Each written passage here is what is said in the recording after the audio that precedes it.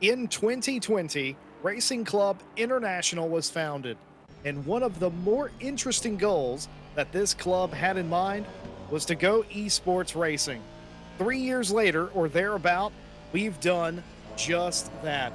Ladies and gentlemen, welcome in to the RCI 6-Hour Challenge Esports Series live on both Twitch and YouTube. Hello and welcome in to our very first esports championship. I'm Jesse Lee, joined by Tim Peck with Stewie behind the cameras for you today. Tim Peck, welcome in, and welcome into South Africa.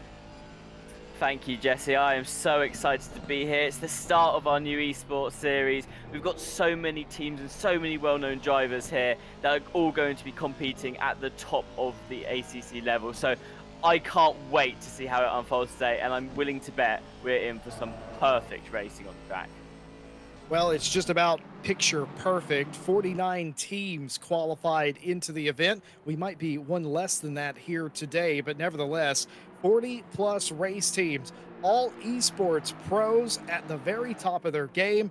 We'll talk more about their journey and how they got here as the day goes on. But for right now, qualifying underway. 20-minute session, as many laps as you can do, all in quest of a pole position. Today, though, it means a little bit more than it otherwise would. Somebody is going to walk away with 100 euros. The Go Setups Pole Position Award, 100 euros to the winner of the pole position. Tim Peck, what would you do with 100 euros?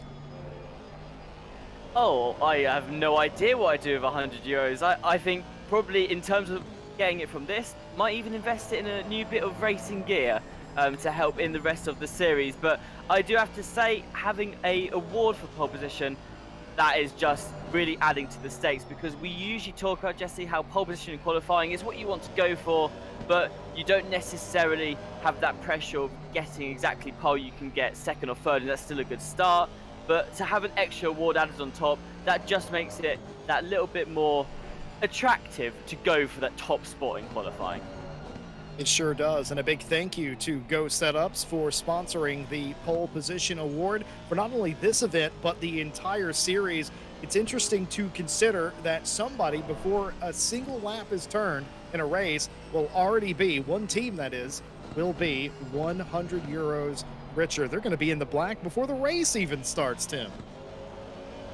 Yeah, exactly. They're going to be off to a great start, but you can see here we've got Cody Chirac from Genesis Esports. They're just navigating the traffic. Look how many cars there are, Jesse, on track fighting for space here. And this will actually be one of the faster laps for Cody Chirac here. So they're going to want to try and set a good pace here in quali, put themselves close to the top, and hopefully, if things start to go wrong later in the qualifying session, they have a good banker lap. Certainly is. Always scary when you run up onto the back of the queue. That's completely normal for an event like this, where everyone's queuing up, they're trying to find space. And by the way, we are at Kyalami in South Africa to start off this championship. If you weren't already aware, a fantastic circuit has risen in prominence for both GT racing in recent memory. The repave, the reconfiguration, doing wonders for this racetrack. It's a fan favorite place to race. No better way to start the 6-Hour Challenge Esports Series.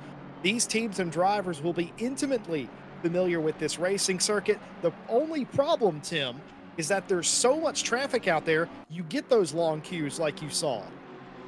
Yeah, exactly. And with 49 cars out on track at the moment, there is not a lot of space for anyone, regardless of where you are. Of course, we've got people that have maybe gone out on their out lap. They're just trying to get the setup ready for the fastest lap possible. So they'll be taking those last few corners nice and slow, just aligning the car where they want it to be. But of course, they can't go too slowly, Jesse, because then they risk holding up the car behind, maybe even impeding them. And that is what you don't want to do here in quali. So it's all about understanding where the other drivers are going to be on track and just giving everyone as much room as you can.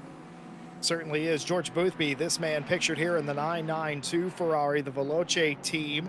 They're currently quickest as they run. It's a 40.267 the quickest lap thus far. George has ran into a little bit of traffic, but down the front straight here, that might be slightly beneficial as he comes through and absolutely blitzes the quickest lap. It's a 39.915.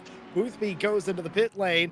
Mikhail Zatsenko goes P2 in the 696 car and immediately gets dropped down to third. Everyone picking up time here to absolutely nobody's surprise. Valentin Berrier for Yas Heat goes P4. 3 Ferraris in the top 4. Zatsenko in the lone Audi. That's like I said, Jesse, there's just so many fast drivers out on track at the moment. And as you're saying, they're all competing for that pole position here today. And Tinko van der Velde crossing the line just now puts in a 139.8, and that's enough to claim the pole award for their team. So you've got so many drivers. It's still quite early on in qualifying. There is a lot to come, and I expect we're just going to see these times getting faster and faster the closer we get to the end. Absolutely no surprise for me to see Whitehead out in front for Williams Team Raz, and that is going to be one of the cars that you're going to have to watch all championship long. A potent team lineup. Whitehead's a fantastic qualifier. You're going to have to watch out for that team. You're going to have to beat that team. George Boothby and company might be one that can pressure them, and certainly they have for the last couple of years on the esports scene. People around the 40th place mark still looking to get a representative time on the board. Marco Bischoff, one of those teams for Camera Racing Esports, and that has done them nicely in the 977 Porsche, almost into the top 10. Martin Lawrence knocking them down one spot, but still all within 3/10 of the lead, which means even a minuscule improvement on time will jump you a couple of spots. And this is exactly what we were expecting to see, Jesse, because of course all of these teams and drivers had to do a pre-qualifying before the series. And what was interesting about that is that from the first qualifier, between the first qualifier and the last qualifier in that pre-qualifying session, it was only 0.453 seconds between them. And that is such a small gap. If we're going to see that here again today, that means that every millisecond is going to count just to take you up 10, maybe more spaces. Yeah, I mean, 100th of a second around the 15th place position will knock you up inside the top 10. It'll take you from 15th right now into the top 10. You know, we haven't talked about that to this point. It is Kyalami. It's not really a hard track to pass on. It's a hard track to do it cleanly, though. Starting 15th or 10th, it's a huge difference being a few rows in front of, well, 15th place, for instance. And you get a clear run down into turn 1, or technically speaking, turn 2. It's going to be a land rush no matter where you're from, though. Yeah, well, that's the thing as well. We were talking about there's 49 cars on the track.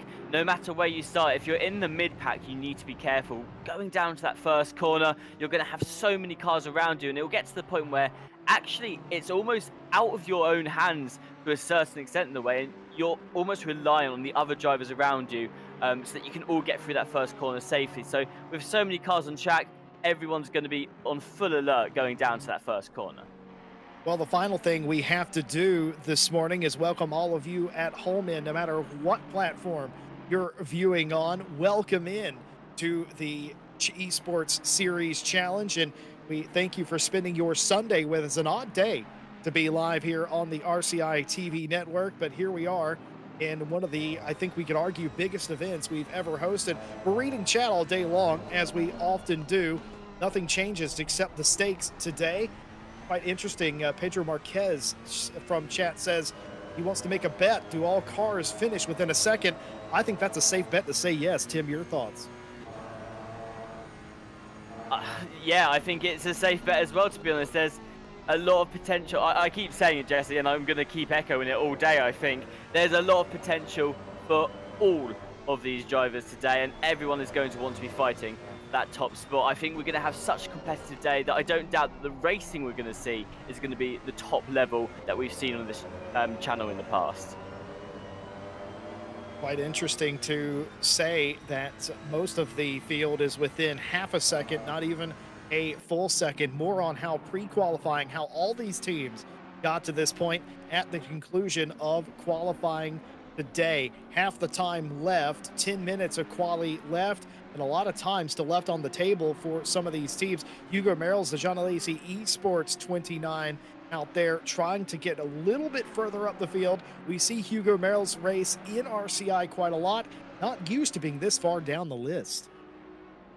No, when we usually see Hugo Morales, they're definitely one of the top drivers in the championship that they drive in, but they're, like we've said already, Jesse, they're only 3 tenths off that pole time. So many other drivers are as well, and we know that they've got the pace in them. Hugo themselves actually already up on their time. So as they cross the line here, we're going to see an improvement from them. Will they go up the field? Yes, that's enough to take them from 24th all the way up into 13th. The Hugo Morales there for the Jean Alesi Esports team has just done a 10-place improvement. Absolutely incredible. We talked about the majority, if not the entire field, being within half a second of one another. How about the top 10, all within less than a single tenth? Statsenko, quickest so far in the 696 ITB Esports car. That's a 39.640, and that has completely ruined my previous point, as that has done nothing but get them out in front by a little bit of space. 0.17 of a second. That is a huge margin in this field.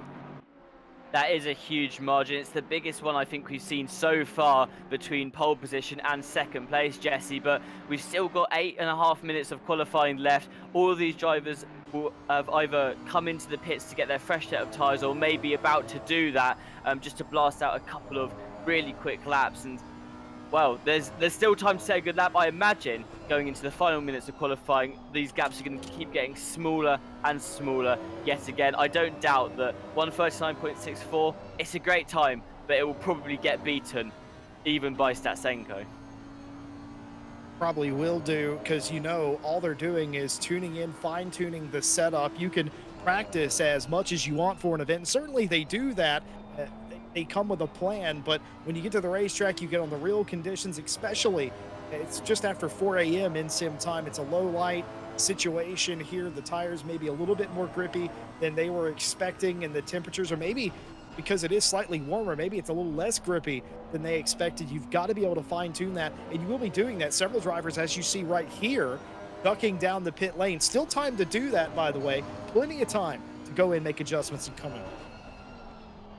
Something that's really surprised me already, it shouldn't have been a surprise, but something that I think is really good to see, Jess, is that not a lot of mistakes have happened in this qualifying so far. Sometimes you see in a lot of series, small incidents, maybe a bit of oversteer on a corner, maybe an understeer that sends them quite wide off the track, and you almost look at that track map on the right side of the screen to see where those yellow markers go. We've actually just had one halfway through the field there, but you look for these little incidents to happen where a slight mistake will cause a lap to be invalidated. Honestly, throughout this entire qualifying session so far, I've not seen many, and that just goes to show the level these drivers are driving at. Even with these high speeds, all fighting for that pole position, they are managing to keep their car in the perfect position on track, and they are nailing every single lap.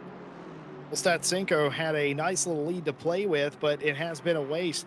Walsingham has taken the provisional pole position away at the front of the field, and that has reclosed the gap between the top qualifiers thus far, and it's widened the gap between the front row and the rest of the field, really. You see bigger gaps than you had seen thus far. Several of these drivers now on the cusp of falling outside of that 1 second bracket. I opened up the show and I said that maybe we were going to have 48 cars today. I am sorry to say that I think I undersold it a little bit. We have all 49 of the cars that qualified for the event in today's race.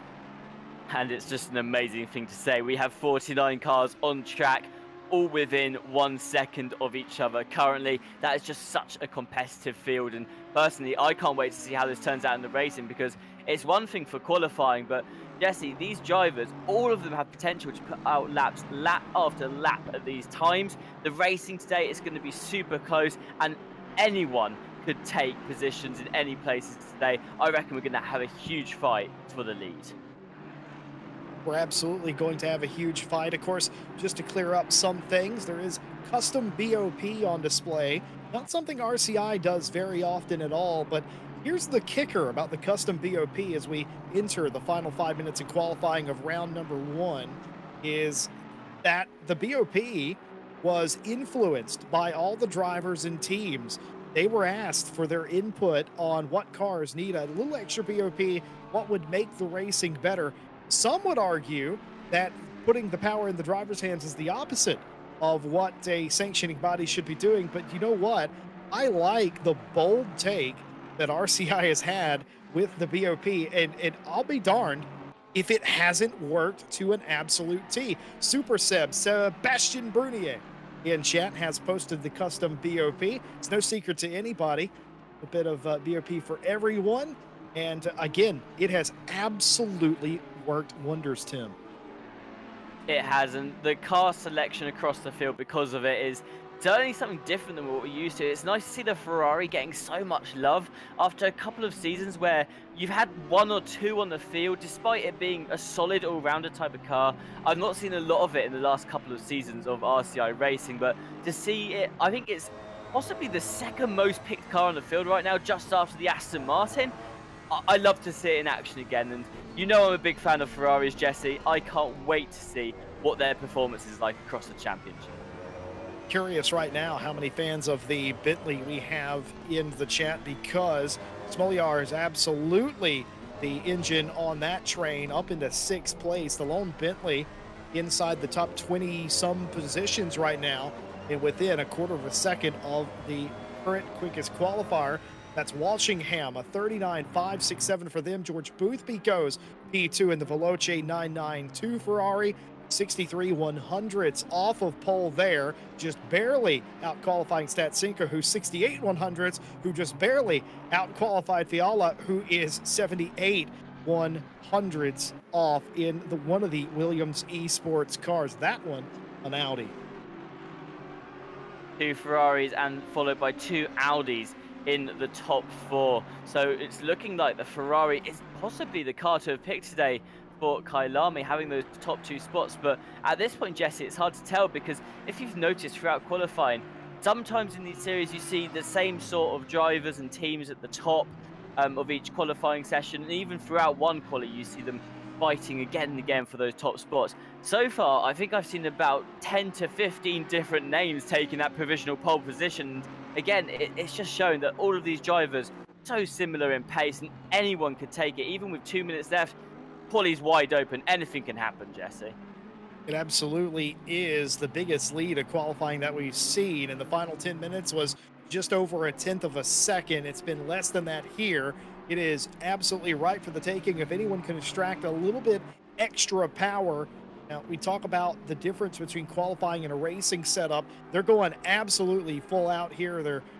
If they can close the brake ducts, they're doing that. They're on the brake calipers that last a few laps. I don't exactly know what the point of some of those brake options are, but hey, it's whatever at this point. You're throwing anything at the car in hopes of making it better. You're making aggressive changes to the PSI, all in the pursuit of speed here. You only need it to be good for one lap. You do, and what I think is absolutely amazing about this series in particular, and many of our other endurance series as well, Jesse, is that usually when we're doing a sprint series, you know, it's one driver in the car, maybe they've got a couple of friends with them, but sometimes they're on track as well. With this, every driver has a full team behind them as well, and that team will be helping in that time to just make decisions like that about the PSI. And Tinko van der Velde just put in a time of a 1:39.525. That's the Williams Esports 2023 team up into provisional pole for now. Team Raz, of course, there is the number 55 car. But as I was saying, Jesse, you've got a whole team behind you, and they help you to make those decisions about how you could just get that extra bit of speed out of the car in qualifying. So you're not completely alone out on track, and that team spirit, that's what keeps the cars going and gets them a bit faster. Sure is. The last time we saw the Jean Alesi driver, Hugo Merrils, well, they were in 23rd place. They're up to 12th now. Might be looking to improve inside the top 10. This is more Hugo Merrils-like territory. Is this going to be an improvement for the Jean Alesi Esports Ferrari? It is up into P11, one spot, 3/10 even off of pole position, but they crossed the line before time expired. They will get another lap. In fact, any driver that crosses the start-finish line before the timer expires gets to complete that lap, and that lap will count. and that last lap might be the perfect lap that they need to push them up as many spaces as possible. We know from other series that a lot of drivers try to time it so that they can get as close to that zero mark as possible before they take that final lap, because it's always that final lap where you've got the best opportunity. You're on the lowest point of fuel that you'll be on in the stint. Your tyres should be in a good position. Heat wise, they should be exactly where you want them to be on the PSI. And it's got the most potential as well for the track to be really gritted in too. So this is the lap that you want to really let it all out on and hope that you don't mess up. Marco Bischoff there has a slight error. They've gone a little bit wide. Of course, that's not going to be great for them, but luckily there's still a chance to have a good time in the race.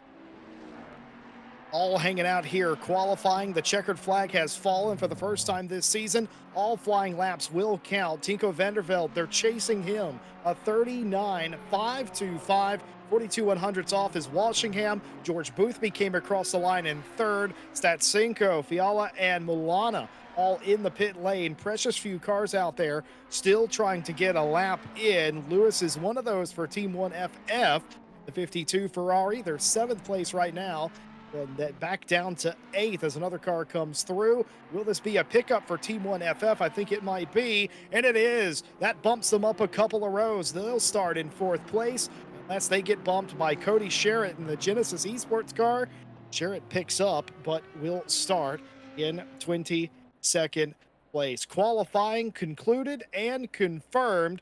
The first pole position of the season and the winner of the Go Setups Pole Position Award goes to Tinko Vandervelde and that entire 55 Audi team. A 39.525, good enough for the Go Setups Pole Position Award. 100 euros richer even before the race starts. Crashneck in chat mentioned that we can see the top 23 teams are all within half a second of each other. I'd like to extend that throughout the entire field, Jesse. 48 of the 49 teams were within a second of that top time, with the 49th person only being a tenth out of that second. So that is absolutely phenomenal driving from all. You can see just how close this field is looking already, and it just goes to show again how good this race is going to be. Something I think that's worth noting as well is if you look at the fastest sector times, we've got sectors 1, 2, and 3 all going to completely different drivers there, again showing that anyone could have taken this qualifying session, but a great job from Tinko van der Velde there. That was a well-deserved pole on their part. Sure is. That team has already won themselves 100 euros courtesy of Go Setups. And they will say thank you very much as they have started this championship out on the right foot. Something else I saw for the qualifying times, there was a car down in 30th place thereabout who tied for the quickest third sector time, if you can believe that. Well, we've got an entire action packed championship, 5 rounds, all 6 hours waiting to get underway. It all starts here today in South Africa. Let's show you the calendar we've got for you. Starting out with round number one, we're at the very tip of South Africa here in Gauteng in South Africa at the Kyalami Racing Circuit. This is round number one. Bear in mind, all the rounds are 6 hours long. After a 3-week break at the end of the month, we take you all the way back up into Europe. We pay a visit to Imola. Fantastic racetrack, a great atmosphere, a legendary circuit indeed. They'll do 6 hours battling there for round number two at the end of March. And then we take the trip across the pond, across the Atlantic to the United States. Round number three, the Indianapolis racetrack in Speedway, Indiana. Round number three, one of the tracks I think a lot of drivers enjoyed out of the most recent DLC pack for ACC, and probably a surprise to everyone. It races very well. Then we take our trip all the way back across the Atlantic, back to Europe, but we instead this time visit Barcelona in Spain for round number four. Unfortunately, we still have the chicane in our version. The lucky folks in Formula Racing don't have to deal with that, but beyond that, still a fantastic racing venue. Then we end the championship in France. Paul Ricard, round number five is your championship weekend at the end of the season. That at the end of the month of May, that is your 5 race calendar, 3 different continents, 5 different races, 5 very different racetracks, Tim. 5 very different racetracks, but all of them brilliant. I was looking at the calendar just now and I'm thinking, I can't pick a favorite track out of those. Usually in the series, I'll look at the calendar and be like, yeah, I'm really looking forward to that race in particular. All 5 of these races I think are going to be super interesting because each track is so unique from the one before it. So a very good calendar here. It's going to test all different kinds of driver ability. And I think it's the perfect selection of tracks for a series like this, Jesse. It sure is, and it's quite interesting too. I mean, we go across to the US and we do the middle race. We come back to Europe to finish up. But I'm just thinking about it this morning. The tracks are very different. Imola is a quick racetrack, but it's slightly more technical. And then you've got Paul Ricard, which is basically 3 different tracks all in one. And then you've got Barcelona, which is a world-class racing venue, of course, but it's quicker than most people expect it to be. It gets technical in sector number 3. Today, though, here in South Africa, it's a little bit more about how well and set up your corners and you take the corners, because not only is this a quick racetrack, it's also a rhythm racetrack today. Absolutely. It's all about how you keep up the car's momentum going through each corner. We know that Kyalami, as you just said, Jesse, is all about getting the setup right for those corners so that you can keep up that rhythm, keep up the momentum, and just overall keep the car going forward. So I'm very excited to see how Kyalami fares today. I think it's a great season opener as well because it gives you almost a bit of everything. It's not necessarily the track that gives you the most of everything, but it's a good all-round track. Gives you a bit of time to, work out how the car works at the corners. You've got a couple of straights as well, which where the start-finish straight in particular, you get to show off the power of the car in a straight line too. So Kailami, a great starting track for all of these teams, just to show off the power of the car that they have picked. Certainly is. Kyalami, of course, a fantastic circuit. We talked about that. It's a 16 turn circuit. It seems like more, Tim. You and I have raced around Kyalami, and it feels like it's more than 16 turns, but I promise you, it is only 16 turns. The fastest lap ever turned here in a GT car, set by Matt Campbell, Porsche 911 GT3R 2020 edition. It's 42.021, the quickest real world lap ever set at this circuit. And of course, an FIA Grade 2 track as well, is most famous now for hosting the Intercontinental GT Challenge 9 hour of Kyalami race. Of course, before that was a fantastic F1 racing circuit, the South African Grand Prix, that going on as well. An absolute jewel in the middle of South Africa. It's a brilliant track and definitely one of my favorites overall in the game as well. You've got those different sections that, like I said, tested the different ability. Right after you go through, we're going to get into the debate later, I'm sure, about what is turn 1 on the track. Right after you go through that first left-handed corner, the sharp one, which you're going to say is technically turn 2, Jesse, you've got that section where you've really got to keep up the momentum. There's a lot of corners right after each other where you've got to swing the car around in the perfect position. That's where you're going to test the momentum of the car the most, I think, and you'll get to see who can keep up the momentum of the car, swinging around left through turn number 5, and that will bring you down towards sunset.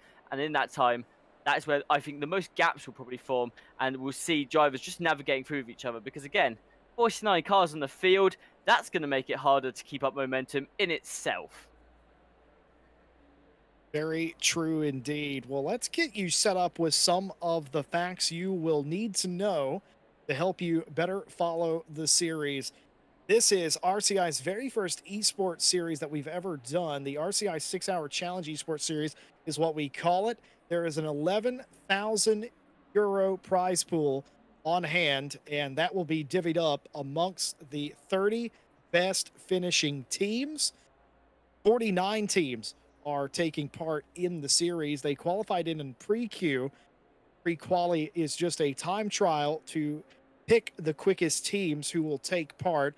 The 49 that qualified all qualified within less than half a second of each other, from the fastest team to the last team that got in.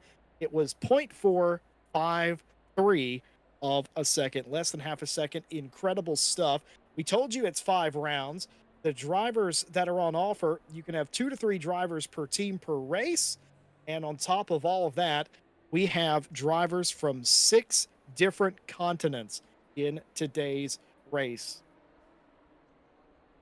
We do, and it shows a really diverse field of drivers out there. All of them have different strengths, and there's some phenomenal drivers out on track as well. Personally, Jesse, I'm excited for the 6 hours, mostly because of the amount of tires you can take throughout the race. I believe each team gets 4 different tire sets they can take out, and many of you at home are now calculating in your head, hang on, 4 different tire sets, that doesn't cover one set of tires every hour. It certainly doesn't, which means teams are going to have to think about which stints they want to extend the tire, keep it on for 2 hours throughout the whole thing.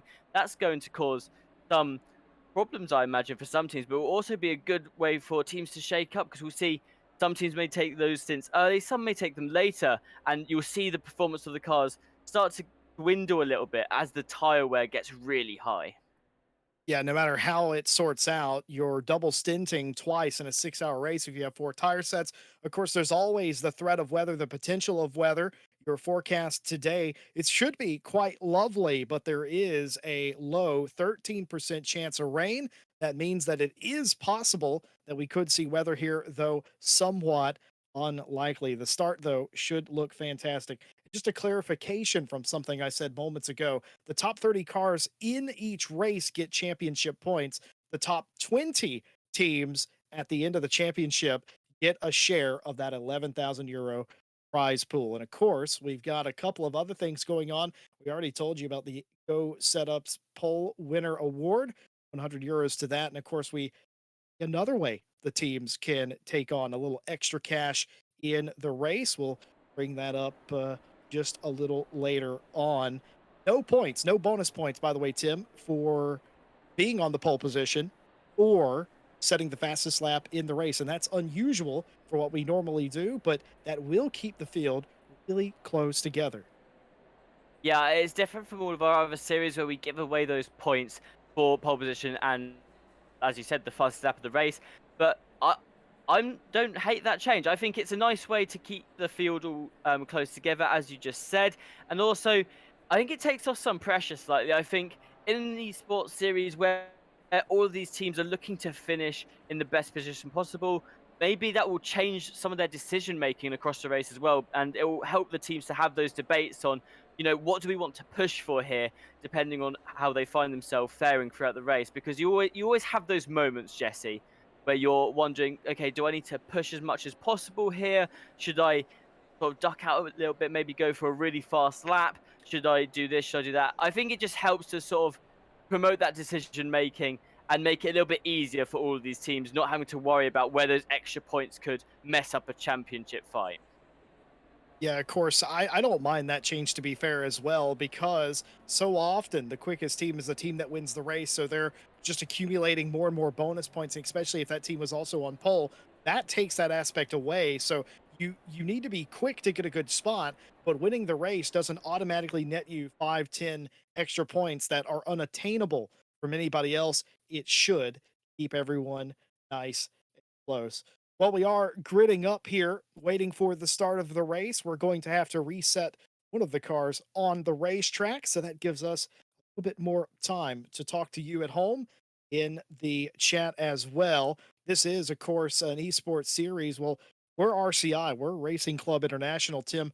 We'd be nothing without the community. And of course, for all of these rounds the day prior to that. We run 3 different splits, I'm told, of the community series. So no matter what your skill level, we have a split for you on Saturday. They're identical to this race, except that they are free to enter. They are community based races. Been talking to some of the drivers who entered the community series yesterday. Absolutely had a blast around here.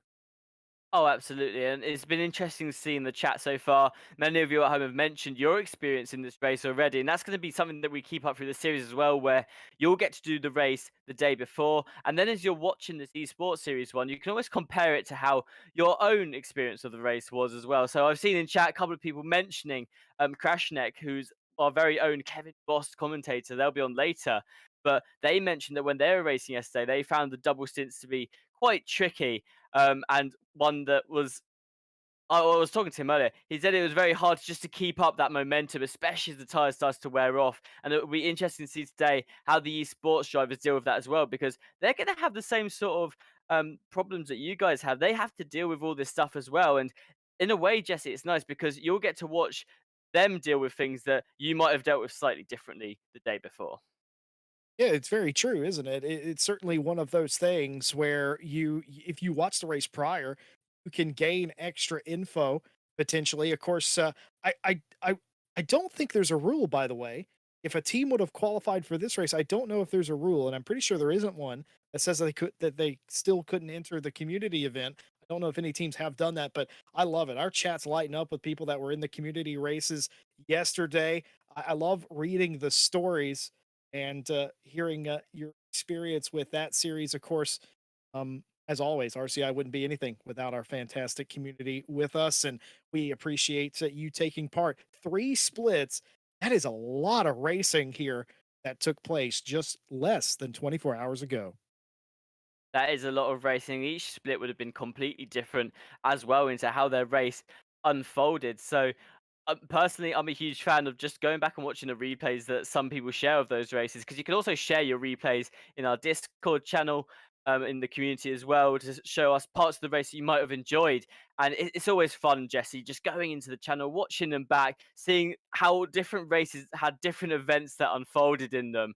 And we had, I know in Split 2 in particular, there was some absolutely phenomenal racing between a couple of the drivers that I've seen. So, very excited to see how the rest of the championship unfolds as well, both with the community series on the Saturday and then on the esports on the Sunday. A very busy weekend for us at RCI. Certainly is labor of love, surely. And the last group that we haven't welcomed in today, of course, is the live stewards. This event is live stewarded, and there was a drivers meeting prior to the start of practice today. The drivers and teams were briefed of what they could expect, and they were alerted to potential differences in rules with RCI that they may be unaware of if they don't race here on a regular basis. The rule set generally remains unchanged from what we normally see at RCI. But as just a warning to the drivers and the teams that some of the penalties, some of the things that is required of you may be different here. It's always important to mention things like that, especially if you're welcoming in a brand new crowd and as we do, so many of us have experience elsewhere of those differences. It's nice to be able to inform them before anything would come up. And of course, the rule set here very fair. The stewards talked to them this morning. They were absolutely raring to go for this event. It's a huge day for RCI in general, and I just expect to see a lot of fantastic close racing today. Oh, Jesse, I am so excited to see how this all unfolds. I keep saying it, 49 cars on the track, you just know there's going to be constant battling from a lot of these drivers, especially in the first and second stints, whilst they're all still close up together. And with the pace that we saw in qualifying, there is no telling how long these drivers are going to stay that distance, because usually over an endurance race, cars, they do start to split up over time. In the middle, you see these gaps start to form.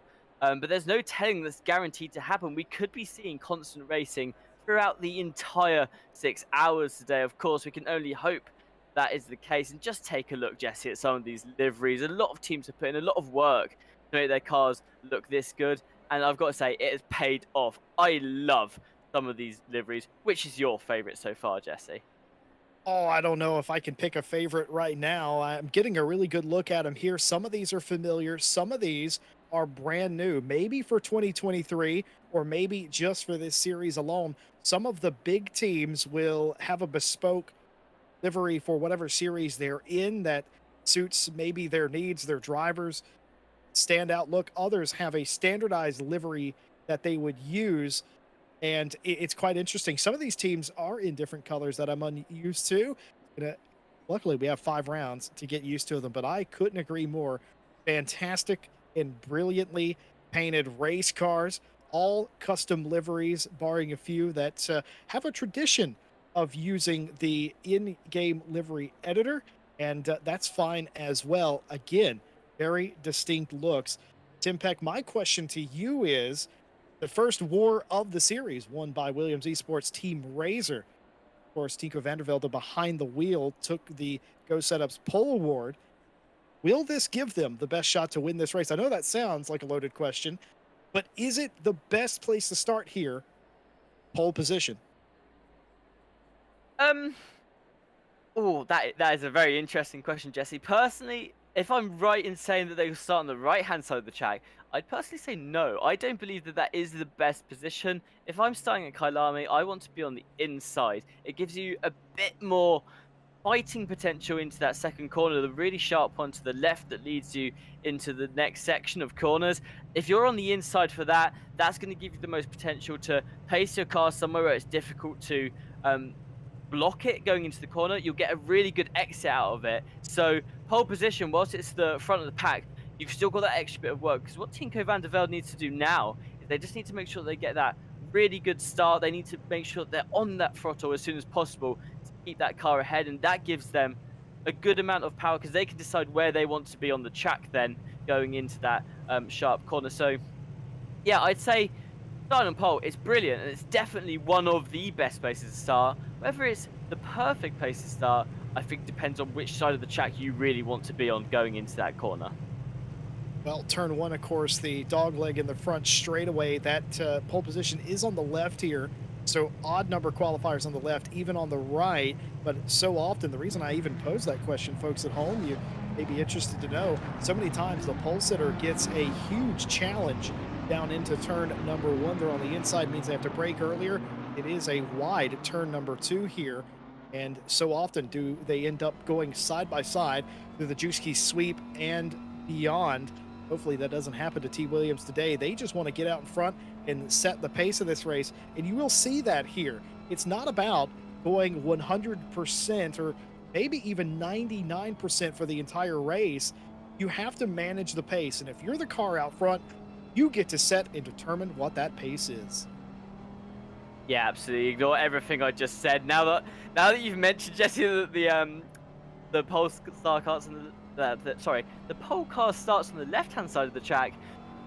Honestly, that's where I want to be. I know you have this big debate about whether you want to be on the outside, and whilst the outside gives you all of that runoff area, especially on this track, where you can go wide and get a really good exit, I think being on the inside, it just gives you that extra bit of control, because you can almost, as long as you're ahead going into the corner still, you can decide how wide the second car that's on your right has to go in order to take that corner. Of course, you can't just push them completely off the track, but you've got that ability to make them really use up the whole track that they need to use, and that in itself could cause some problems to the person in second. So starting on pole here, I'd say is definitely an advantage of sorts, as long as you can deal with those pressures that come with it, because like you said, you have that heavy brake, you've got to brake slightly earlier going into turn one.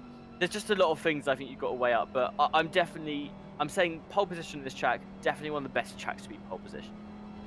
Well, folks, you've waited patiently while we deal with getting the cars on the grid appropriately. Thank you very much for that. Now, I want to hear from you. Who's your money on today? Who you think's going to win this race? Or even better yet, tell me who you're rooting for in chat. I want to see who has the fans here today for round number one. Let them know that you're here in support of them.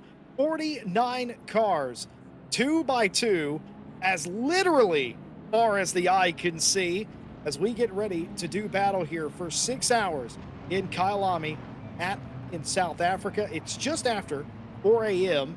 The sun's going to come up. The track's going to heat up. 20 degrees C, track's optimum. Almost barely a cloud in the sky. Nervous drivers, nervous teams, all ready to set off for this Esports Series. It's round number one. We are glad to have you with us. Under starters orders, everyone waiting for the flag to come down. They've got to get them all onto the front straight, and there's the green flag by the man in the stand, and we are racing. It's a clean getaway out in front. A couple of cars blocking, one car nearly off of the racetrack, 4 wide already for third place. Who's going to outbrake who? Down into turn number 2, it's a collision. It's several cars off, one car backwards, 2 and 3 wide. A Constantina effect as everybody gets it going. One car off into the infield, one car off into the outside. It's more calamity. 2, 3, 5 cars slam into one another as they try to get up through the track into barbecue, and it's absolute melee into the Juski sweep.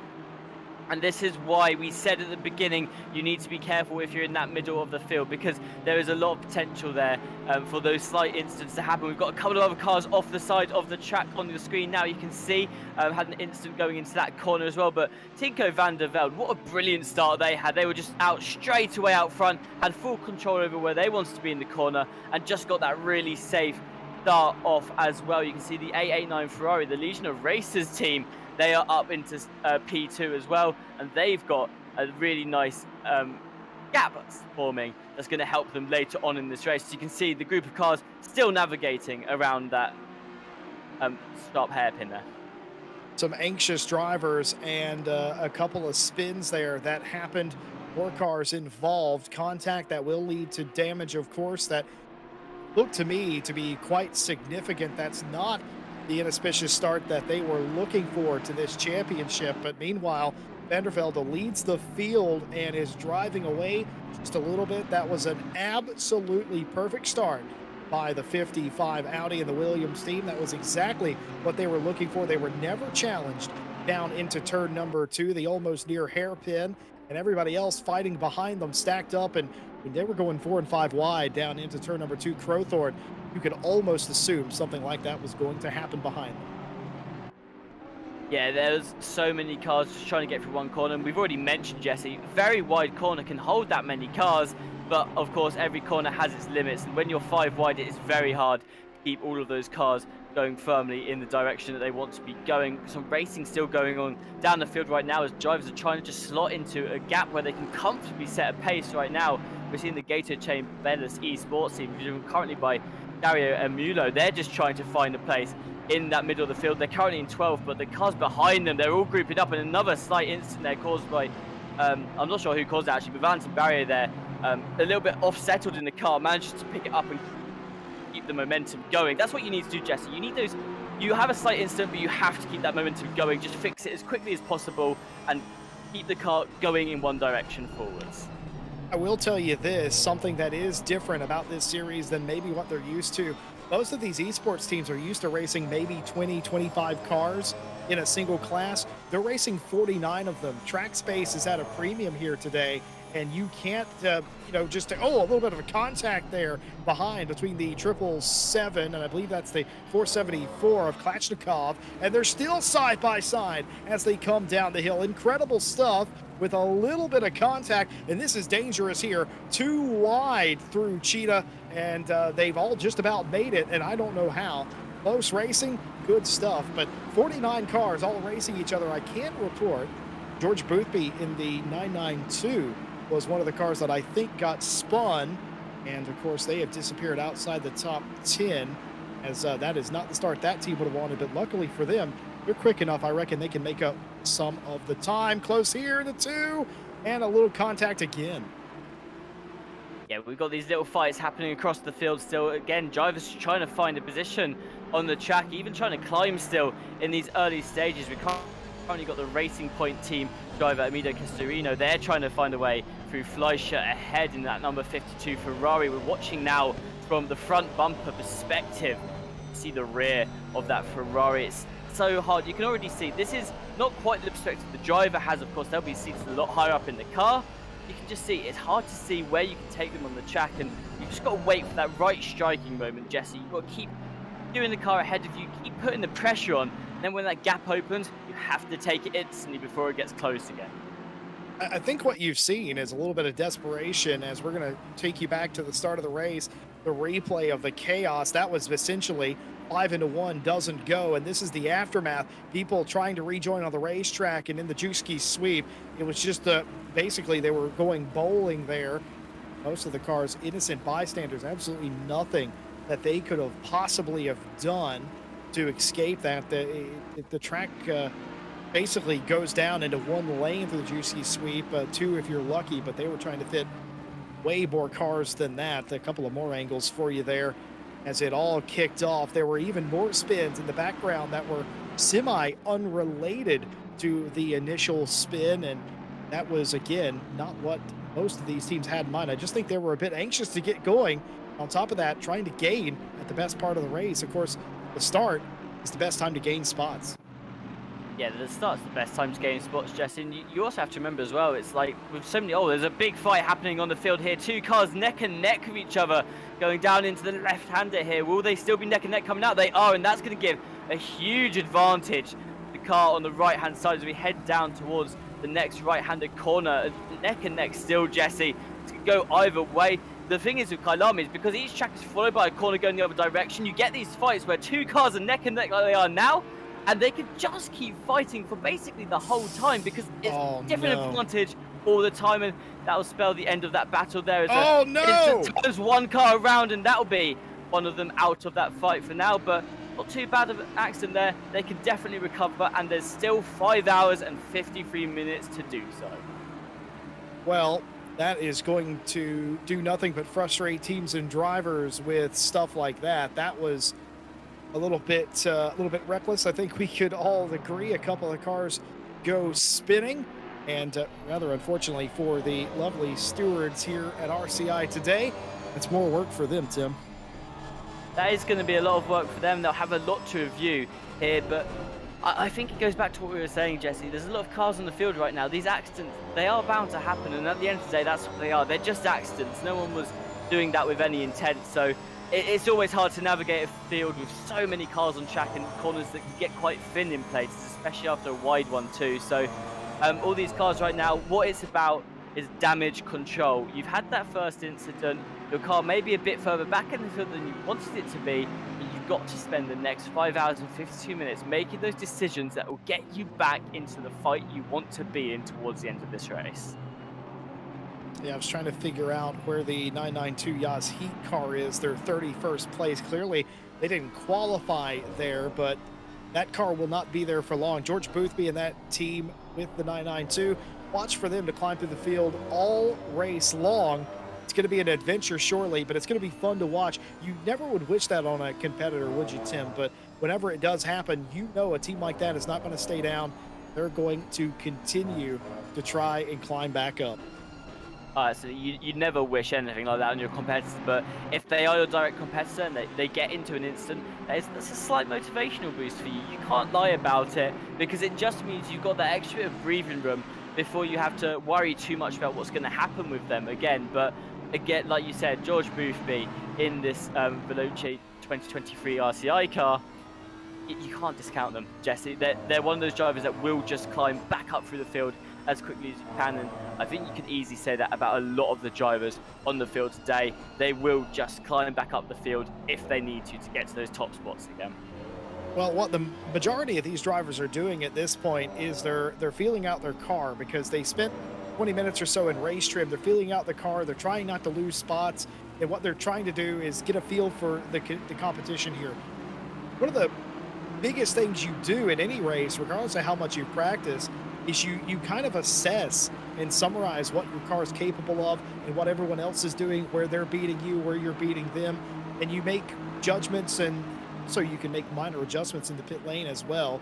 One car off in turn 2, that's the 164, just sitting there. Don't know if that was contact or a mechanical issue, but sitting there off of the racing track. Everybody able to get through here, very close here. Kevin Raffier, the virtual drivers by TX3 team, trying to keep it side by side. To your point, Tim, you get side by side here because of the way that the track goes left and right, get stuck together. It makes some great racing. Makes absolutely brilliant racing, and the fight continues all the way until you get back onto that start-finish straight, usually, where you see some of the best racing. Of course, now the drivers have sorted it out amongst them. But the other thing is, whilst the group is tight, Jesse, and you've got a big train of cars forming, once you're out of one fight, you're straight into the next one. There's already another driver ready to take your spot, or that you have to now fight for a new one. Constant racing is going to be going on for the first part of this race.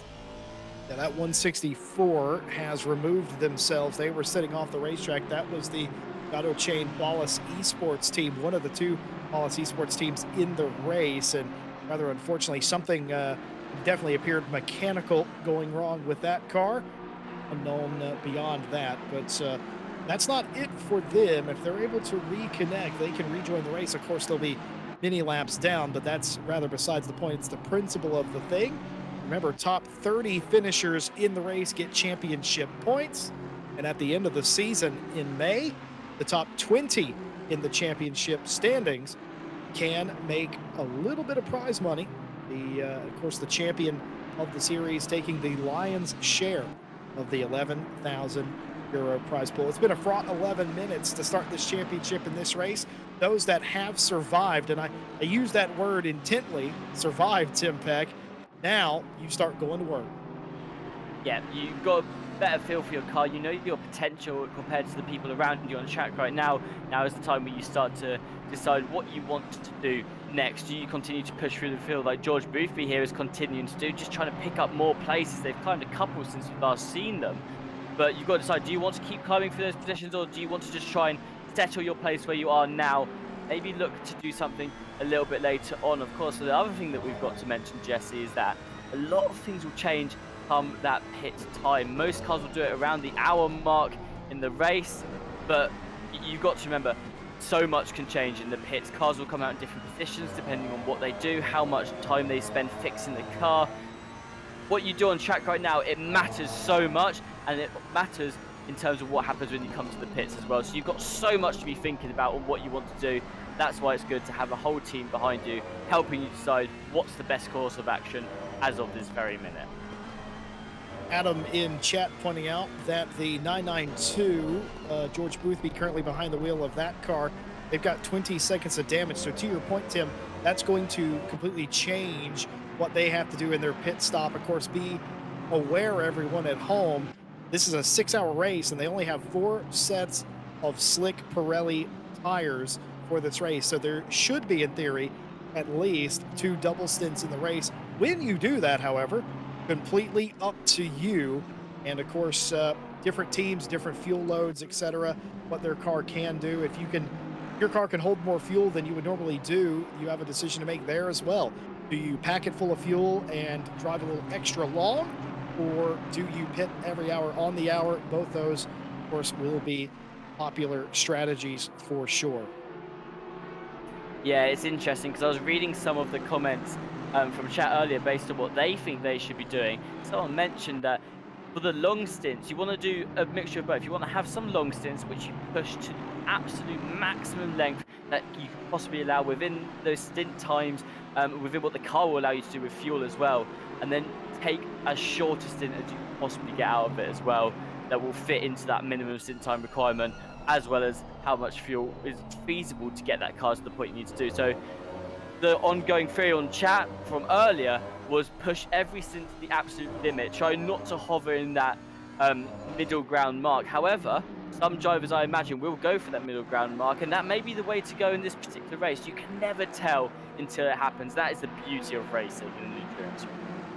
Danilo Santoro, the John Alesi Esports car, one of the cars in the race that nearly running off of the racetrack, trying to gain spots, almost a little bit of a touch there, avoiding action taken, and the doors slammed there. Contact there. It's going to lead to a spin as they all come together. The 335, the virtual drivers by TX3 car, gets spun there and sent to the inside of the racetrack. And that all happened when they accordioned together here after a move was made. And yeah, just big traffic there, and not quick enough on the brake, I'm afraid, as 335 gets sent to the back of the queue. The 43, of course, also spun around, driven by Michael, that Aston. What I was going to say, oh my goodness, nearly on pace has been spun. Yeah, I'm not 100% sure what happened here. It I looks like see. they've just been caught in the rear by another car there, and then someone else has spun just afterwards. That is unfortunate for both those drivers. And again, Jesse, the field is still very packed at the moment. There's a lot of drivers still bunched up. These accidents may continue to happen as drivers just trying to find what the potential of the car is still, because, okay, you've probably got a good idea by now, but you've only had 15 minutes. There are things that you've still got to adjust to throughout the race, and it will all happen within this first hour as different drivers will just come to, like, in terms of different parts of the car. They just need to explore them a little bit and find out what works and when. And this is why these accidents happen more earlier on. As the race goes through, we see a lot less of these slight incidents between different drivers. Unfortunate for Nearly On Pace and Leipert Esports. Of course, Leipert gets spun, and Nearly On Pace tried to go around the outside of them. The car, they were holding their brakes as far as I could tell. I'm not a steward, so I can't verify that, but it's not like they were really rolling backwards, but just the back end of both cars touched each other, and that was just a big enough tap to send Nearly On Pace around. Unfortunate for them, they had gained several positions. Looking back at the front of the field, we currently ride on board the 121 in the rear diffuser of that car. Looking back at the 977 Porsche of Bischoff. Bischoff trying to find a way around this Audi we're currently riding on board with. And right now has, looks like typical Porsche, good off of the corners, and then it's a little bit of a gap, does the Audi on the straights. But this is just one of the many trains of cars that we have on the track right now.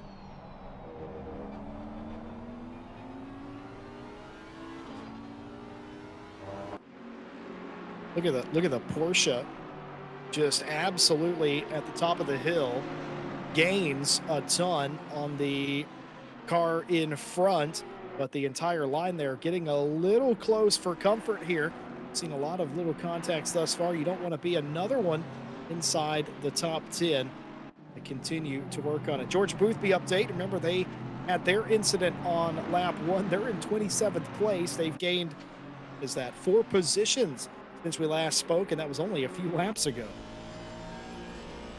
A lot of teams are climbing through the field right now, still finding some positions. George Boothby, one of those drivers that, as you said at the beginning, Jesse, just going to keep climbing through the field. Something that I think is really interesting. Tinko van der Velde obviously started on pole, and we mentioned how good a start they had at the beginning. They've now got a 4.7 second lead to the next car, so they've had a brilliant start in that Williams eSports car. They are just looking to push things further, and if they can push their lead as much as possible now, get a really good stint out that will give them a big gap, that just gives them a lot more room to play with in the rest of the race. Yeah, absolutely. Close quarters racing here coming through Sunset. Walshingham, not really where they would like to be. I suspect they were caught up in the lap 1 incidents, and they're trying to come back through the top 10. Just took that spot to move them up into 9th place, and they're trending in the right direction. So that tells me, though they may have been caught up in something early, the car's not damaged too much because they are moving inside the top 10. No easy task, to say the least, even with a perfectly maintained car. This is a common scene you're going to see all day through the S's. Cars getting bunched up, and then one car gets a huge run. The 14 of Agner Radikov moving up 1 space, but unfortunately gets cut back down on the inside as they come down through mineshaft. So maybe they won't be able to hold that, flashing the light saying, hey, I'm on the outside, you're going to have to give me space. The Ferrari does give them space. Advantage to the inside now all of a sudden again, and he gets through. Agner Radikov gets through. Oh, but a little bit of a tap there. And that's what you're going to see, is one car has to be given space, but that almost in a way opens the door for the car just behind, if there is one, to also try and go through that gap as well when it forms. So that's what you've got to be careful of. You might have a car on your outside or inside that you don't want to give too much space to, but you have to give enough to. You've got to be careful just how much you give them, because there's always going to be someone else, Jesse, that could capitalize off that, and that is exactly what we saw there. Another car going for that gap as it appears. Radikov will be frustrated about that. Did all the hard work and didn't get to keep any of the positions. They reset to naught. We will have to gain those spots back. Rather, unfortunately, trying to work inside the top 20. Martin Lawrence, Connection Loss Racing in the 404. CLR and RCI go hand in hand, quite frankly. One of the original teams. You could add NOP and a couple of the teams in this series. They're esports caliber for sure, Tim, but they're also teams that compete in RCI on a weekly basis as well. They absolutely are. We're going to have a little race replay here between Marco Bischoff, as there's a slight tap on the corner, and that's going to turn into multiple taps as the car's got a little bit unsettled there. All 3 cars will remain on track in that situation, managing to navigate through those corners. And something that we've not mentioned yet about Kyalami, Jesse, that's worth noting, a lot of these runoff areas, there is room to run off. Sorry, the Gato Chain Balance Esports driver looking down the inside right now of the 44 Ferrari ahead of them. quite find anything there, but still hot on the heels of Walsingham as they continue to pursue them into the start-finish straight. But Jesse, going back to what I was saying, you've got a lot of runoff on a lot of these corners here, but you've got to be careful of how much of it you take, because some corners in particular can really unsettle the car, and that makes this track particularly dangerous to take too much runoff for. Yeah, I will say certain cars, based on where their engine is, how they're set up, it really dramatically changes the aero properties and the mechanical grip of the car. You touch one of these cars in a seemingly, small way, and it can send them around. Meanwhile, there's other contacts that can be quite heavy that don't upset the car little at all. CLR and John Lacey going at a little bit of a tap there. CLR wanted over. Darren King was not nearly as accommodating, saying, hey, I'm still on the outside here. The contact, CLR does win the spot for the time being. That'll do nothing but fire Darren King up. Yeah, they'll be determined now to get that position back, and we saw that they were already sticking to the rear of the CLR car ahead of them, and that's something we're going to see a lot here, Jesse, is when these overtakes happen, these teams, they're not going to let that go. They know that they also have the potential to be holding that spot as well. They have just as much right to it as anyone else. They are going to be fired up, try and get that position back as soon as possible. Later on in the race, you may see some teams opt into choosing, okay, we don't need to fight them right now, we'll get them later. And that's something else about endurance races, Jesse Lee, is that some of these teams, they may be planning something a bit later on. This first stint for them might just be a bit of a, okay, find a place in the field. Later on, we'll give it that big push and put ourselves back into those top spots. We can't tell what these teams are thinking, but what we do know is that every team here is going to have something planned for the rest of this race. I will say something quite humorous to me, but not humorous to the stewarding team, but it is rather strange nonetheless. We've got an entire chat of people over here who are sending support to the stewarding team after how this race has started off. And normally people don't have such a kind view towards the stewards, but we love to see it anyway here at this very passionate community of ours. Aiden Walshingham here, who we suspect had a incident at the start of the race, and they dropped back a little bit. Remember, they were fighting for P9. They still are. Looks like they've just about got it done, or well, actually, no, they're still fighting for that spot, as it turns out. But car looks quick enough, going in the right direction.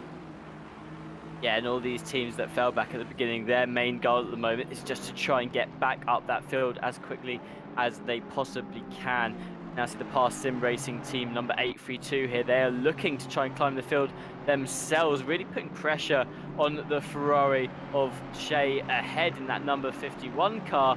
And you see, again, lining up those corners, trying to get a good exit and waiting for that gap to open. There's Valentin Barrier here going for an overtake on the 474.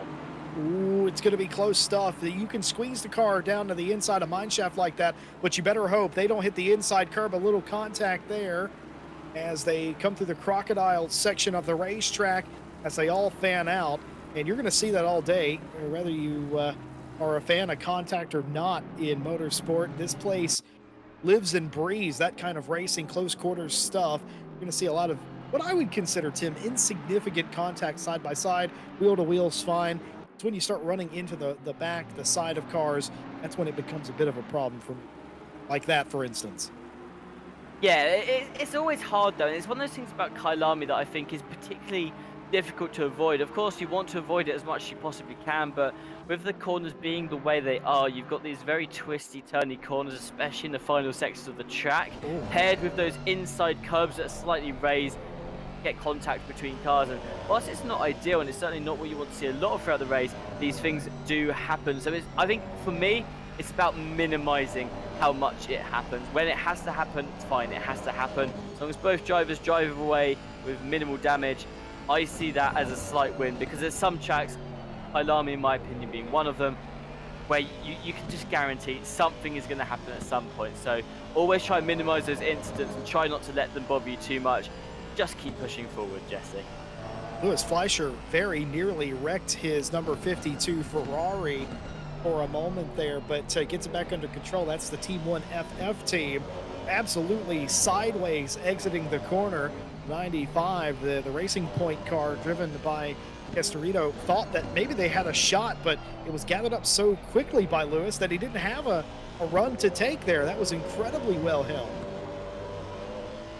Yeah, and that, I can't stress enough. I say it, I think in every series we're running, holding that car after having an incident which unsettles the car slightly, as long as you can hold the car in position, then you defend still, and you can make sure that the car behind you doesn't get through. It's all about making sure your car in the perfect place on track. And that, Jesse, is something that all of these drivers are so good at, is knowing how to take a corner to the best of your advantage whilst not being a danger to the others on track. So it's one of those things that's really good. Another instance just happened here. The 111 car goes for a spin towards the inside. This is Philip Minar here. They're looking towards the inside. They go for an overtake, I think, and just clip in the rear of the car ahead there. That unsettles the car, but again, quick recovery, get back on that track safely, just keep moving forward. Yeah, you've got to minimize, you've got to avoid little accidents like that. And I think maybe patience wearing a little bit thin, and everybody, again, you try to get as much as you possibly can in a race like this. You got to take your opportunities, but while you have to take your opportunities, you also have to do it in a safe manner. Of course, we expect at some point we will see some stewarding decisions come through, and we'll share them with you when we get them. Of course, a lot to sort through for those opening couple of laps.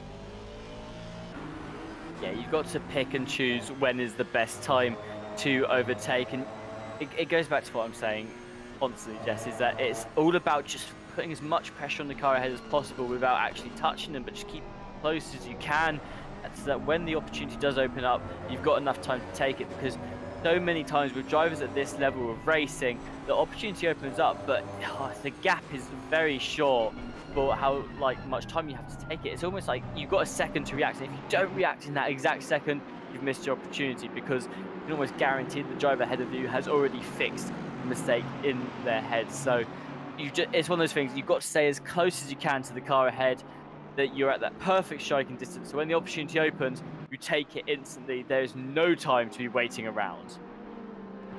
Well, of course, we have heard from some of the teams taking part, and about some of the early fallout from the damage. Larry Insland mentions 44 seconds of damage, putting us all the way in the back. And well, the good thing is, and there's no good thing about getting damaged, don't mistake what I'm about to say, but the good thing is, if it happens early enough, you have an entire 6 hours to be able to recover and get those positions back, get inside the top 30, get championship points.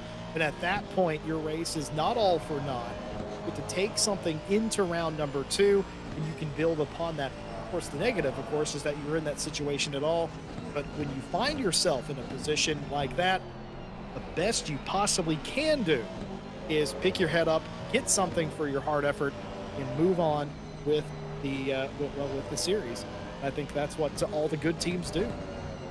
Absolutely, Jesse, you know me, I'm a huge optimist when it comes to these things. I myself have been in endurance races, and I know that you have too. These things, they do happen. You almost have to write it into your mental plan of the race that accidents are going to happen early, and a lot of the time they'll be out of your control as well. So you have to have these backup plans in place, and that's why I think having an optimistic outlook on the race as a whole can be quite good, because like you said, you have got 6 hours to make up for that initial incident, and 6 hours can be a very long time to fix something. I've seen teams that have fallen right to the back of the pack and further behind and managed to recover all the way back onto the podium in that time, because you never know what's going to happen in the next 5 hours of the race. Well, Alaric has told us in chat that, yep, we're in full recovery mode. The boys are still aiming for a top 10. That would be not a recovery, but a brilliant drive if they could pull that off here today. I don't doubt them one bit at all. This fight for 4th place continuing, by the way. Castorino in the 95 for Racing Point. They're still right on the back of Fleischer in the 52 Ferrari, still fighting it out for that spot. Big points at this end of the field. Early days in the race, but what you're looking for, you saw the 52, Tim, already make a mistake. It looked big to us on the camera, but to the driver in the car, Lewis, probably didn't feel it that big. Obviously able to keep the spot and not really lose time even on that lap. But if you're Castorino, you're looking for little mistakes. You've already seen a crack in the armor. You're just looking for one maybe a little bit bigger so that you can slip by. Yeah, exactly. And it goes back to what I was saying, that you have to judge the size of that mistake, because these mistakes, they happen. And for the drivers, they are tiny little mistakes. And that's why you have to assess, do I have enough time to capitalize off this? Or is this just one of those that's going to happen, that hints that maybe something bigger may happen later on? That's what Castorino is waiting for here, is something a little bit bigger, like you just said, that they can actually capitalize off, because these mistakes, they happen a lot. You can't just throw yourself down the inside every time the driver ahead of you makes a mistake. You've got to wait for that perfect moment, and that is exactly what Castorino in that Racing Point car is doing right this second. They're waiting for that perfect opportunity where they can strike.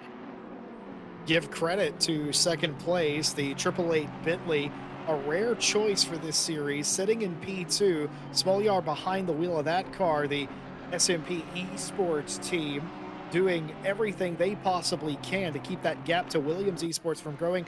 Nico Vandervelde has that to 5.2 seconds, but it was nearly 4 seconds after the second lap, so that gap not going anywhere. And also give an equal attaboy to the 889 team. That's the Legion of Racers team. That is not a team that we are unfamiliar with here at RCI. Legion of Racers, I mean, again, another team that participates in our weekly series. Milana in that car right now, 5 seconds behind second place, but more pressing issues as Fleischer and Castorino right behind them for the time being. Aiden Washingham for Aztec Sim Sport Visceral Red.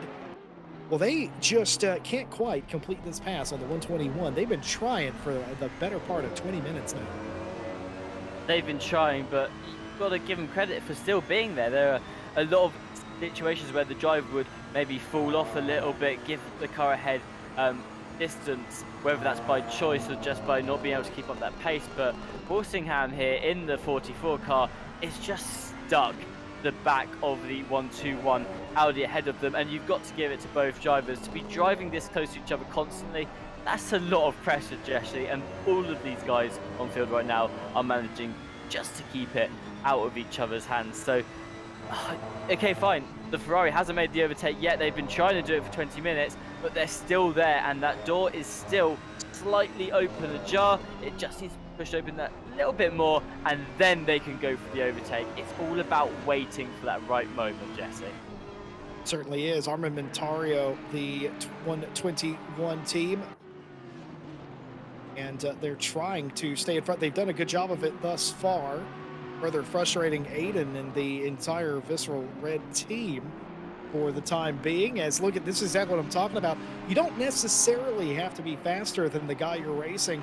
If you're just quick enough and you can drive defensively and you know where their car is good and can block them off, that's all it takes. Of course, you don't have to make a big move to block somebody if the pace is relative, and I think it is between these two. Oh, absolutely. And that's the thing about racing, is you don't have to be the fastest car in the fight. You just have to be in control of what the car behind you does, and that is exactly what the 121 is doing right now. They are keeping the control in this situation. They are also very similar on pace as well, which is going to give a great hand to them. You can see Aiden in the number 44. They've kept that gap nice and close, and they definitely have the pace there to overtake. But the 121 completely controlling the situation, constantly has the car where it needs to be to keep that defense up without letting the 44 through. Quick quiz, Mr. Tim Peck. That's Artem Manisha in that 121 we were looking at. Here to take a guess where Artem hails from. Do you want an exact location, or are we just going for continents right now? No, I mean, well, there's 6 of them in the competition, so you got a 1 in 6 shot. Go ahead. As you know, Jesse, I'm horrific with geography, so this is going to be a very hard guess for me. Oh, I want to say Asia, but I could be miles out. I'm going to admit now I'm terrible with geography, so I do apologize to anyone if I get your location completely wrong. Was I anywhere close, Jesse?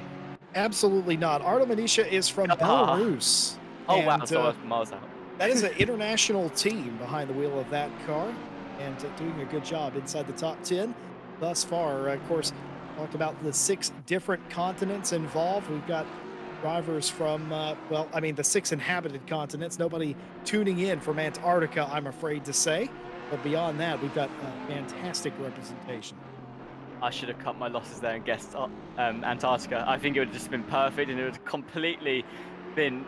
And it'd have made me know that I was wrong. I mean, I knew I was going to be wrong anyway, but as long as I said You it, you I would have had a definitely one been in wrong. six shot. You took your shot. That's all I can ever ask.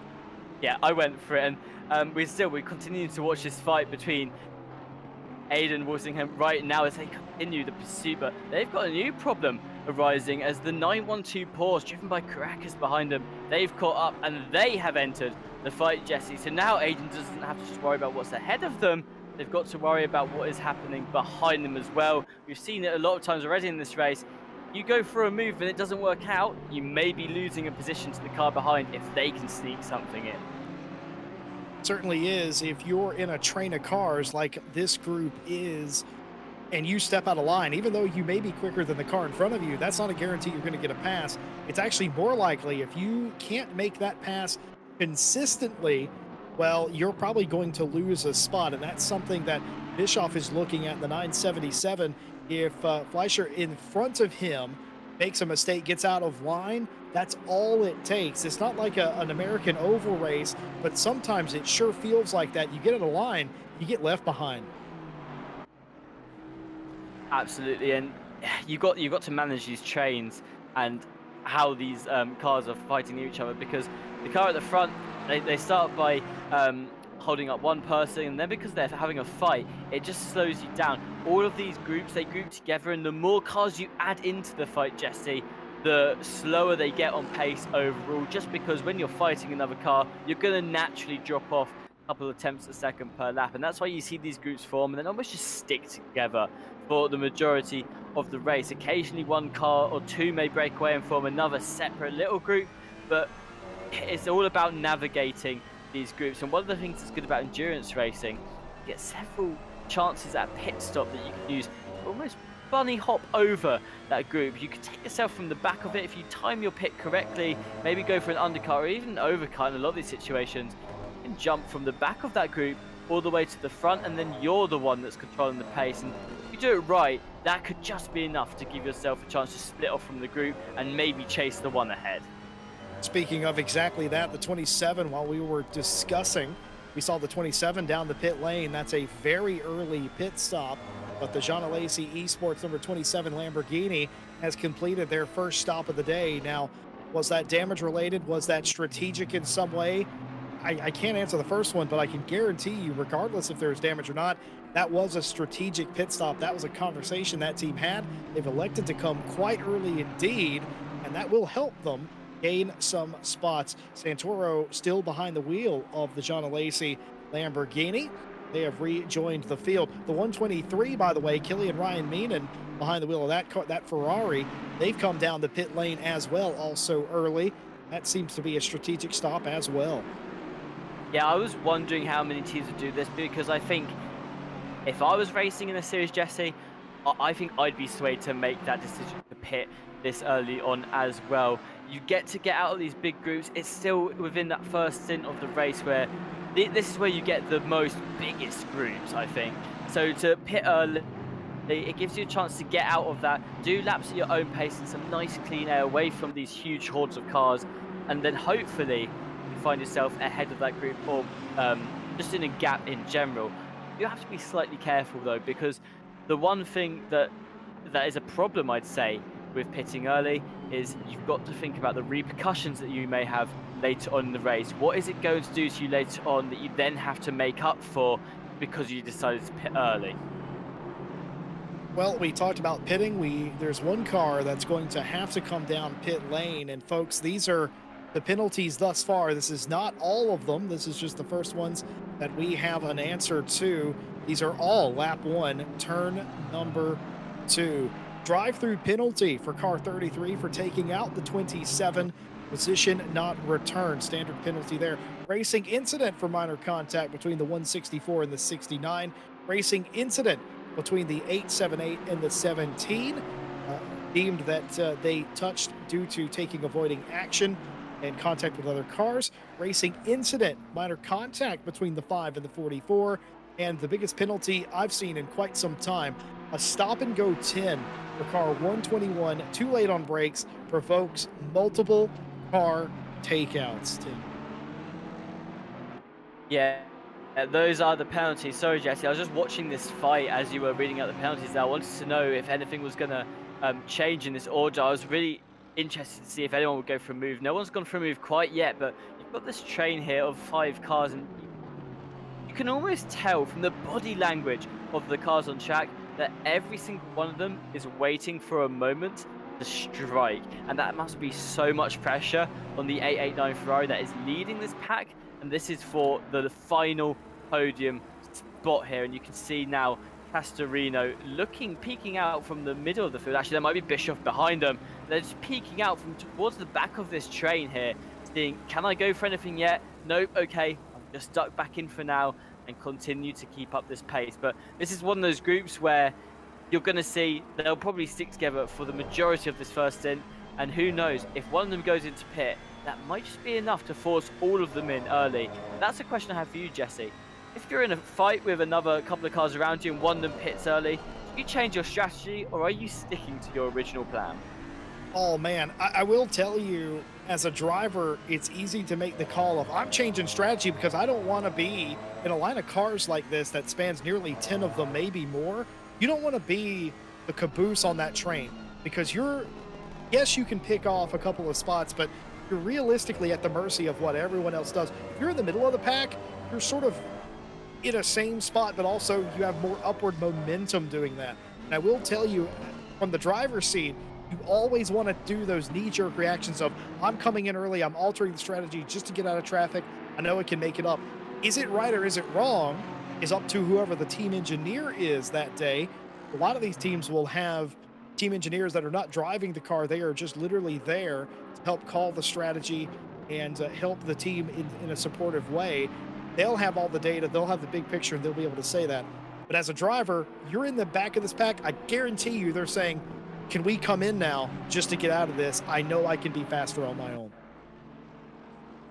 I think that's a brilliant point you just made there, Jesse. I'm going to have to agree with you. There's so many different things you have to decide as a driver. Time Traveler in chat has actually mentioned Walshingham has finally been released, and they certainly have. If you look at the leaderboard on the left-hand side of the screen, Walshingham in the number 44 Ferrari up into 9th place. They finally found their way through the Porsche, and they're going to be trying to now close the gap between them and the 163 ahead.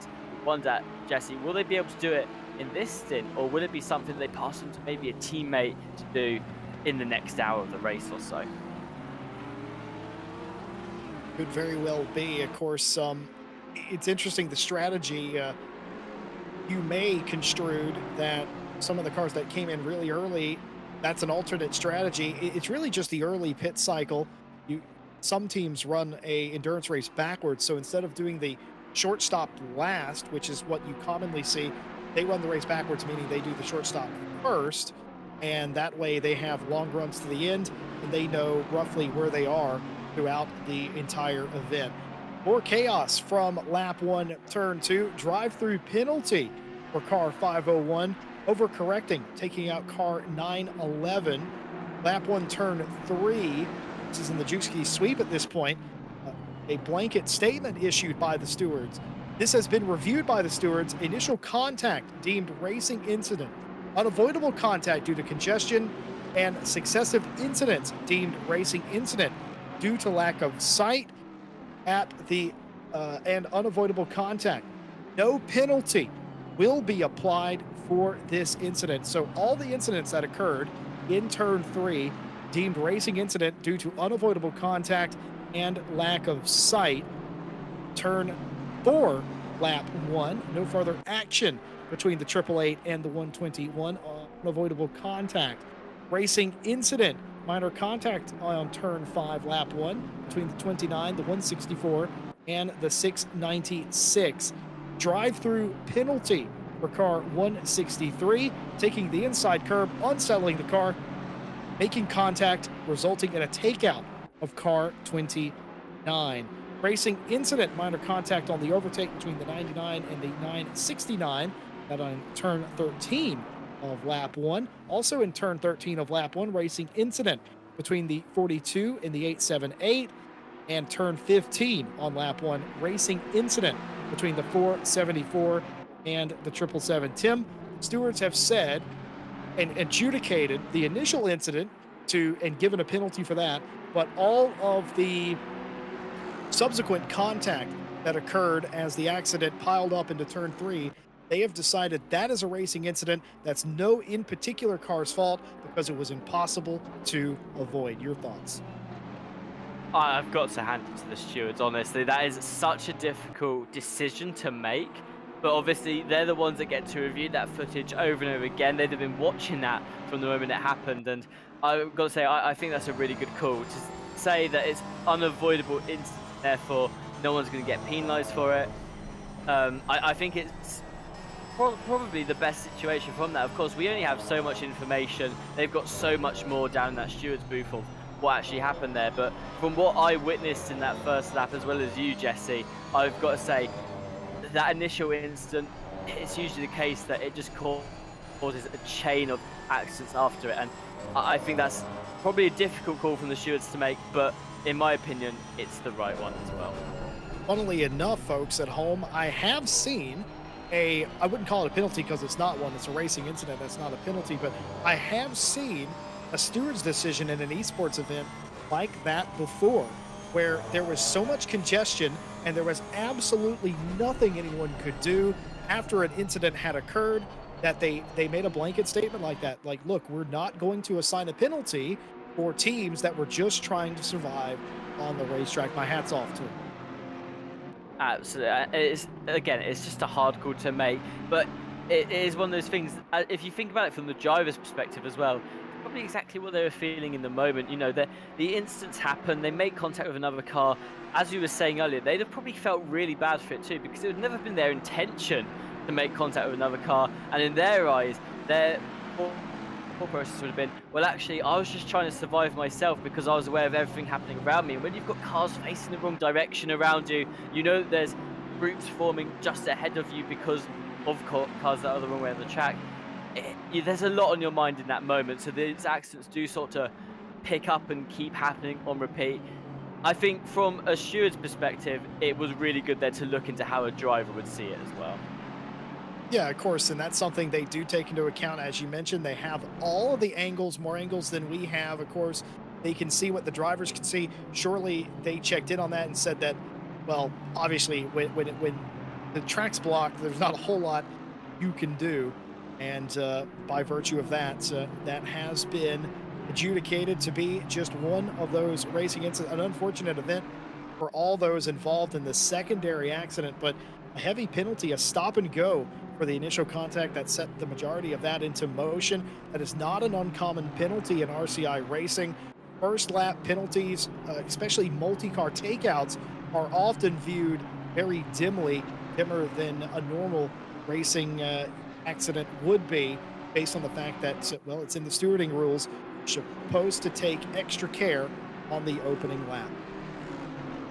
Yeah, and usually if you get hit with a stop and go at the Oh my beginning of goodness! race. Oh no, someone's gone wide there. It's a Joshua Allen in the John and SE Sports Team car. Looks like they just missed the brakes slightly, managed to get back on track ahead, but instantly again under pressure from Junior Salvalainen there in the number 69. Have I got the wrong car? I think I may have actually. It's the 474 car instead. Kalashnikov, they're now looking towards the inside. It looks like they're going to get through here. It just seems that the Jean Alesi driver there aren't quite keeping. They're flashing their lights, maybe because they feel like they should have been given a bit more room there, but just able to keep it on track. I think that's a win that the Jean Alesi it's a move! They're going for it's it. contact! Down the inside, and Jesse, they are going to lose more positions now for this as they have no momentum going on to the start-finish straight. Well, Alan's got to look at this in a different perspective. It's easy for me to say I don't have the helmet on, but yeah, you lost 4 or 5 spots right there, but you saved your entire race because you didn't wreck the car. It's so easy to turn the car backwards up in Liakop. Just, I don't know if they broke on the grass or maybe they were a little late on the brakes, whatever it was. They went wide, lost the initial spot, and absolutely not skipping a beat. Kalashnikov able to get around, and now Manisha also around. I've just noticed in the 121 after they've cleared their penalty, so they're on the way back up. But Joshua Allen saves John Alesi, number 29's race there by not putting that into the wall. Yeah, that's a lot of self-discipline you have to have there, just to not make the mess up, because you're probably quite hot-headed in that moment. You know, you've just lost a bunch of positions you really don't want to lose. You've got to keep your mind settled though and say, okay, I'll take the loss. Don't do anything stupid in this moment. That's exactly what was going through their head there. And then they managed to make the correct calls, as you say, and then saving the Jean Alesi team from having further damage onto that car that could have ended their race. Remember about 25 minutes ago, we were watching these two, Martin Lawrence for Connection Lost Racing and Darren King and one of the Jean Alesi entries. Well, they are still, Linus Starr, they are still in this middle of this huge fight. How many cars is this? 1, 2, 3, 4, 5, 6, 7 cars, counting with Jesse Lee here on the RCI TV channel, by the way. 7 cars all in a row. It's one of those, isn't it, for Martin Lawrence, trying to keep the car, the Jean Alesi car, behind them, and also trying to maintain position and trying to get one away from the car in front, all fighting for top 20 spots.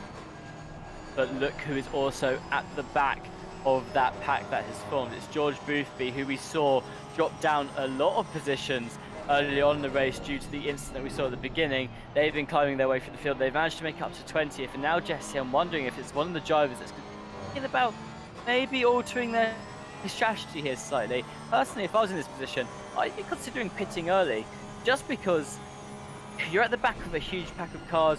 Chances are, even if you get that opportunity to gain one place, you might be restricted then with the cars ahead of you on to whether you can actually gain that place, whether you'll just be stuck behind it for so long.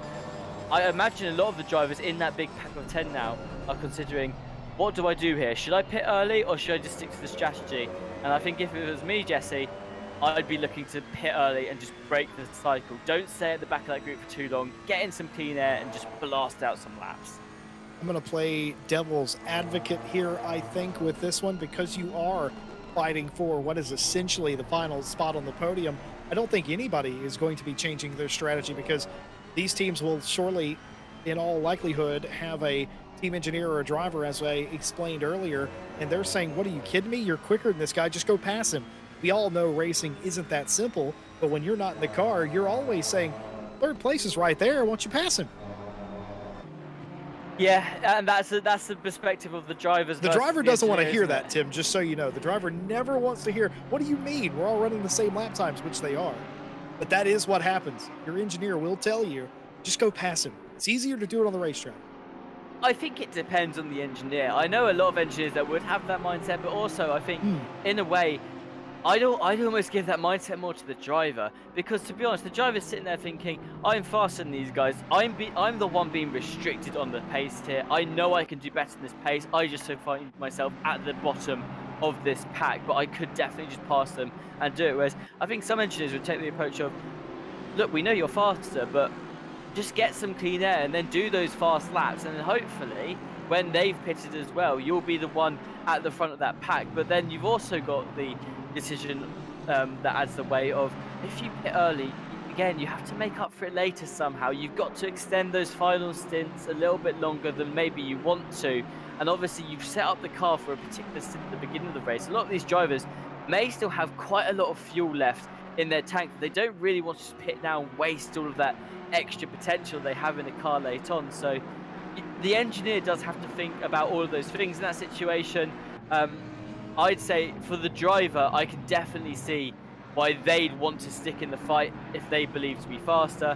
But I think it's the job of the engineer, and I imagine a lot of the engineers will be doing this right now, is just to try and look at this from all angles. And at the end of the day, I think that's when the driver and the engineer relationship has to be strong, because they've just got to go, okay, look, you're the one that can see this from more angles than I can.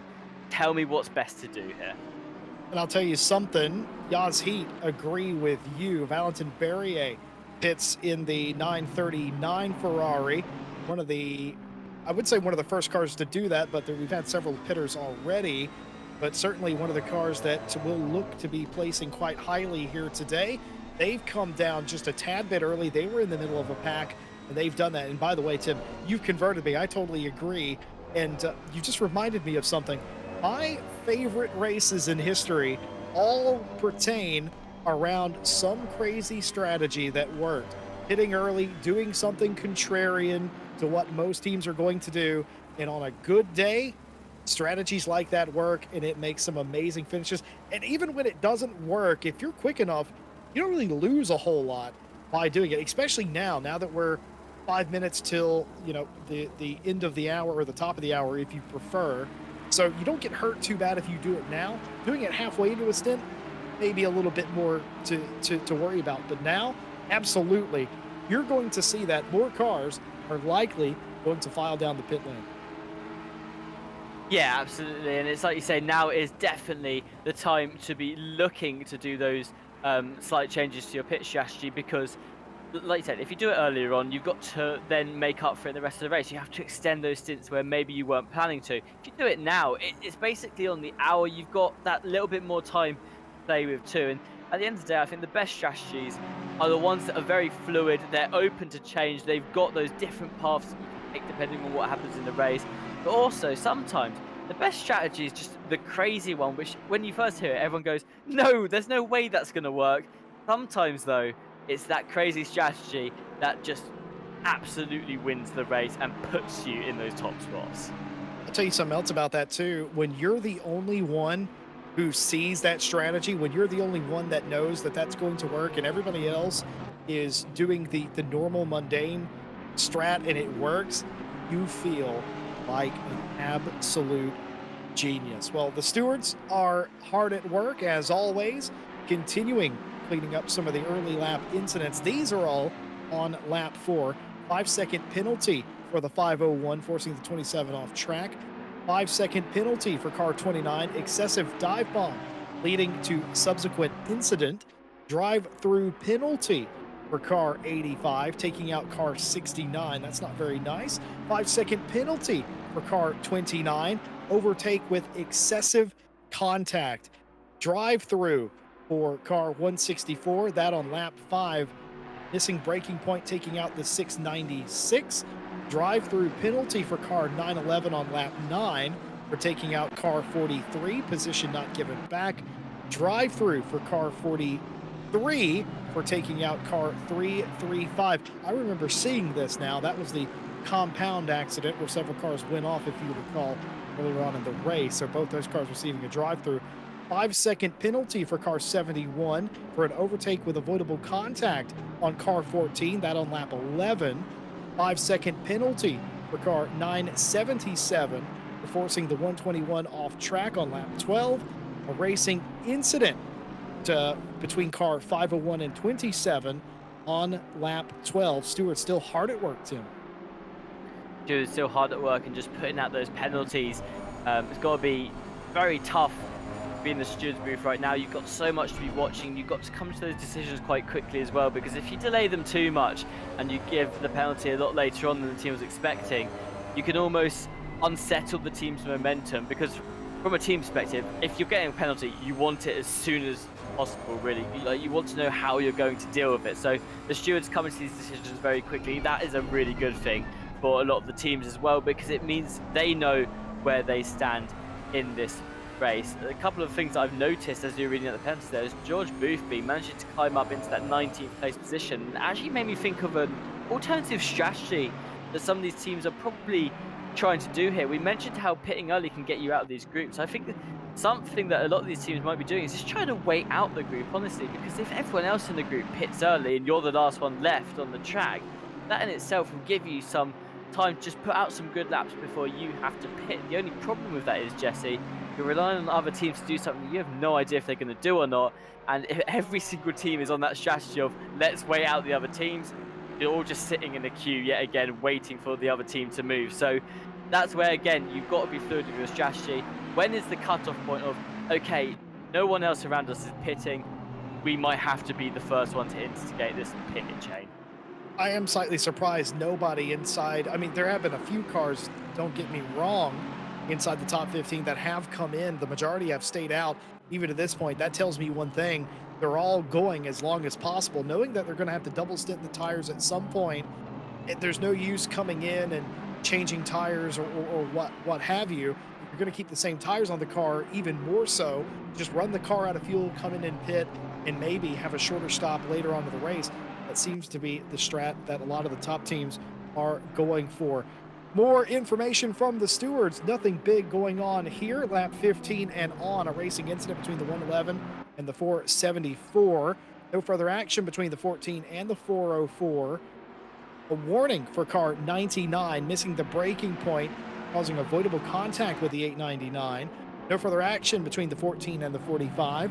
No further action between the 42 and the 72. And no further action between the 29 and the 60. My turn to ask the difficult question here, Jesse. And that question that I want to pose to you right now is, are you going on for a double stint straight away, or are you holding double stint until later? It depends on how well the race is going. I think if you're a top driver, you might consider trying to do it now. And speaking of, these are some of the common tire strategies you will see. The early short stop, you saw that happen. Many cars came in around the 35-minute mark. They'll take that as just pitting early. That's basically what I said, running the race backwards, and you'll see the late short stop as well, meaning that you just take the short pit stop at the end of the race. It's just two completely opposite. And then you have the alternate strategy where you get past the halfway point in the race, and then at some point in there between those final couple of stops, you work a non-tire stop into that. It's one of those. You have options in a race like this, no matter where you are on the racetrack, no matter what battle you're in. You could use these strategies. A combination of them, of course, probably wouldn't do you any good. Most teams will have come in with a plan. They may have reassessed their plan based on how the opening laps went, but they'll be doing something similar to this. Early, late, or pitting somewhere in the middle is sort of what you are trying to achieve. I absolutely love this graphic, Jesse. I think it perfectly sums up everything we have been saying for the last 10 minutes or so about these different strategies. And it really helps to put it into perspective as well. From the looks of it, most of these teams are currently looking at the late short, but of course we can't actually tell that yet. A lot of them may be looking at alternative as well. Going back to what I was saying though about whether you keep the fresh set of tires, whether you put a fresh set of tires on, or whether you keep the old set on to do the double tire sit now. Personally, I'm doing it right now for one big factor that I can see on my screen, which is that rain is not due anytime soon, because I know a lot of people in yesterday's race that got caught with rain coming down when they were on some seriously worn down tires, and oh boy did it cause problems. You said rain, and I very nearly jumped out of my seat. Anybody at home do that whenever Tim Peck just mentioned rain for literally no reason on this beautiful South African morning, just after 5 a.m. in sim time? We did tell you at the top of the show, 13% chance of rain today. Now that is interesting because the weather in the sim for this series is supposed to mimic closely the weather forecast of the real world location on the weekend we are doing the race. How cool is that? I think that's really cool. I think it's a really nice way to tie it in to the real life aspect of racing as well. And I do apologize if I made anyone jump. Oh, hang on. Tinko van der Velde, the leader of the race, has just pulled in to the pit stop, Jesse. Really close. Well, they don't have a choice. They got to come in now, sure. Yeah. You can see. Oh, it's so close. Squeeze into the pit as well, all at the same time. That is the entire train from third place downwards, all pulling into the pit. And the problem we have now, Jesse, is you've got a much bigger train that's about to have to do the same thing because they're at the end of their stint timer. Yeah, and I'll tell you something else too. The 50-kilometer pit board was hit as well. It's at the different line. You've got to be down to 50 at one of those lines, and now it's sitting at the opposite one. That might confuse somebody if they see that at some point, but it's an absolute land rush down into the pit lane. As many cars as you can imagine. Remember, they have a driver stint limit that they have to deal with as well, and they're all pressing up against it here, coming in as late as possible. This is basically the late pit strategy, the middle bar that we showed you on our graphic that we had. And by the way, huge credit to our broadcaster Stewie and all of the folks here that help us put this show on. I believe a lot of the graphics made by Ryan Gill. Correct me if I'm wrong about that, but just fantastic job of all of that. And look at this. They're going to file out one by one. Nobody gaining or losing here. The only way you lose in a stop like this is making a mistake, getting into the box, needing to be repositioned, or some sort of error with starting and stopping the car 2 by 2 as they exit the pit lane. Now the pit out is just about enough to let them go 2 by 2. The Ferrari backs off, but only just. The Assetto Sim Sport car, oh, contact 3 wide down into turn 2. Minor contact, maybe a little bit more significant perhaps, but my goodness, that's exactly what you expect. You can't give up anything coming in or leaving the pit lane. That was a lot of cars all trying to squeeze into the pit lane in one go. And of course, we were mentioning the chaos of all of these cars trying to squeeze in when they were entering the pit lane. Didn't think about when they all tried to come out. Of course, most of them should have come out in a particular one-by-one order, depending on what order they went in. But there's always these tiny things, Jesse. Some pit stops may just take, you know, a couple of extra tenths of a second to get their foot back on the throttle than others. And that means that we could have what we just saw there, which is 2 cars trying to squeeze out at the same time. Absolute chaos in the pit lane. And if these teams are going to try and go for that again when we come to the next pit stop in an hour and 5 minutes, it's going to be very interesting as to whether these pit stops are going to work out and continue to work, because that was too close for comfort in my eyes. Yeah, it certainly was, but again, that's the racing. You got 49 cars going around the racetrack. You're inside the top 20. I think all those cars were. You can't afford to give up spots. That's where you're trying to make it up. And especially if you're not doing the early pit stop strategy, if you're not doing the alternate strategy, of course, all those teams doing the short late pit strat, you have to get everything, knowing that everybody is going to be doing the same thing. You just have to be better. By being better, sometimes that just means you can't give it up. And they went 2 by 2. I think that's legal as well. There's no rule that says that they can't do that. But unfortunately, it led to contact for one of the Tech cars in that stretch. But luckily, that was the only contact when 20 or so cars came in. Tico Vandervelde still leads the race as the pit cycle has concluded for the first time today. And I thought they all timed that very perfectly there at the end. I mean, in terms of timing, I think it was absolutely brilliant that they all managed to get it, so they just squeezed it in within the time restrictions of the stint timer. When you look at it from another perspective, though, I do think it was slightly too close for my personal comfort. I'd have been very nervous if everyone around me was trying to pit at the exact same time there. But a great job from all of the teams there. They managed to calculate that almost perfectly to the point where they pitted exactly when they had to at the end. Honestly, Jesse, that was complete madness, and I'm slightly taken aback by how that all happened. I cannot get over the sight of 6 cars all trying to squeeze into the pit lane at one time. Yeah, of course, chat's pointed out crossing the white line is usually a no-no, but I mean, what are you going to do when you can't? I mean, you're trying to avoid making contact with the other car. You're trying to respect each other. It's very interesting, all the same. These are the pit stop times of the last stop. The leader had a 45.115, and yeah, they all pitted on lap 37. By the way, the last car to do their pit stop had 6 seconds to get into pit lane, meaning if they would have had any drama on that in lap, they would have been in violation of the stint timer. Some of the other cars had a easier go of it, admittedly. Came in with 20-some seconds left to go, but cutting it very close, doing the math correctly, something I admire. You know, I love math, even though I'm not good at it. We always love a Jesse math moment, though, because you do put in the effort to work it out. I'm wondering, looking at those pit times where we were just now, Jesse, those with the shorter pit times, is that down to tyre changes, or is that just down to different levels of damage? Because if some people with the shorter times hadn't changed tyres, I mean, they've still got to take enough fuel, right? So that would cancel it out. Yeah, so that's not what that's going to come down to. It's mostly going to be damage. But still, I think it's interesting now to think, which of these teams do you reckon have fresh tyres on? And I don't think we're even going to noticeably be able to know until a little bit later on in this thing. One thing I can tell you with about 95% certainty, see, that's math, folks at home.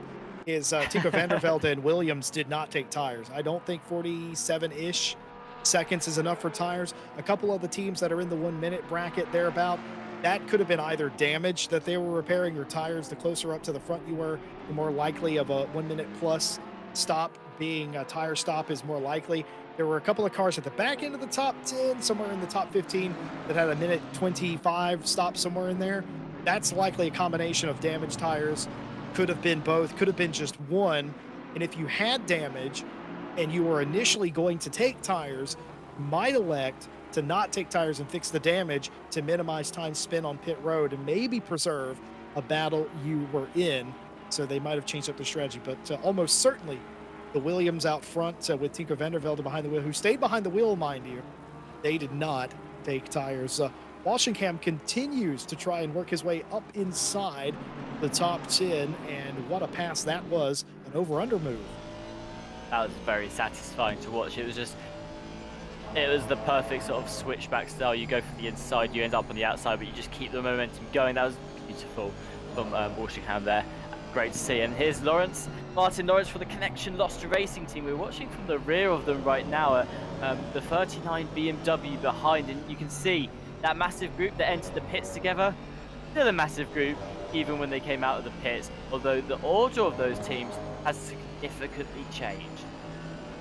Yeah, it's quite interesting, isn't it? You come in together, nobody willing to, nobody really willing to change their strategy. Of course, there were a couple of cars that vastly changed up their strategy, but nobody really willing to part with it inside the top 15 there early, and everybody coming together, and you'd expect them to come back together out of the racetrack.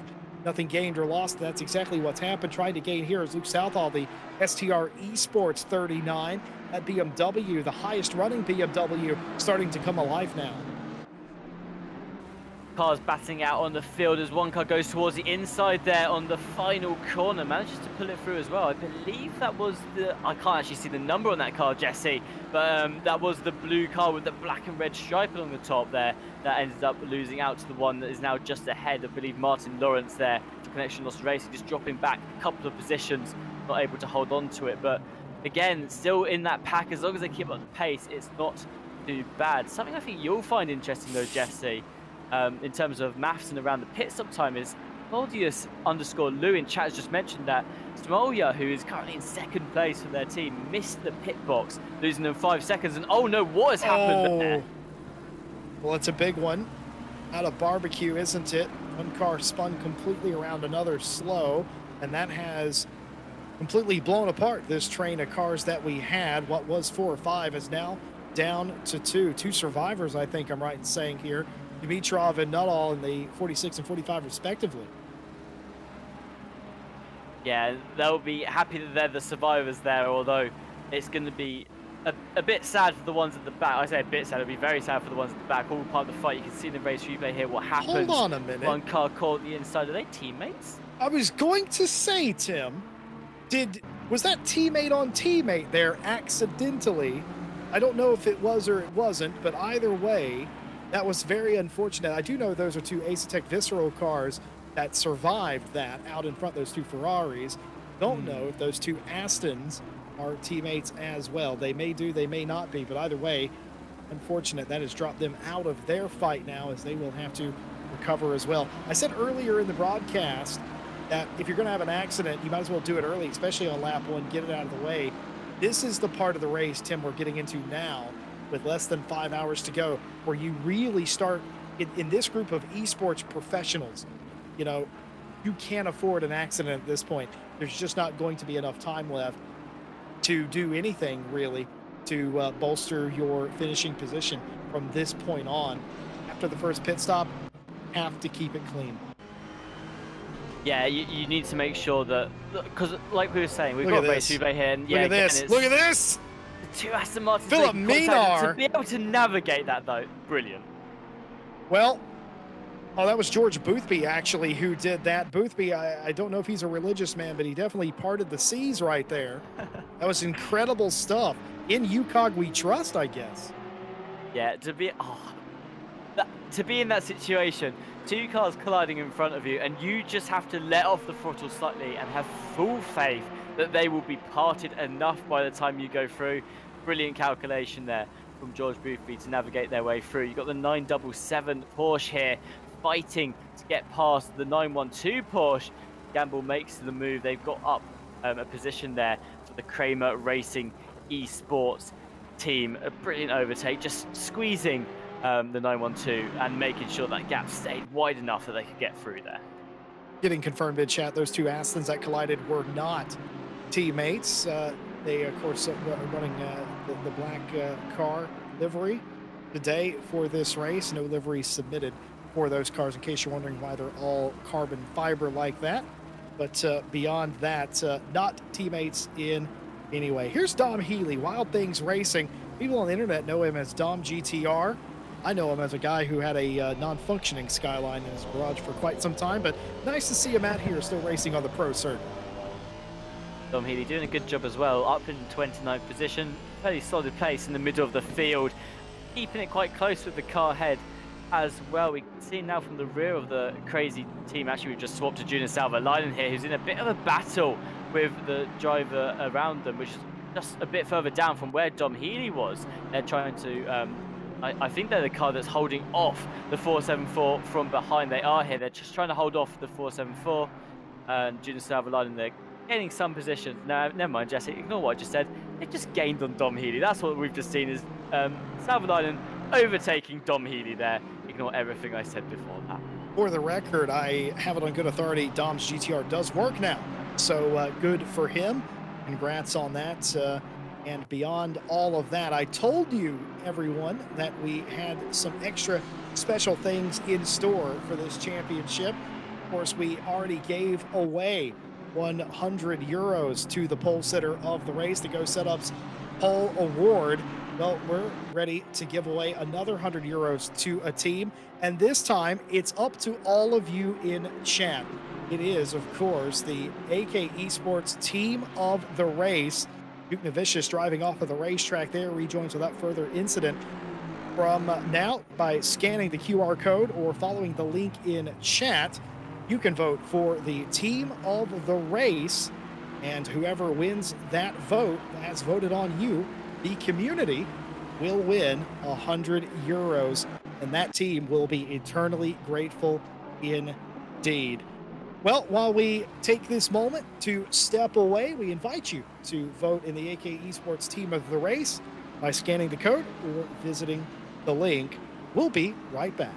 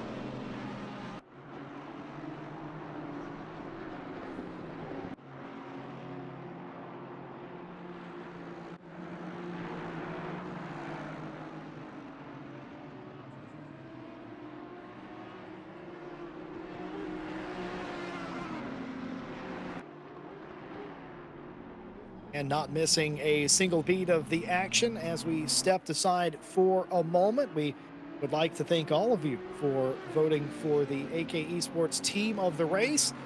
You all have helped one team win 100 euros just for participating today. Incredible stuff. We'll show you that more as the race goes on. You'll have more opportunities to vote for the AK Esports team of the race as the event continues. Tim Peck, it was just after dawn. I think we could all agree there was light in the sky, but no sun in it.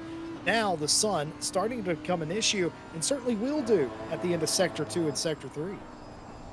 It certainly will. It's going to get into that position. You can already see in the rearview mirror here of the Williams Esports 2023 Audi car, number 5, that the sun, it's just at that position where it's low enough in the sky that when it hits you in the eyes, it can be absolutely blinding. So you do have to be careful when you're navigating these corners that it doesn't just completely blind you at all, that you're still aware of where the other cars are around you. The other thing is, with sun often comes heat. So not necessarily yet, because it's going to take time to warm up, but later on in the race, that track is going to be spicy hot, and it's going to start burning through tires a little bit more. I'll tell you something, that's unadvantageous to have the sun beaming into your eyes on the exit of Leacop on the run down to Mine Shaft. That is where a lot of accidents happen regardless. You get a little bit of it here. It's not quite so bad. It'll probably be worse in a moment. And then, of course, I can only imagine what it looks like going through Ingwe, the final turn. Actually, it might be behind you at that point. But beyond that, there's going to be some trouble spots early on in this race. The sun does play a factor. And even if it doesn't bother you as a racer, it can distract you at different times as well. You got to be aware of that. Fiala in the number 5 Williams Esports car. That Audi is right on the back of the second place 888 Bentley. Smolyar trying to hold them off for SMP. We have a fight for P2 now. Earlier on, we had a fight from P3 on back, but after the pit stops, it's on for P2. It is, and you can just see the Williams Esports team here ready to take that opportunity whenever they need to. The gap, though, between P2 and P1, 24 seconds, Jesse. You're Tinko van der Velde right now in that Williams team for the number 55. You're probably feeling real good about how the first race went, because that is a lot of time to play with. Yeah, it certainly is. My only worry, I think, for them as the leader is just getting a nice, comfortable cushion, whatever that is. It depends on team. Some team just wants a little bit of breathing room, meaning a second and a half, 2 seconds. Other teams want 10, 15, 20 seconds to be comfortable so that they can run their own pace. We talked at the beginning about how whoever leads the race sets the pace of the race. They're unchallenged. Either way you slice it, 24 seconds is absolutely mega. The only problem with that is we know for sure the 55 Williams team didn't take tires. They weren't on pit road long enough. But we know some of these other cars behind them probably did take tires, which means that they're going to give up the majority of that time, probably on the next pit stop, I'd say. Yeah, I think it's one of those things which you've got to really weigh out the positives and the negatives. Currently got a battle on the screen here. Luke Southall of the RCI Esports 39 car navigating their way up through the field. I believe that'll be a promotion up into 13 from 14, overtaking the Audi behind. They've now got to defend it though, because the Audi's still there, and there's a Lamborghini just waiting as well to take up some reward from this. But Luke Southall, the STR, just managing stay ahead and give themselves a nice little bit of a gap just to breathe for a second there. But going back to what you were saying, Jesse, about the tyres, well, Tinko van der Velde at the front may not have opted into taking the tyres yet, and they're still on the same ones, but at some point every team is going to have to do it. So if they don't benefit from it now, they will be benefiting from it later. So there's always that to think about, is that every team is in a similar position in that aspect. That's true, and you hate to think about this, but strategy is all important when you're talking about this level. The absolute pinnacle of ACC racing are these teams. This is the best of the best, and they're not going to make big mistakes. But what they are going to do is they will play around with the strategy, and that's what you're seeing play out here, with some taking tires, some not taking tires. The future is yet to be written on that, by the way, on whose strategy was best. We won't know until the checkered flag flies this afternoon who had the right strategy. And the worst part is we're not the only ones that don't know that. The teams don't know that either. Yeah, there's obviously no telling what's going to happen. Thing is, Jesse, for me, and I'm interested in your thoughts on this afterwards as well. At first, we're just going to watch Aidan Walsingham, someone who's had a lot of screen time so far today, always in a fight. I think that they would have just kept a position there, but it looked like for a second they were going to go for a move on the 889 Legion of Racers cars ahead. They're just though trying to fight their way through. But Jesse, going back to something, is that I'm sure you'll agree with me here, but Ooh, contact there for a second. yeah, got to wonder though, with these decisions you're making early on, there is always a right time to do it. And I believe that Jesse, was the move for P2, and it looks like the number 5 Audi will be promoted up into that second place spot. Let's take a look at this. The move for second place down to the inside. Actually, nope, that's back. That's Walshingham, in fact. To move back for 6th or 7th position into the field. That was indeed the move for 6th by Walshingham, who continues to gain spots back very nearly back to where they started, if not already back to where they started. Walshingham staying in that car course, and why not? Absolutely flying to come from back outside the top 10, now up into 6th place. Pit cycle absolutely on it for them. This was, of course, the place where second place changed hands. Excuse me. Lap or so ago, Smolyar giving up that spot, albeit admittedly in turn 2 with a little bit of contact with the 5. Time Traveller in chat mentions that we do have to keep in mind that Tinko van der Velde starting in that pole position was ahead of everything, the chaos that unfolded behind. It's a good point they make there, that during turns 1 and 3, Tinko van der Velde would have been just ahead of everything that unfolded and out of that danger zone completely. So going back to what you originally said, Jesse, about whether pole positions where you want to be starting on this track, again, the way Tinko van der Velde handled it, that is exactly where you want to be starting. Get yourself a good enough lead so that the chaos that happens behind can't affect you, and that's exactly what van der Velde did. It was a great start for the team, and I think they'll probably be counting their lucky stars as well as just the skill of the driver as well, that they were completely free of that incident, because that is what's helped to give them this huge lead so far. It's been a perfect day so far. You qualify on the Go Setups pole, and well, it's been clean sailing for them. There was chaos in the mirrors, but that rather didn't matter. They've already, as best as we can tell, they've already done one of their double stints, or in the process of doing one of their double stints. They only have to do that once more in the race at some point. They've got a little bit of a lead to play with as well, and it's all going to plan for Williams thus far, and now they occupy the top 2 spots, does Williams. You're in South Carolina for Griffax Engineering here, going towards the inside of the corner. Will the BMW be able to get the cutback? No, they won't be able to do it. They're going to have to fall behind for now. Junior South Carolina, they're going up into 24th place. A nice clean overtake. Going back, Jesse, to again the tyre situation. There's a collision there. Looks like Lucas Bass are going to get the worst end of it. Looks towards the inside, does manage to recover, but will drop down 2 positions. It's not what Leipert Esports wanted to see. A little bit of contact there, a hip check maybe, close contact in turn number 2. They will lose an additional spot because of it, and of course, a little bit of damage surely by that. Does nothing for the blood pressure of the Leipert Esports team.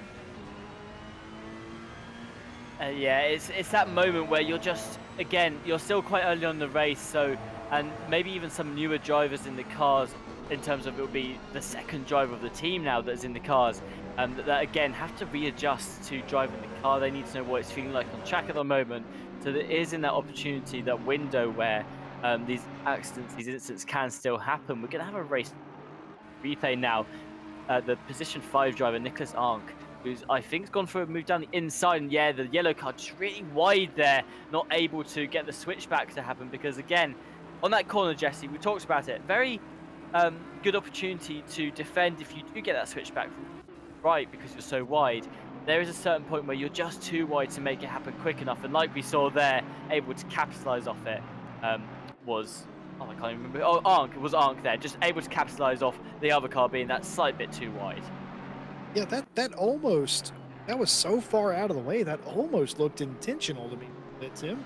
I don't know why you would go that wide unless you just didn't want somebody directly up behind you, but rather besides, they all continue. Clean pass made.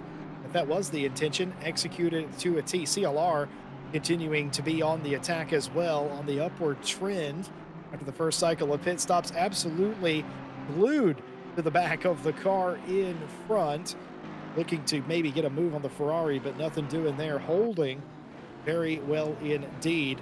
As more moves happen here, this is at Leacop. A little bit of a hip check. George Boothby goes through the Veloce 992, makes up a spot. And again, that's just a little bit more of that side-by-side, wheel-to-wheel contact that this racetrack seems to produce quite a lot. And no movement there as Oleg does not get the spot from Ognarodikov in front. Of course, Ognarodikov will argue, well, you have a penalty behind me. I'm not going to let you through. Zobolov, though, would probably argue, well, I'm faster than you, and I can outrace you for this 5 seconds. Yeah, there's a lot of things to weigh up, and I think it's interesting what you mentioned before about the other car not putting up a fight for that 4th place position. And I think you may be right, because we're at that point in time in the race where actually you can decide whether you want to be fighting or not. Of course, if you're fighting the car ahead or behind, constantly trying to keep them where they are, you're going to lose time naturally. So sometimes it is just better let them through and then keep up with them in terms of pace, but without impeding their lap times. That way both of them climb and keep the pace up together rather than holding each other up and ending up in a really big fight that's just going to slow you down even more. I talked momentarily about Zolobov and his 5-second penalty. Here are the penalties from lap 37 to present, starting off with a racing incident between cars 44 and 5, unavoidable contact with pit board due to congestion on pit lane. I mentioned that somebody knocked the pit board down the lane. Now, they were told in the pre-race briefing that they're not to hit the marker boards on the racetrack and stuff like that, but this looked at by the stewards and deemed unavoidable due to congestion. I have to admit I agree with that as we see position changing hand on the racetrack. 5-second penalty for the 878, avoidable contact with car 45. A drive-through penalty issued for car 85, making a late move, causing a collision and taking out car 335.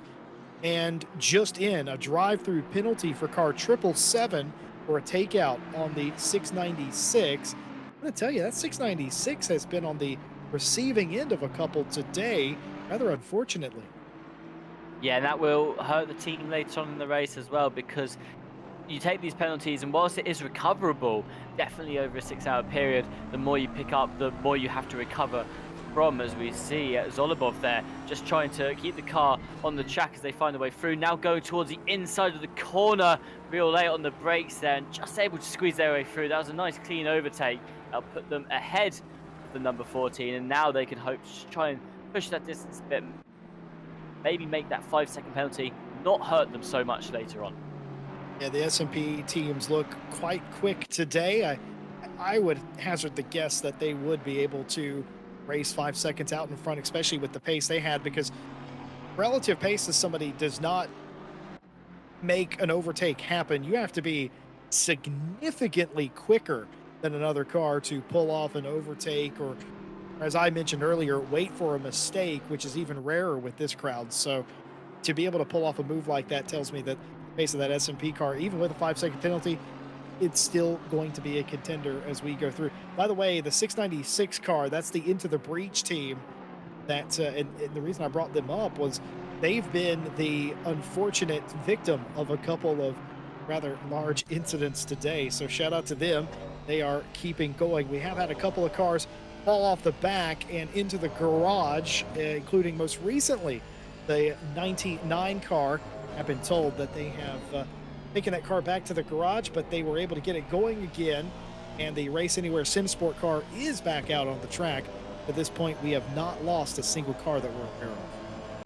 I mean, that is as well, it is brilliant to see. To have 49 cars on the field all competing to begin with, it is so great to still have all 49 cars an hour and a half into the race. I mean, that in itself is a huge achievement for all of those drivers that have managed to keep the car very feisty there. We can see a battle starting to form here in the 44th position.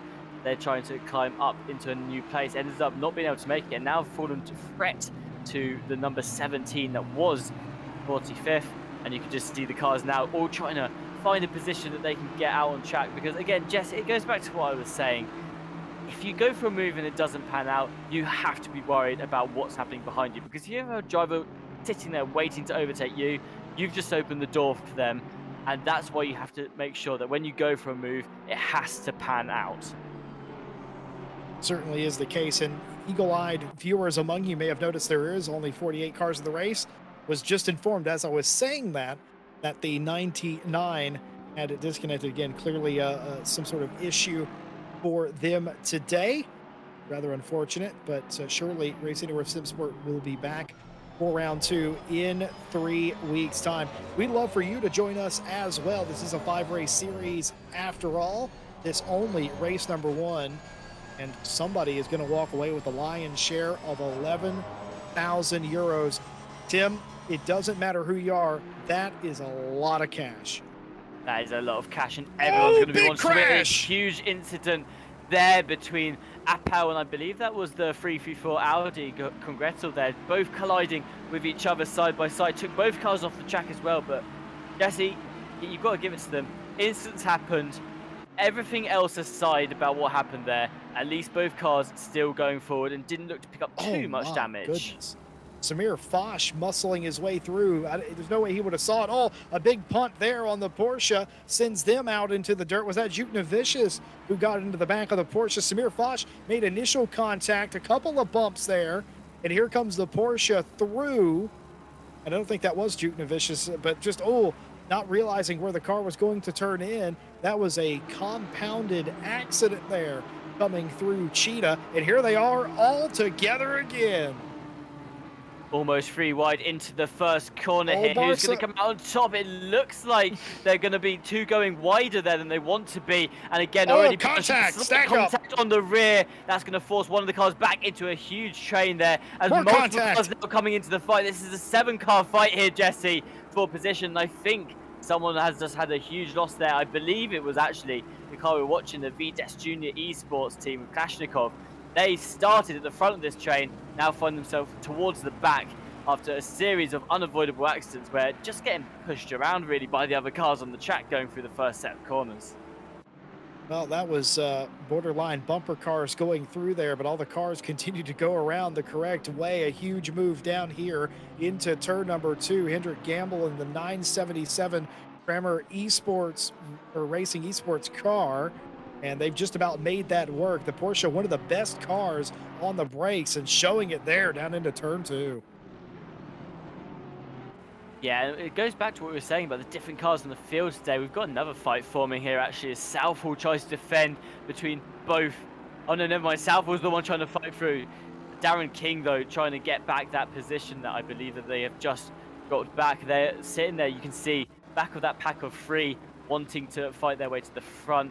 You can see this is Luke Southall there. They make the move that puts them up at the front of this pack here as well. So fights happening all across the leaderboard still, Jesse, and we're only an hour and a half into the race. There's still 4.5 hours left for these drivers. They want to be climbing all the time, which is exactly the mindset you'd expect them to. Luke Southall, absolutely no stranger to this kind of race. He's a good racer. He's a grinder. He knows where to put his car, and that's why he was so slow exiting turn number 2. He put his car in a position where he was going to overrun the corner slightly and not be able to rotate. So what does he do? He just takes a little extra brake. He lets off of it and parks his car right where the other car would hope to do the over-under move on him. Impossible to do when there's a car there. It stacked them all up. They got side by side behind him. Southall absolutely planned that out, and a perfect move as well to get one of those spots.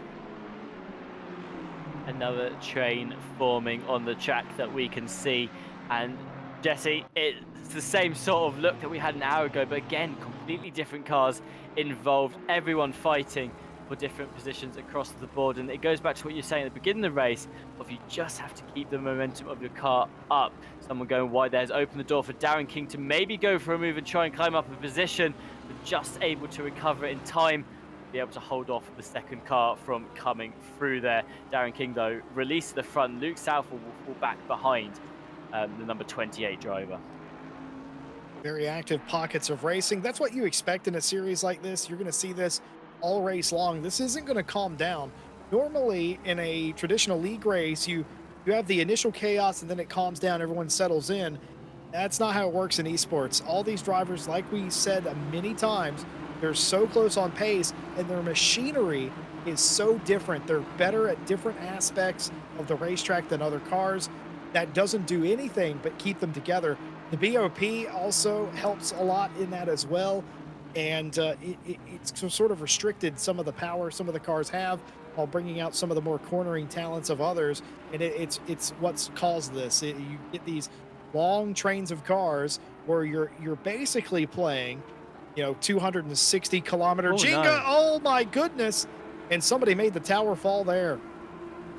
The 832, the ones we're currently watching on screen, past Sim Racing. I was about to mention they had to take the second corner real tight there as they were trying to stay away from the others, and in the end, just accidentally clipping the rear of the car ahead of them. But what I was going to mention originally, Jesse, is that second corner. You're right, the sharp left-hander, so tight. If you have to take that inside and there's a car on your outside, you have very little room to make that move happen, and you have to hit that apex perfectly, otherwise your car is going to get very unsettled. So to see it happen on repeat, these drivers, they must be so ready for that, because one small mistake could spell a lot of trouble for several people around you. Look at this connection lost racing. Martin Lawrence behind the wheel of that car, the blue, red, and black car at the back of this group, inside the top 20, but again, never settling for that. He can see 17th place right in front of him.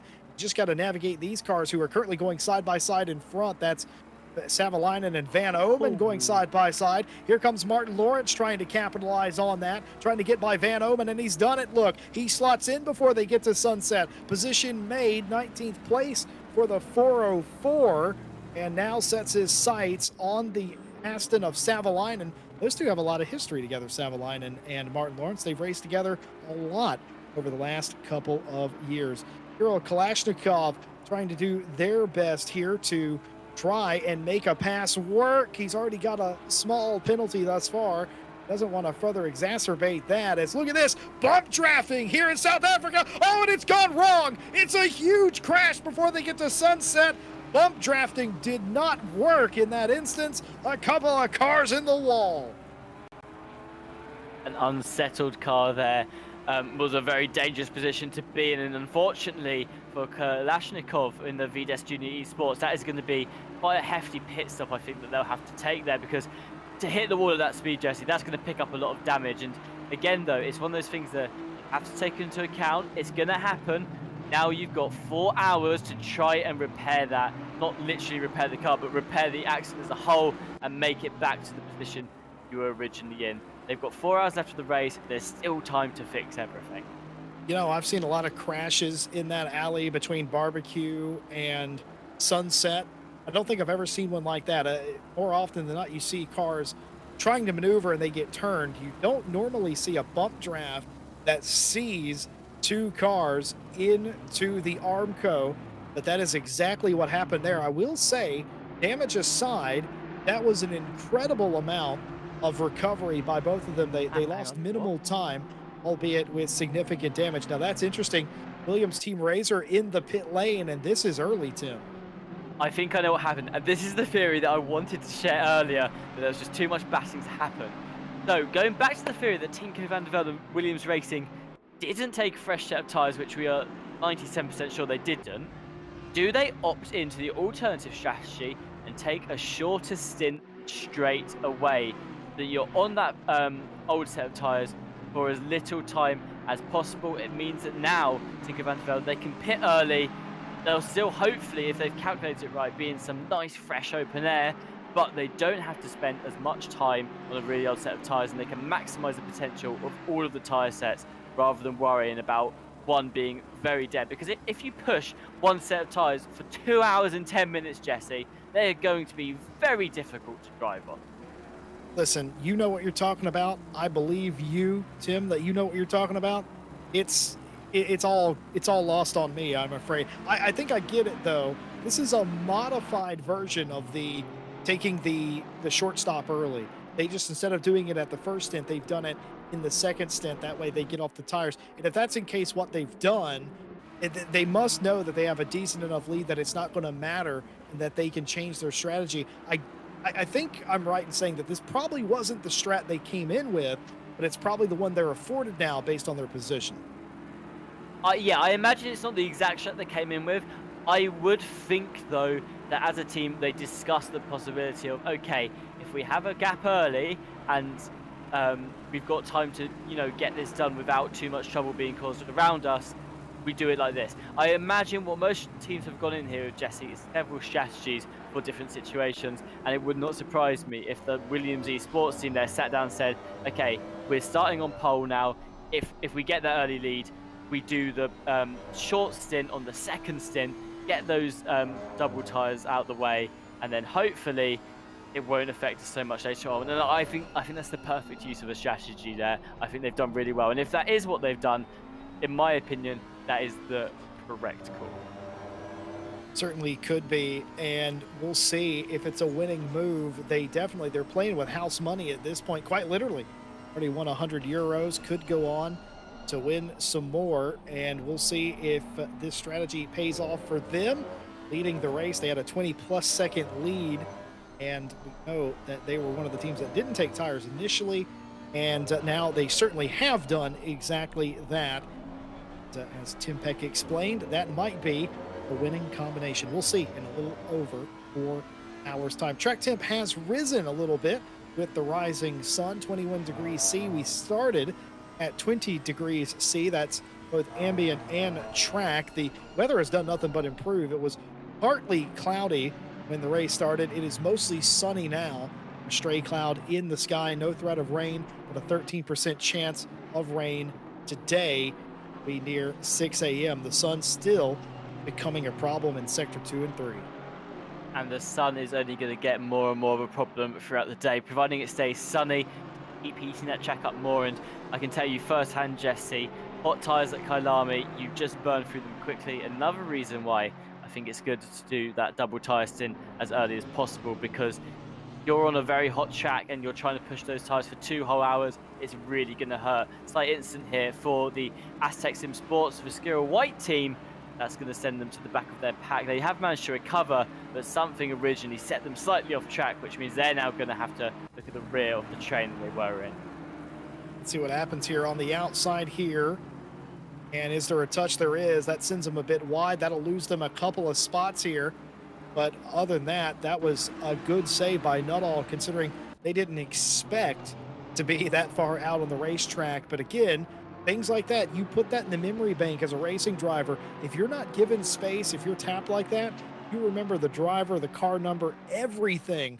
Maybe next time when you have to race somebody like that, maybe you're not as forgiving with room yourself. And saying that's how you're supposed to race, I'm just saying that's driver never forgets.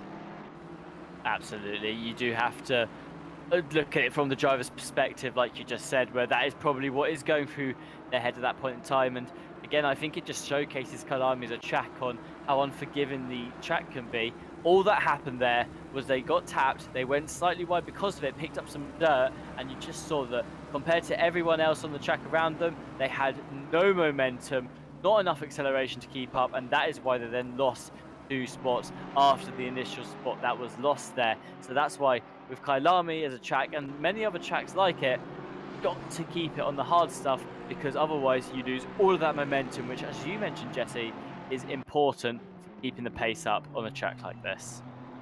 Certainly is. You never back off here. Most racers, I think it's smart to say, as Alexander Smolyar in the 888 SMP car, they're up on jacks into the pit lane. You'll recall this car was on the podium early in this race, just recently lost second place.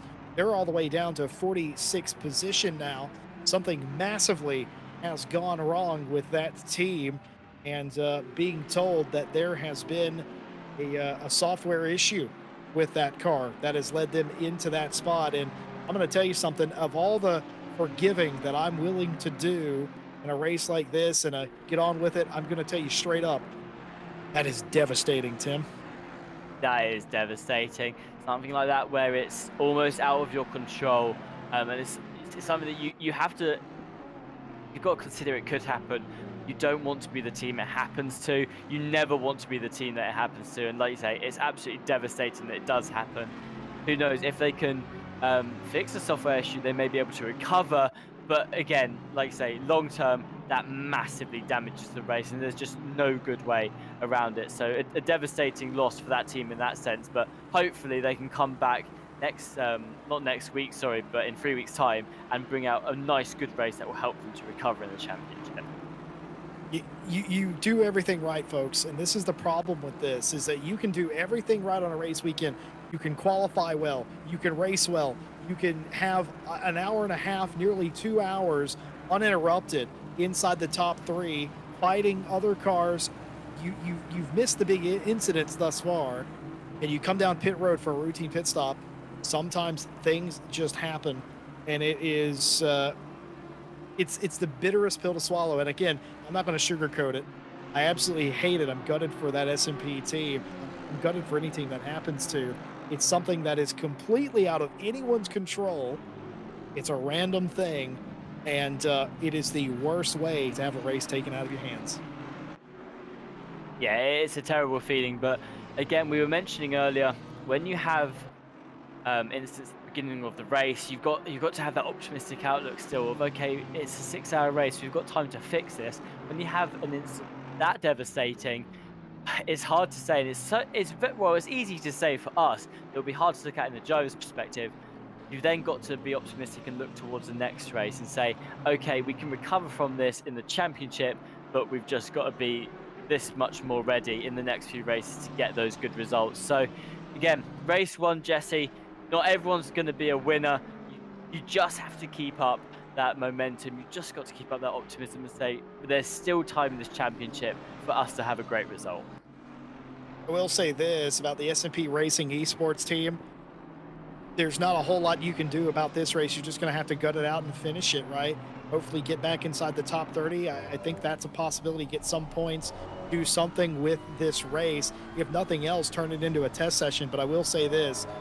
I feel SMP Racing, they're going to be one of the cars you have to beat in this championship, in a strange car too, a rare choice, the Bentley as well. And they were up there for the entire first half or first couple of hours of the race.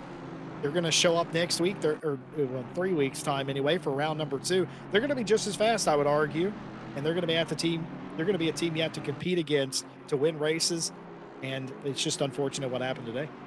Absolutely, and my heart goes out to them. But as you just said, Jesse, something that they should remember and hopefully keep their spirits quite high is they were one of the fastest they were one of the fastest cars out on the track today, and they still hopefully will be next in the next 3 weeks. They will still be a very fast car out on track. They'll still be one of the teams that everyone else is now going to be looking to beat, because every other car on track, as far as they're concerned, they will now work out that that's a software issue of some sort. Like, they'll be able to talk about it with the team, but they'll be concerned of, okay, but when you weren't having the software issue, you were one of the best cars on track. We are still looking out for you. So going into the future races, I think something that will hopefully be quite comforting to them is that they have so much potential.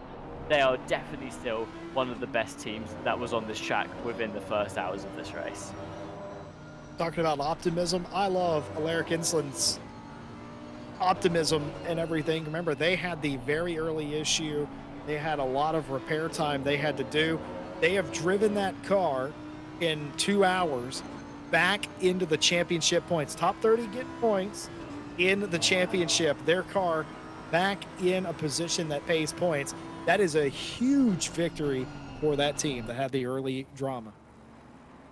Yeah, absolutely. And all of these drivers that have had those incidents early on, got caught up in situations that they maybe didn't expect to be caught up in. Again, it's like we said at the beginning of the race, Jesse, just got to get your head down, put your foot back down that throttle, and try and climb up as much as possible, because there's still time to fix everything. Just really got to fight through the pain of having lost those positions initially and get back to where you want to be, where you know you can be. So a big hand out to all of those drivers today that found themselves towards the back of the field at the beginning, that have now managed to recover to the higher spots that they originally wanted to be in. Here's an interesting switch. George Boothby out of the 992 Veloce Ferrari Maciej Malinowski behind the wheel of that car now.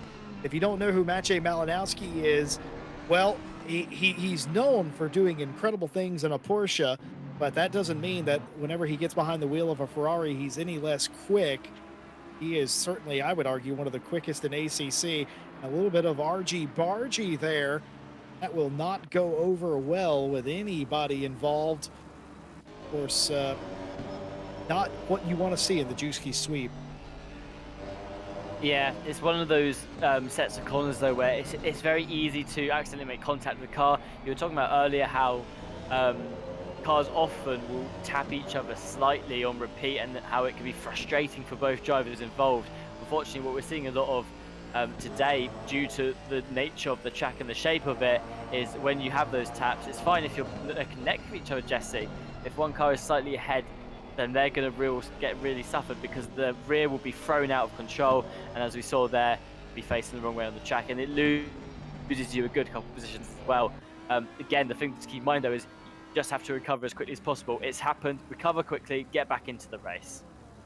Certainly the case. More chaos here into the final turn. Ingwe, as it's a very dangerous spot to get turned around. It so often happens that you get turned around in that corner. It's a tight left-hander, of course, but when you do, it's blind for everybody. There's waved yellow flags, but that doesn't necessarily tell you where the incident is, and there's the pit wall that shields any car that's there. So you exit, or enter the corner rather, I should say, and you don't know if it's clear or not. You're just sort of taking it on faith that you're going to find a way around it.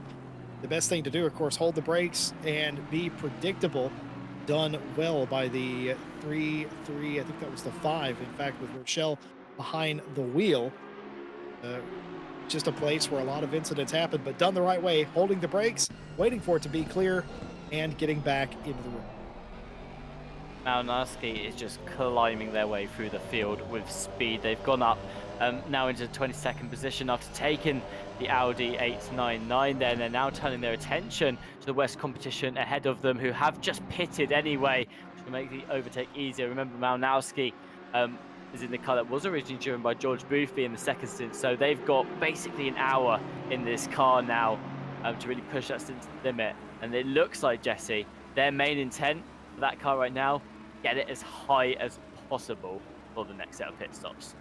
Well, of course, that car's out of position because the Veloce 992 got a piece of the early action in the race, so they have been trying to climb through the field, and they continue that. That's a top 10 car. I don't care, how far down they are. They're probably going to end up in the top 10 by the end of this one. Might even do a little bit better than that. They got a really fast driver lineup. Veloce looking stacked this year again, trying to win more championships with that team. And of course, George Boothby and Maciej Malinowski, they have excellent rapport with each other. They've won races and stuff together in the past, so you can't put a price on that. You can put a price on that spin. Another one coming through, and that was also in the Juski sweep again. Makes it all the way to the wall, does Theo Rochelle. 335. Remember, they were spun around in Ingwe just a lap ago. Yeah, that one looked very dramatic. It was quite a fast spin as well. Probably made quite hard contact with the wall too. That's going to be a bit of damage picked up for them. Going back though, George Boothby and Malinowski, I mean, what a team setup that is. It doesn't take a die-hard fan to know that those two drive together often, whether in a team or just as friends out on the track. It is a pair that has so much good chemistry with each other, and if they are your drivers on your team, you can be sure they're going to get the best out of each other. Just know their own individual strengths and weaknesses, and always work together in the best way possible. I'd say Malinowski and George Boothby, it's one of those duos that come hand in hand with each other, honestly.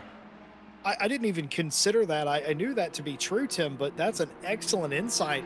They don't always race together. They enter the same championships, though, driving for the same team, and they race against each other. What's the best way to get better at whatever sport you're doing? Race against people who you think are as good or better than you, and try to one-up each other, try to get better. And I think that's exactly what they do more often than not. Fantastic stuff. Yeah, great pair. We're watching a race replay right now. Rafael Starzak, I think Didn't look like there was contact. There was a slight contact going through the corner, but either way, making their way through. There was apparently a slight bit of contact there on that corner. It would have only been minuscule, but still would have thrown off the other driver slightly. Now going into a fight. This is for P11, Jesse. Very, very close together. Actually, I think one of them just peeled into the pits. Yeah, you're seeing pit stops happen here. Saw a couple of the top contenders already, and that will continue. If they're maximizing their pit stop, meaning if they took tires in that last stop, certainly they're probably going to maximize this stop, I would say. It's another 5-10 minutes before we'll see them on pit lane, but others that are on a mixed strategy right now already coming in. Maybe they're adjusting their strategy based on where they're running as well. You'll see them be streaming in. But for everybody on that late pit stop strategy that we showed you earlier on in the broadcast, they'll be out there for just a little while longer there. They would have maximized the first stint, meaning that they have a little bit more time. Well, the stewards have been busy as always, and they've got some more incidents that they have decided upon from lap 42 all the way to lap 57. First of all, racing incident between the 85 and the 501. The 85 breaks in a straight line for turn 2. The 501 does not. Unavoidable contact ensues. 5-second penalty for car 60, clipping the inside curb, forcing the 85 to go off track. Drive-through penalty for car 111, taking out car 777. Position not returned. That on lap 43. Warning for car 85 for avoidable contact on the 501. 5-second penalty for car 474 for forcing the 33 off track on lap 44. 5-second penalty for car 939, overtaking with contact on car 33 on lap 47. No further action required on an incident between the 42 and the 474. Drive-through penalty issued for car 832, taking out the 777, causing a spin, position not returned. And on lap 60, warning for car 911 for avoidable contact on 335. No further action between car 474 and 939. Talked earlier about the 696 having their issues, and looks like the 777 has bared the brunt of it in this stint. Yeah, different cars having different issues across the track, and again, Jesse, it all comes down to these things happen. I know it's bad to say from that perspective, but it's one of those things where going into a 6-hour race, any endurance race for that matter, you have to prepare for everything to go wrong almost. It's something you don't really want to do, but you have to do it. You just have to think things are going to go wrong, whether they're inside my control or outside of them. We have to be prepared for when they do. So for me, watching these drivers that have gone through the hardships of this race, the ones that do need to do the recoveries, it's about how they recover and what their plan is to try and make things better for themselves in the long run. Because again, we're only a third of the way into this race, Jesse. There is time for things to be fixed, even if we're in rather large accidents this early on in the race. It's true, but again, getting down to the time where you can't afford to have anything go particularly wrong. We're still seeing cars get spun off.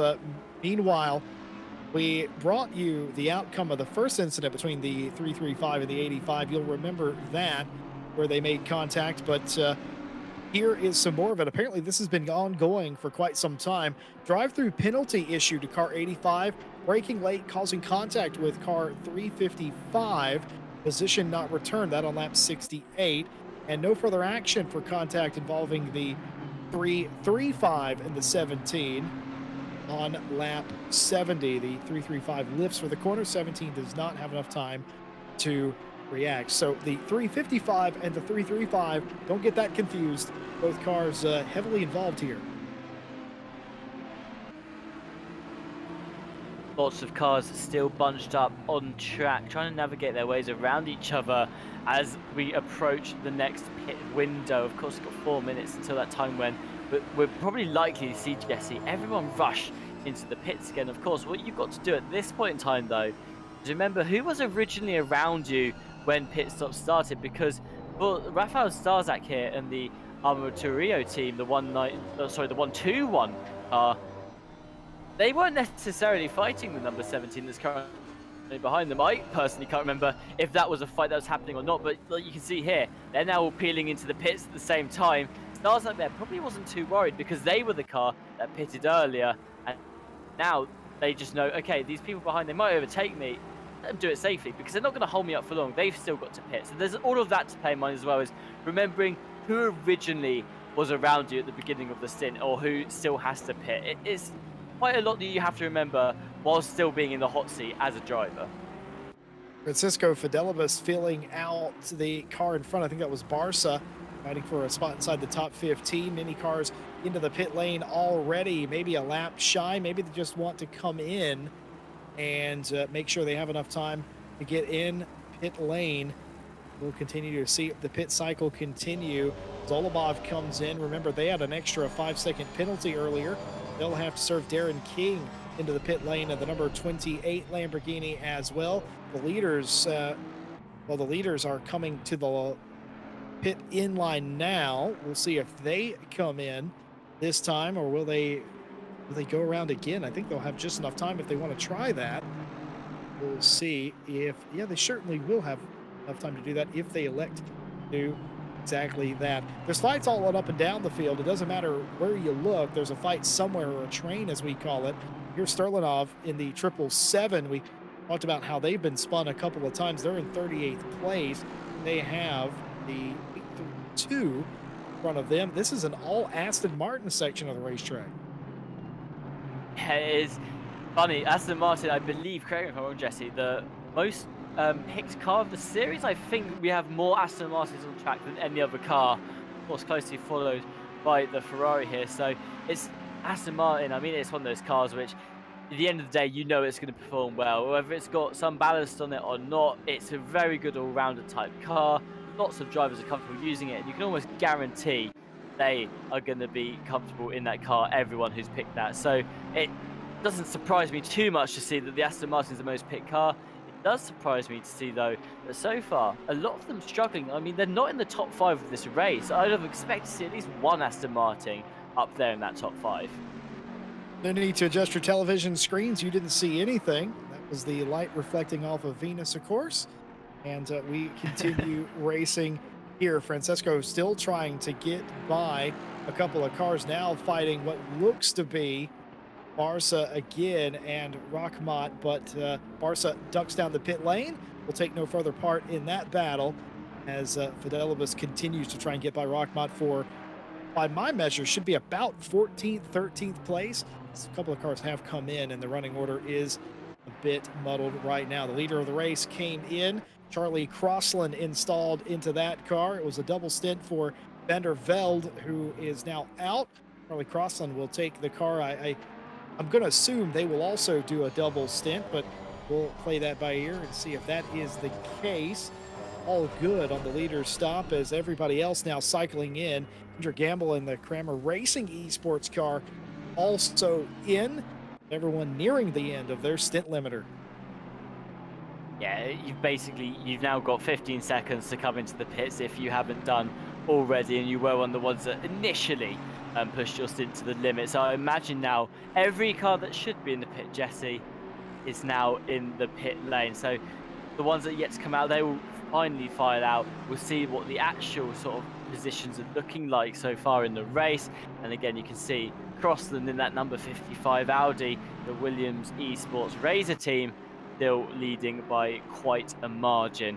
And again, for Crossland, I mean, that's a lot of pressure to be thrown into. Tinko van der Velde, they come into the pits, they hand Charlie Crossland the car, and they've basically gone, there you go, you're in the lead of the race, you've got a nice big gap, keep it. And I think as a driver, whilst it's lovely to have, it's a lot of pressure to know that, okay, we've got this huge gap that you feel like you're being expected to maintain. By the way, it's a double-edged sword, Tim, because you get in a car that has a decent lead, you know your teammate qualified that on the Go Setups poll, right? And you know it's been quick all stint, and all you've done is continue to pull a gap. Then you get in the car, you have one job, and that's not to mess it up. You've gotten nearly halfway into the race. Everything has been perfect. Everybody else has been playing catch-up around you, and you only have one job. Sounds easy, doesn't it, folks at home?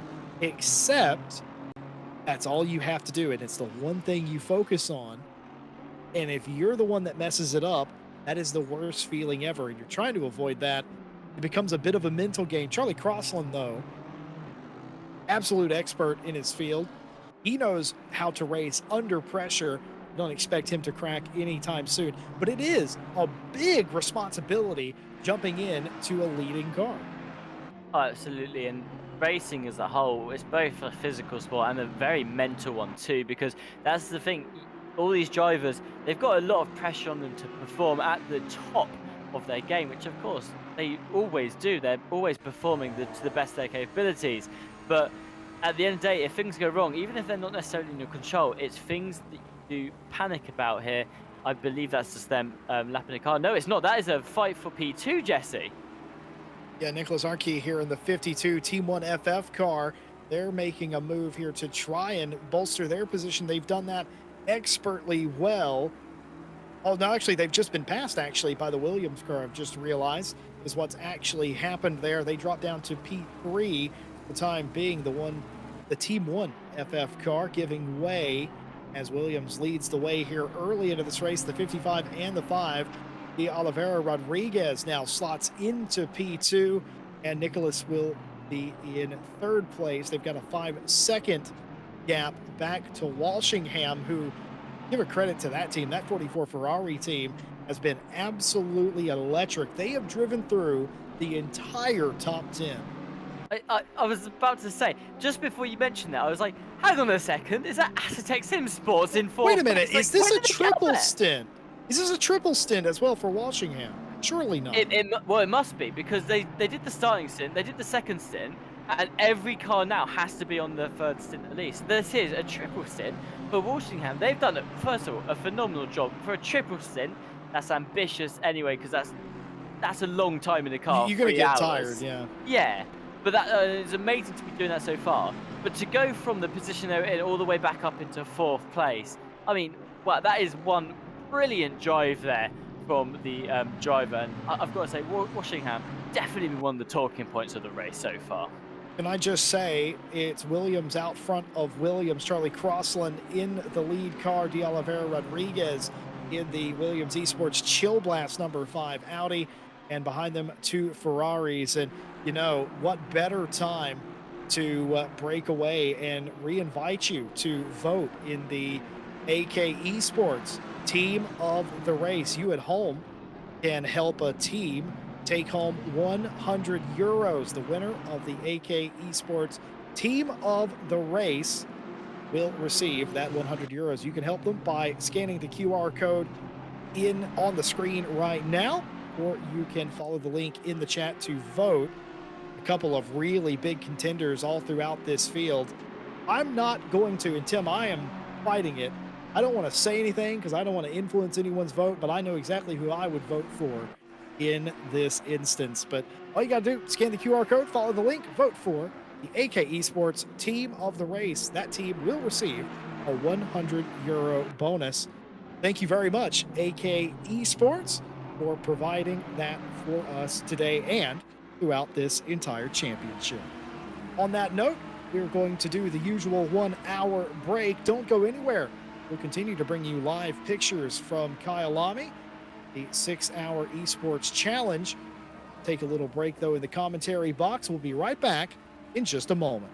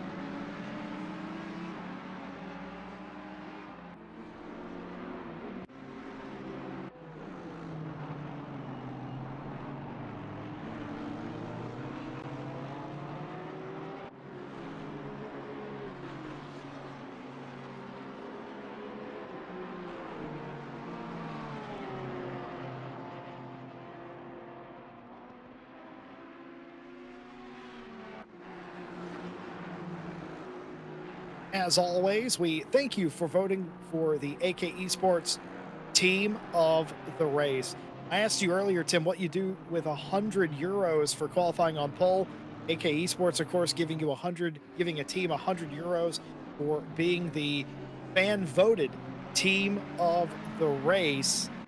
And just a fantastic thing. We'll be doing that for every round. I am quite curious how many different teams will win the AK Esports team of the race.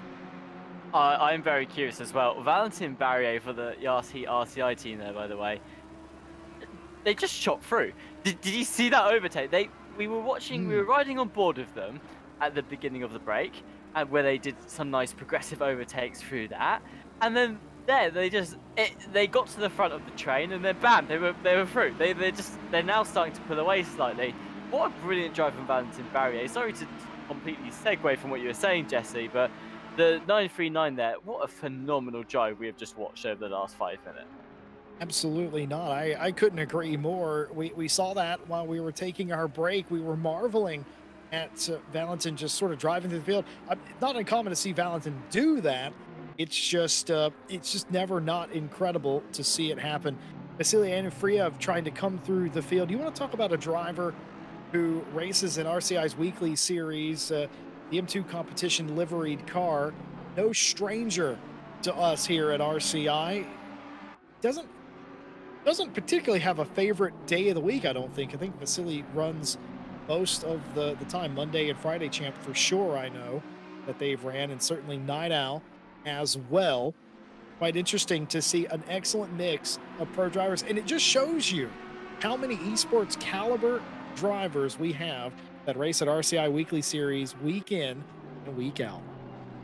Another driver like that is Rafael Starzak, currently driving the Armamentillo car right now. That car all over the track, honestly. They did such a good job at keeping it on the track there, because it just seemed like that car wanted to be in every position possible. A couple of cars fighting around it as well for space, but Starzak just managing to navigate the track whilst also trying to find their way up through the field. Didn't manage to get any positions in that slight instance, but was able to just keep ahead of Noble. So great job there from the 121 Audi car. And Jesse, we've been watching this train since the beginning. It is starting to split up slightly, but it is still that same train. It starts in 24th place, and then it's about 10 cars down, give or take. Of course, now there's actually a bit of a gap in the middle, so it's more 5 cars, a gap and 5 cars again.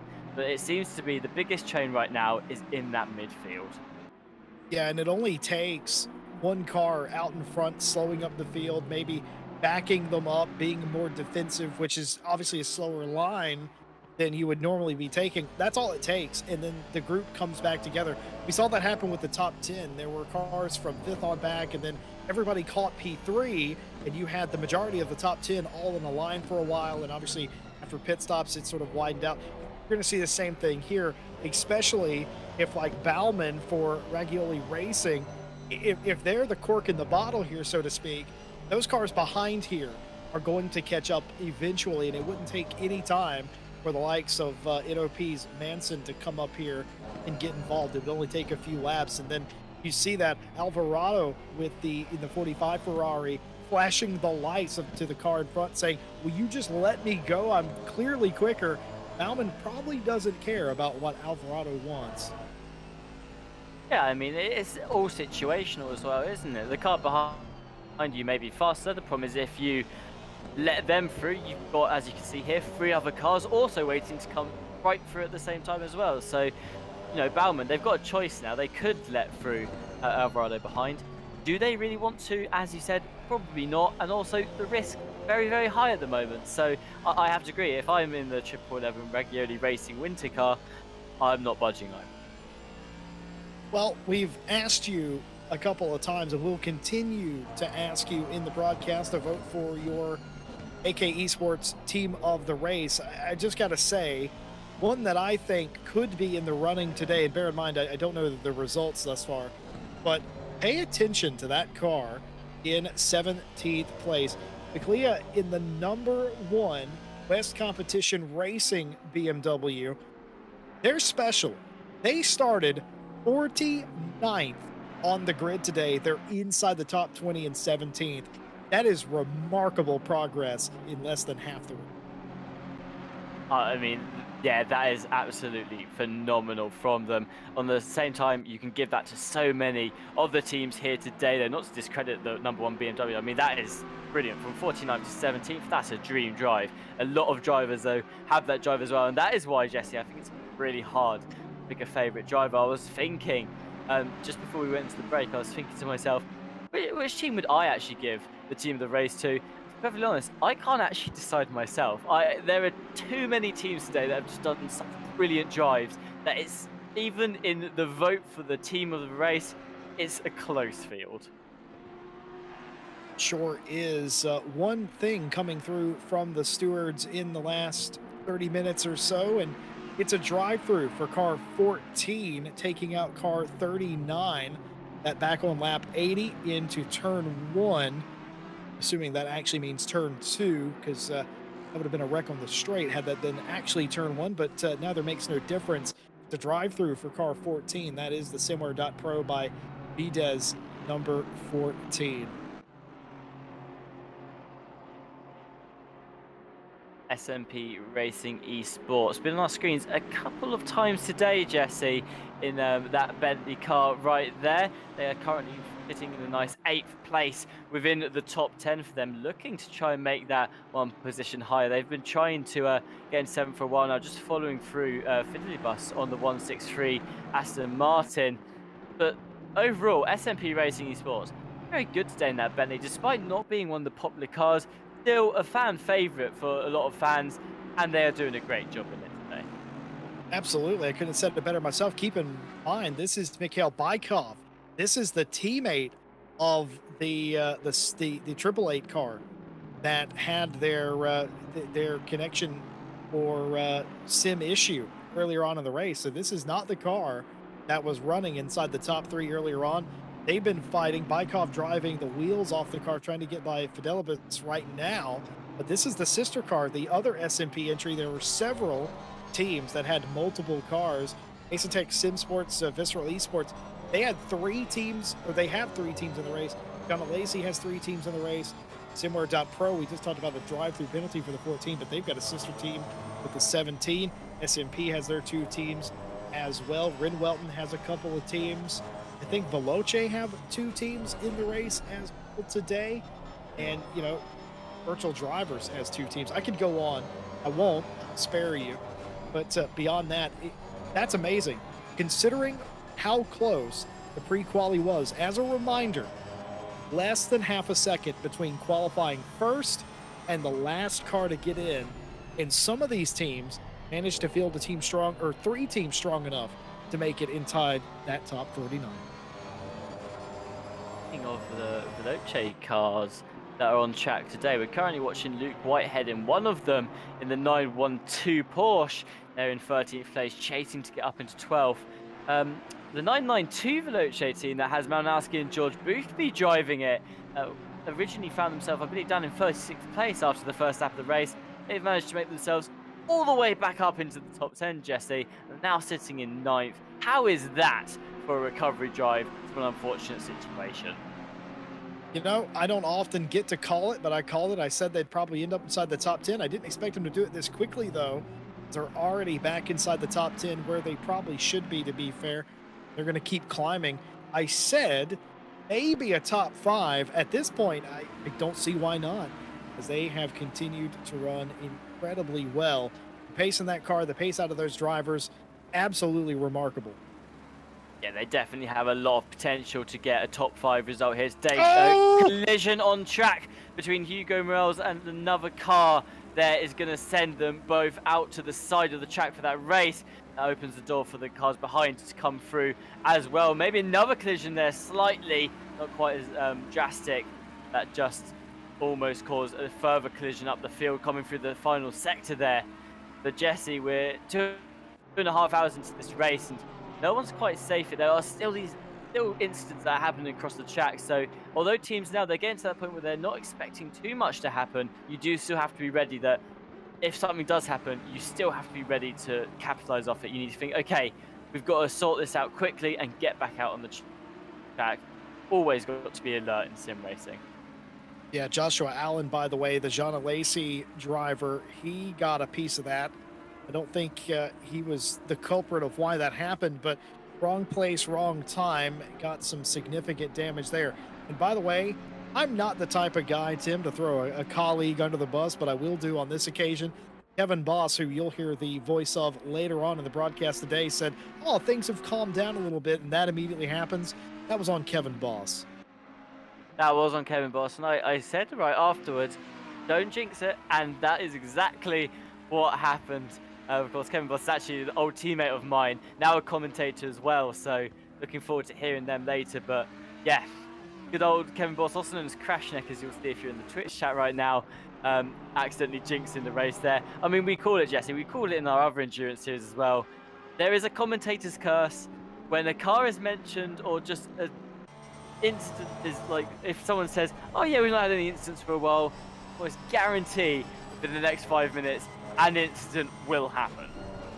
Yeah, there's way too many clips of me saying, oh, that would never happen, right before it all absolutely kicks off. What you did see in the interim there was Valentin Berrier making a clean pass into Leah Kopp and getting a job done. Up to P22 is that team as they continue to work their way closer to a top 20 finish. Remember, top 30 get championship points, and at the end of the championship, the top 20 teams in the final standings make some of the prize pool, some of the 11,000 euros of that prize pool. So you got to be in the top 20 to get paid, top 30 to get points in any given weekend. Mikhail Statsenko making a move here,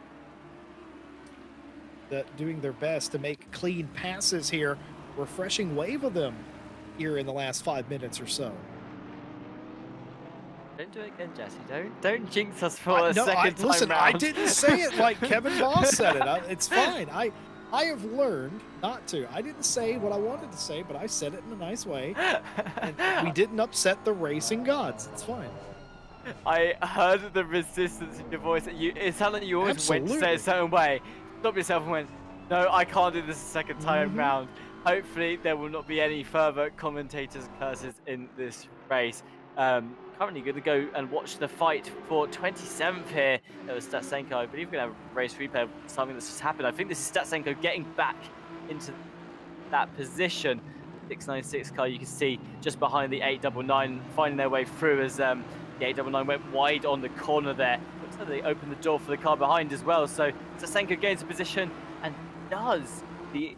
I'm not sure what number that was, but I think they might have gained the position as well. 11. Yes, they have. They've also gained the position as well. So the Audi lost 2 positions there. Statsenko and the Anufriv will have gained a position each. Well, that's exactly what we were talking about earlier in the race. It doesn't matter if you're in a train of cars like Nearly On Pace was right there. You give up the inside for one car, then you're forced wide. And then if somebody else is even relatively in the area, they can get a spot done. And that's exactly what Vasily did to gain an extra spot. He'll be thanking the car in front very much for giving them that opportunity to make that pass, and it was not squandered at all. Took it, clean pass, well done. Unfortunate for NOP, but again, that just goes to show you the tolerances everyone's working in. You go wide even slightly, getting past. Yeah, and that's why you do have a slight bit of worry if you are in one of these trains. Got lots of cars behind you. It's not just one that could take you at any moment in time, it is several of them. You have to be really careful with all of those slight little mistakes that other cars don't capitalize off of them. It's something we talked about quite a lot, because the other thing, Jesse, is if you're in the middle of the train, a mistake's bad enough. If you go for an overtake that doesn't work out, even if it doesn't necessarily go wrong, you just don't get the overtake off, that alone, you've probably put yourself slightly out of your normal defending position. That as well will open the door for the cars behind. So every single move you make when you're in one of those trains has to be perfect. You can't afford any sort of sway from the normal racing line, because that is when you will lose out quite a lot of positions, and it really does hurt. Certainly is. You can't shoot yourself in the foot by doing something like that, and we'll pay attention to any car that gets sent out wide from here on out, because they're likely going to lose multiple spots. Some of the trains as Tim Peck brought up earlier, have broken apart, but driving like this will do nothing but start a brand new one all over again. Matt Manson trying to keep in front of Rockmont here, and now Barca coming into the picture. Nice defensive drive for Manson so far to keep the 33 of Hemming behind them. And again, that's all it takes. Look at that. Right behind them, Rockmont is joining the fight. If you give them a lap or so under this pressure like this, Barca's going to be right there with them in the Porsche. The other thing we have to consider at this part of the race, Jesse, is trains are now not just made up of drivers fighting for position, but drivers also trying to lap. You can see the blue flags waving at the side of the track as we go through several of these corners here. That's because you've got a couple of the drivers at the front of the field now who are trying to navigate their way through the trains. Now, of course, as a driver that is a lap behind, you have a responsibility to let the car that is a lap ahead of you through. However, you don't want to do it in a way that's also going to let someone that you're trying to defend against through as well. So lots of drivers now having to be careful with how they navigate traffic and how they let other traffic navigate through them. Mike Noble was unimpressed by that move that got put on them. Stazak was not taking no for an answer. Mike Noble wasn't impressed with that. That was an aggressive move. It was a clean move as far as I could tell. Mike Noble, though, disapproving of that from the FFS Racing 123. We've not talked about the 123 much today, but they are inside the points-paying positions and still fighting for that top 25 spot. Yeah, FFS Racing, one of those teams that's notorious to be involved in these esports events, and as you said, they're inside that top 30. Mike Noble behind the wheel now, looking to climb a bit higher too, so doing pretty well is the 123 Ferrari, middle of the field, so can't turn your nose up at that, Jesse. Of course, every team wants to be within that top 10, but at the end of the day, in my book, if you're inside the points, that's still a win. Yeah, I'll tell you something else too, from my experience. You look both ways, just like you're crossing the street. You look at the teams that beat you, but you also look behind you. You look at the teams that you beat. You take that for, for your energy and everything for the next race. You look at teams that, hey, maybe I beat this team that I didn't think that I was going to beat. You take that, it's like a shot in the arm for the very next race. And not always about the teams that beat you. A lot of times for these drivers, it's a point of pride. It's who you did beat. And there'll be teams after this race tonight where they'll have a meeting this week, or they'll review the footage. They'll take their own data into account and they'll figure it out. These teams are not going to get worse as the season goes on. They're only going to get better as they get more acclimatized to the rules, the BOP, which is completely custom as well. They'll have a better package as we roll into round number 2. So they're already this good and they're already this close. They're only going to get better as the season goes on. Yeah, absolutely is. And the other thing you have to consider, Jesse, is different cars have different strengths on different tracks. So different drivers as well. They will have different skill levels on different tracks as well. We may be at Kyalami today. For a lot of drivers, I mean, that's a track where I say a lot of drivers are pretty comfortable around Kyalami. But you've got other tracks involved in the series, Indianapolis, Barcelona, where some drivers will be, it will be their favorite track. It'll be the one they consider themselves to be the best at, and that's also going to play a part later on in the season and the series, as what can different drivers do as well as the different cars. We've had a race replay here. There's always an overtake about to happen, but a car misplaced in the corner. They may be able to stall that. It hasn't. 777 does find their way through, but almost a collision there. It started as a normal overtake, but misplaced car in the corner almost caused trouble there, Jesse, for the 777. Yeah, the tolerances are so small that miss by millimeters. We're not talking about, we're talking about millimeters. It's absolutely a minuscule amount. You miss the curb, then somebody else hits it, then you're going to be right up behind somebody. You run the risk of running into them because you can't give up any ground, more importantly than anything else. So that's, I think, part of the reason you've seen a lot of contact today is you cannot give up anything out there on the racetrack. It can lead to contact. Luckily, cooler heads prevailed, though. No incident that time. Mikhail Bykov, the S&P Racing Esports car, second of the S&P cars, the last one inside the top 10, continuing to try and get by Delibus in the 163 Aston to no avail. Right before that, we saw the fight that continues on further down into the field. Luke Whitehead for Veloce, the second Veloce team, continuing to try and get themselves up inside the top 10 themselves. They've got Murdoch in the 39 BMW right in front of them. They're just feeling each other out right now. That BMW is interesting. It pulls the Porsche in a straight line. The Porsche better on the brakes, probably a little bit better in the turns as well. Over the course of a lap, it just about evens itself out. Yeah, Luke Whitehead here in the Veloce team, the Porsche version of their team. Doing a good job here, just keeping close to Murdoch, not going too far back, not getting too close to the point where it's been dangerous racing. I'm wondering here, they don't look like they've put up too much of a fight going into corners. Of course, they're keeping close to the car ahead, but you haven't seen like some other cars, they haven't been tucking to the inside or looking to make the overtakes. I'm wondering if their goal right now is don't interrupt the BMW too much, just follow them through and hopefully you can catch up with the group ahead. Because so far that's worked out for Malinowski and the other Veloce team, Jesse, as they're currently in ninth, but they have just pulled up towards the back of the fight for 7th place. So some different strategies going on throughout the field right now. It looks like the best thing to do, as we said earlier in this midpoint in the race, is try not to be too aggressive. If you can't get the move done quickly, if you're not going to get that overtake to happen fast, honestly, just give the other driver some room and hopefully climb together. It's all about judging when's the best point to try and make this overtake happen, because you don't want to be constantly fighting relapse, slowing each other down. Something I noticed earlier about Mike Noble's 123 FFS car was that it has damage on the front of it, and I don't know if maybe that's a visual thing where they repaired it and we didn't see it get repaired, which does happen. It's a desync that happens quite frequently.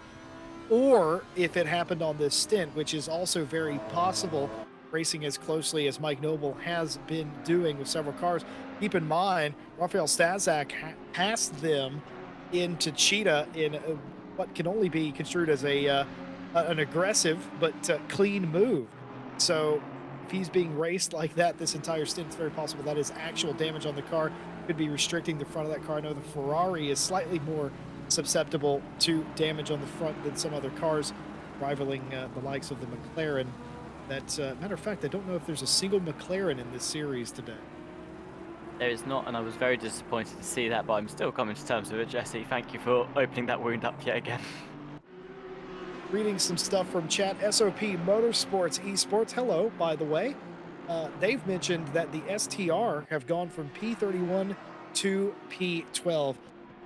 Remarkable progress indeed. The Alex Rogers has also said something quite funny. More trains in this race than are actually running in the UK. My goodness. And they're more on time, too, in this race than they are in the UK as well.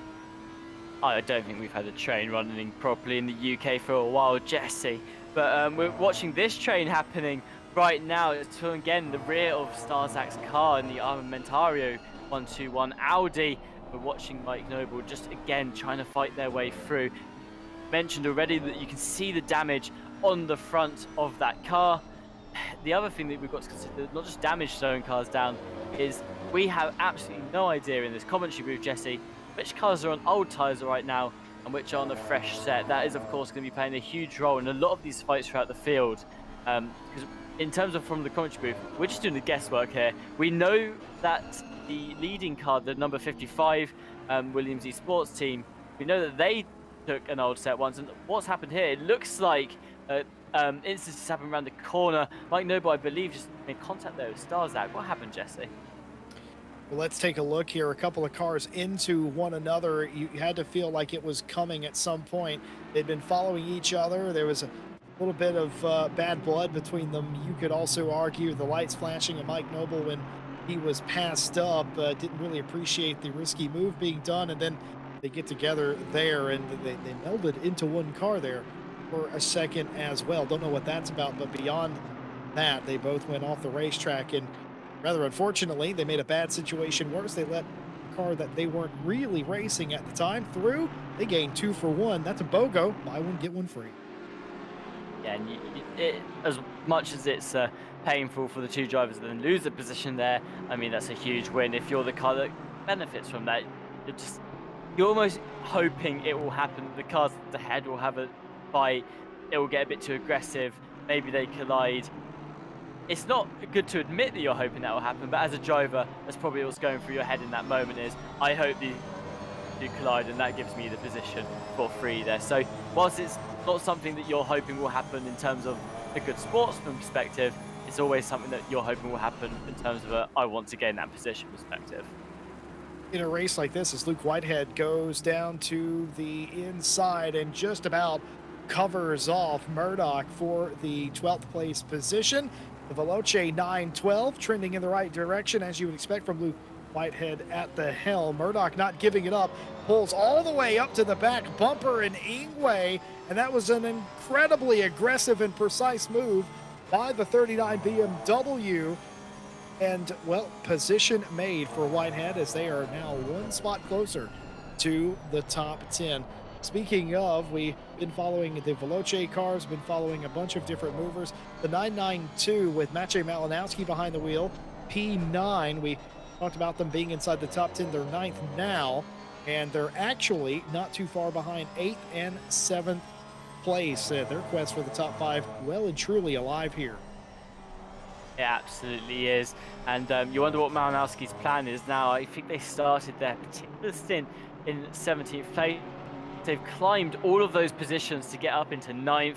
Probably at this point in time, they'll be coming to the end of their stint, that's for sure, because I remember George Boothby, when they were in that car, hit it slightly earlier. So we've got a couple of cars actually that are going to have to pit very soon. Crossland in the number 55 Williams Esports team at the front, going to be one of them. Because if you think back an hour ago, Jesse, we were saying how Tinko van der Velde, they had that much earlier pit stop. They've got to be coming to the end of their stint now, right? Crossland's surely running out of time before they have to pit that car and put on either a fresh set of tyres or keep the same set of tyres on, but go into the next section of their stint.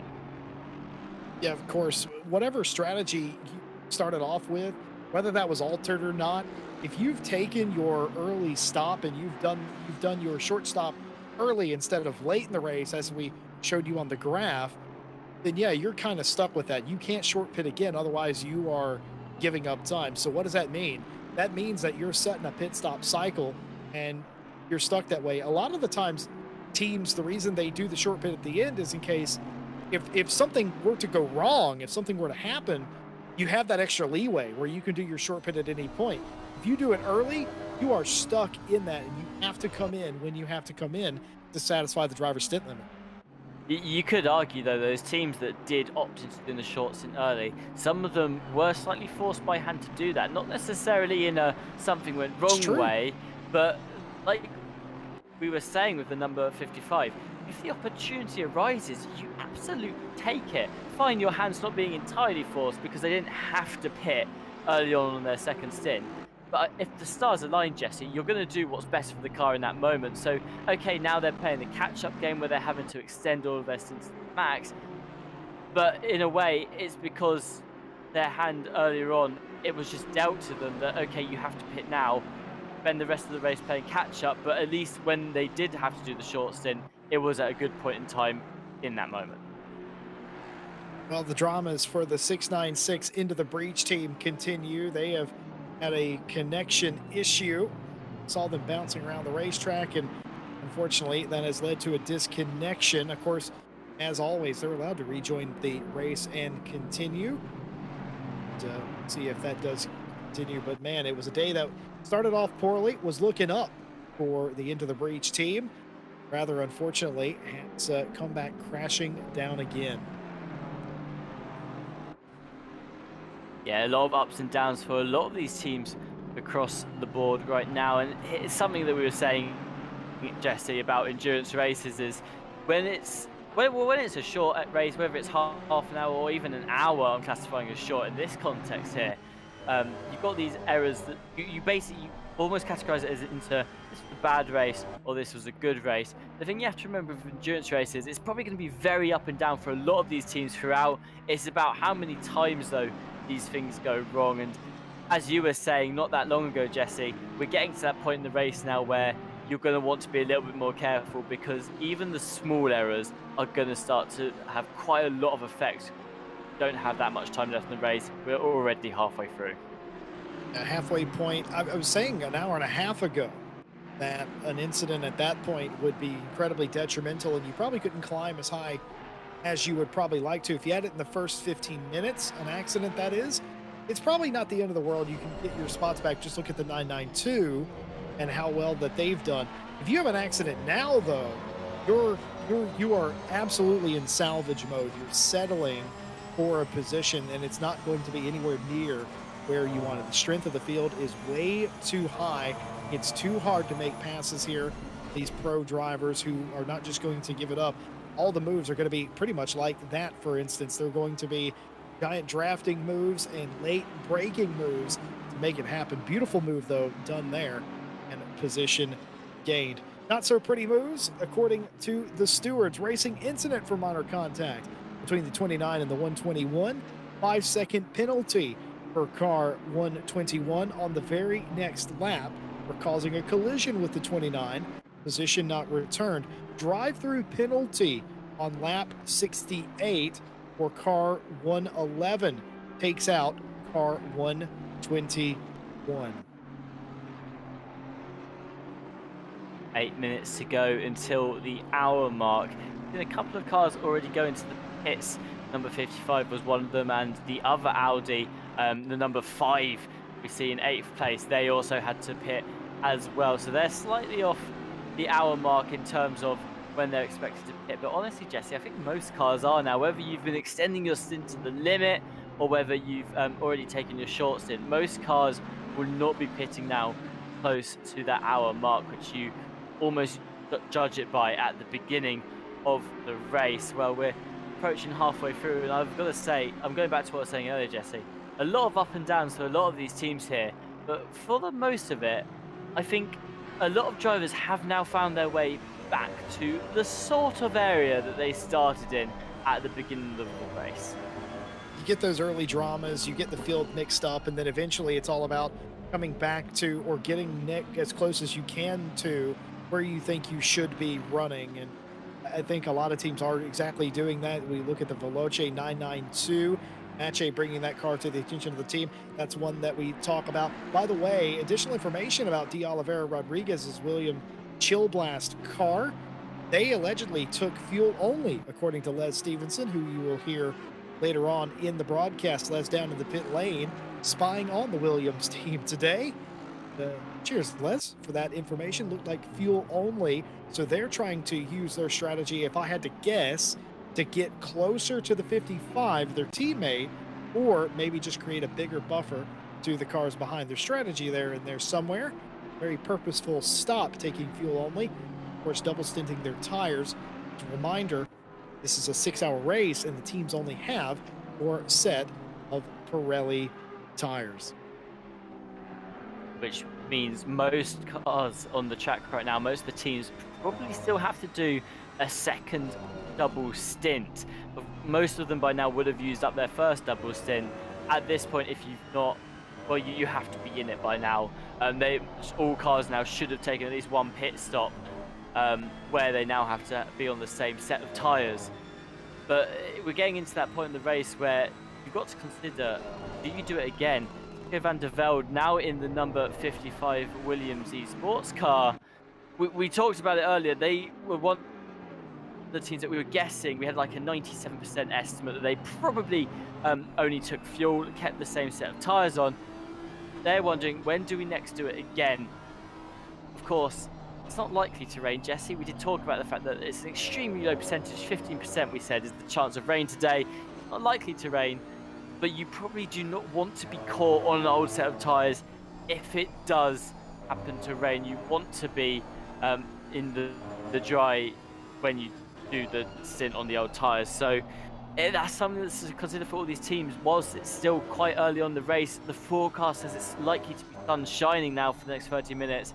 Again, I'm thinking get those early double stints out of the way, and then you don't have to worry about it so much in the later stages of the race.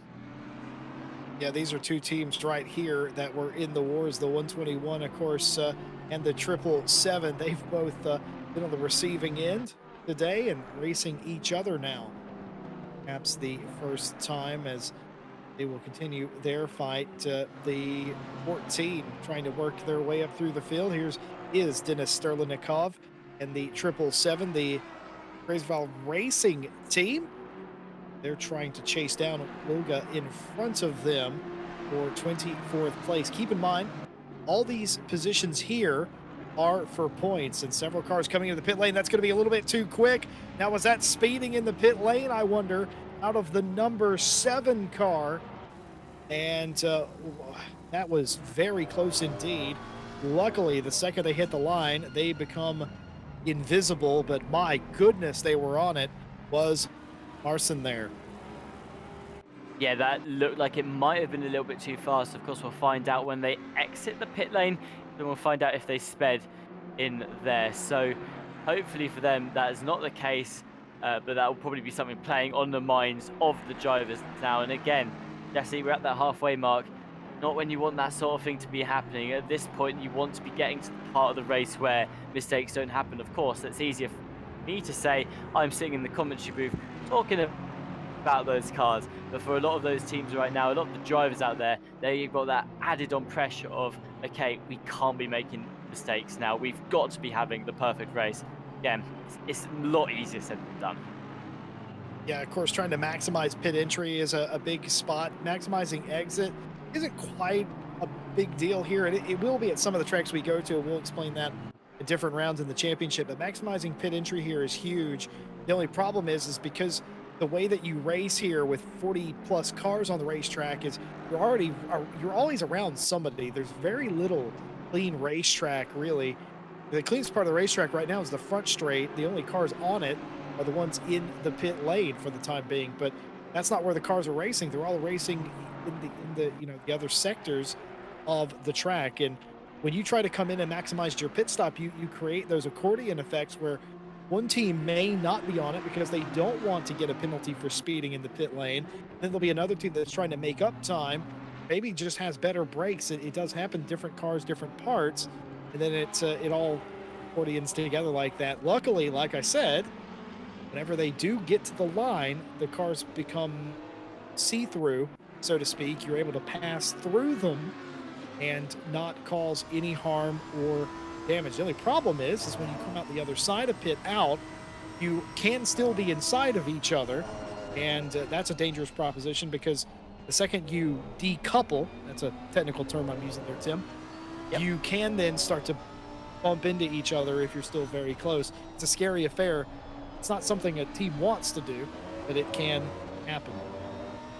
Yeah, it's one of those things where, again, you just have to be very aware of what's happening around you. You'd hope in a situation like that, if it looks like you're going to be exiting the pit lane still inside of another car, I'd say personally it's on the responsibility of the driver slightly behind just to back off a bit, make sure that they're not inside when the line is crossed. And I'm sure all of the drivers on track right now will be alert enough to do that too. Something I did actually want to mention is that we were talking about the triple stint from Walsingham in the number 44 Ferrari and how that is going to be quite mentally a toll on them.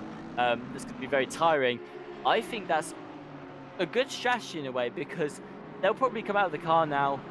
They'll come out from doing a triple stint. You'll put a fresh driver in there, someone who's just got that mindset of, okay, I'm ready to go. I'm not tired. I've not done any racing yet. Fully alert. You're going into the last 3 hours of the race, but you don't want incidents to happen at all. You want to keep those mistakes from happening by having a complete clear-headed driver, someone who's not got all of that stress already built up in them. You're minimizing the risk of mistakes happening, whereas when you've got a driver who's maybe already driven an hour or two, they're getting to the point where they're tired. Mistakes are more likely to happen unintentionally. So for the number 44 there, that's a great strategy on their part to have someone with a fresh mindset about to enter the car. Quite interesting. A lot of the teams cutting this short, and we know specifically the Williams Esports Razor team, the 55 Audi that's been leading the way all day.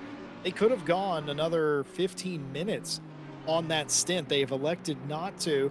Tinker Vandervelde back in that car now, and they continue on. 3 cars near the front yet to pit. The 52 Ferrari, the 977 Porsche, and the 44 Ferrari, all racing in close proximity. They are, I would I don't know at this point, but I would probably argue they're going to try and continue to maximize each stint. Meanwhile, a lot of the top 10 did something I didn't expect right there. They came in and they reset their pit strategy at the halfway point in the race. Yeah, I mean that's the thing we were talking about when you have to correct your strategies if you pit too late, if you well not too late, but if you pit at the end of a stint time, or if you have to pit really early to start your strategy off.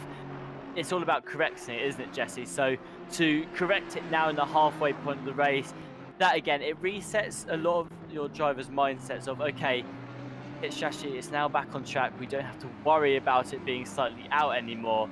And again, it's another weight lifted off the driver's shoulders, something that they don't have to worry about as they continue into the later stages of the race. Well, Walshingham completely destroyed my reality there by coming in. I thought for sure that that Ferrari was going to go longer. I could have probably also said the same about Fidelibus, but they also have come in from the Ballas team, and a couple of cars still out in front of the 55 Williams Razor team. I wonder if maybe they're going long, but nearly everybody resetting. And I wonder if that was a reaction to what some of the other teams in the top 10 were doing. They didn't want to get caught out. Maybe it was the strategy all along, but that's what they've done effectively. They've reset the second half of the race. That seemed strategic in some way to come in instead of maximizing the stint, come in on this stop on the top of the hour and reset your entire second half of the race. It's not unusual. It's just interesting that they were so close to the maximum drive time, and then at the halfway point, they majorly decided to completely abandon that plan and hit the old reset button. Well, it does bring up the question, Jesse. Are they just copying what the number 55 did at the beginning of the race? We said that the Williams Esports Razor team, we suspected that what they did was they did a nice long stint at the beginning. They then kept the same tyre set on and then did the short stint whilst they had old tyres, because that way you're not trying to go as long as you can. You're not going 2 hours and 10 minutes on a really old dead set of tyres. What they've done now is that by pitting early, yes, they're correcting the pit stops from earlier. They're taking it back towards the hour point mark, but they're pitting on an old set of tyres that they don't think can perform as well now longer.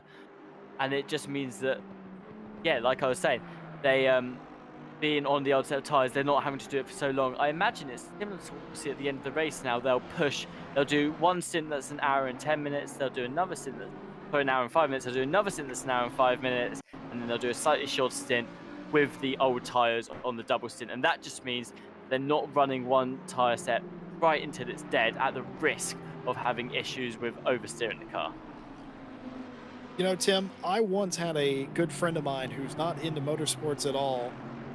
And he once asked me, how would you explain motorsport to somebody who doesn't know anything about motorsport? And I thought I was quite clever at the time. I said, well, it's math. And it really is. It's what motorsport is. It boils down to it. It is math. It is man and machine versus man and machine. But it's also all about the numbers. Motorsport, quite interesting in that way. I know a lot of sports carry stats, but motorsports is stats, I would say, beyond a shadow of a doubt.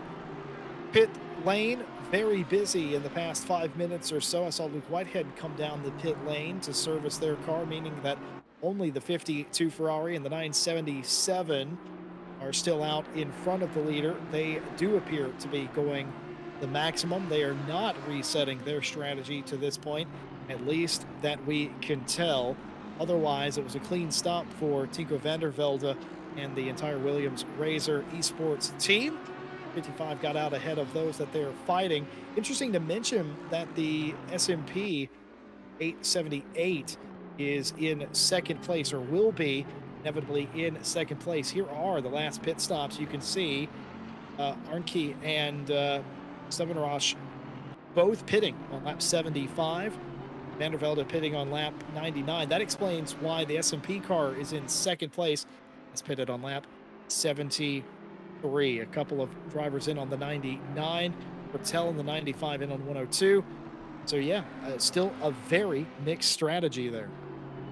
Yeah, and as we we get towards the end of the race, it's difficult to call really what's happening because it does get confusing with when all the last teams have pitted. You can see now though, we're displaying how many times all of these teams have pitted on your screen and what laps they were pitting on. So that helps give you a slightly better idea now of what we are expecting to see as we go on in the race. You can see a couple of the teams that have 4 pit stops. Those will be ones that picked up damage and then had to go and fix it in the pit lane a couple of laps after. So it gets confusing at this point, Jesse. It always does with these long endurance races because of how many pit stops happen, the pit stops that happen outside of the normal time because of damage and that. But towards the end, it's usually now within that final half an hour that we'll see in 2 hours' time. That is when everything starts to make that little bit more sense again as to where everyone is. The good news is, though, is we're 97% sure. I mean, we know for a fact at this point, based on how the race has gone, Williams Esports team, number 55, the Razor one, they are currently leading this race once all pit stops will be out of the way. By the way, we would like to apologize for the incredibly loud and off-putting sound. We apologize if that startled anybody. It's a common thing that we're used to having happen in the sim. Basically, what happens is the sound lags behind what you're actually looking at, and all the sound it occurs at the same exact time. Huge moment there by Lucas, the virtual drivers by TX3 334 Audi, very nearly losing it coming through. Cheetah saved it though, lost a spot or two, and you could see what happened there. Couldn't see past the car in front, couldn't see the curb, got a little bit too much and nearly lost it. Lost one spot, but did not lose the race. But yes, we do apologize for the loud noise. That was not pleasant, but it certainly wasn't on our end. It's just one of those things that happens. Folks, we've asked you to do it a couple of times today. We're going to give you another opportunity for you to vote for the AK Esports Team of the Race. Vote for the team that you think has been the most impressive today. Could be a hard charger, could be the fastest car on the racetrack. It's up to you. The winner of the AK Esports Team of the Race, that team will receive an extra 100 euros, all based on how you vote. Scan the QR code on the screen or visit the link in the description, or excuse me, not in the description, in the chat, that is, to cast your vote. We got a lot of votes thus far. Don't know what the results are, but hopefully somebody is going to walk away with 100 euros extra. And I think that what team that is, Tim, I think they should thank the fans for that. Absolutely. It's great to have some community participation as well, a chance to vote on your favorite team and give them that boost, because 100 euros, I mean, we were talking about it earlier, Jesse, what you could do with 100 euros, but to get 100 euros because the fans think that you did the best performance in the race, they think that you're the team of this race. I mean, that's just a nice pat on the back, I'd say. It's definitely a great feeling for a lot of these teams. And again, I'm going to come out and say, I'm thinking of who I'd vote for my team of the race. There's been so many great teams, I couldn't even begin to pick a favorite yet. Of course, we thank AK Esports for providing that consideration, and thank all of you for voting as well. Folks, before we go away to break here at the middle point of the race, we just want to thank you for being with us for this series. Thank you for supporting RCI TV. And if you are on Twitch right now, could you leave a follow? We'd very much appreciate it. We will be doing more Twitch streams from here on out, of course. If you are on YouTube, a like and a subscribe will do wonders. We appreciate all of your support on both platforms. We're humbled by the response for this particular championship. That's going to be just about it for myself, Jesse Lee, and Tim Peck. When we come back, you'll be with John Dalton and Callum Kerwin. But for right now, turn up the sound and listen to some fantastic race cars. We're going to take a break, but you won't miss a single thing here on RCI TV.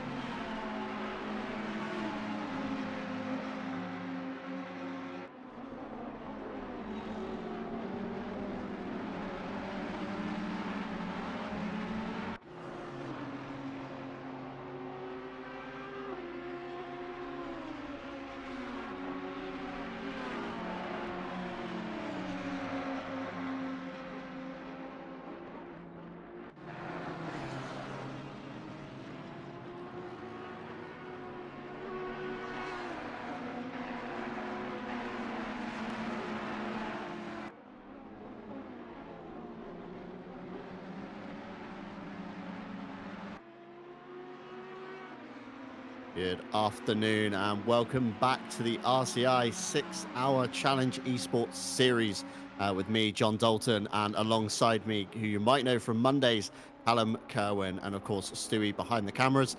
And as always, all the live stewards in the box who, Callum, I believe, have been very busy since the start of the race. An absolutely chaotic scene as 49 cars went through turns 1, 2, 3, 4, and 5 before calamity struck.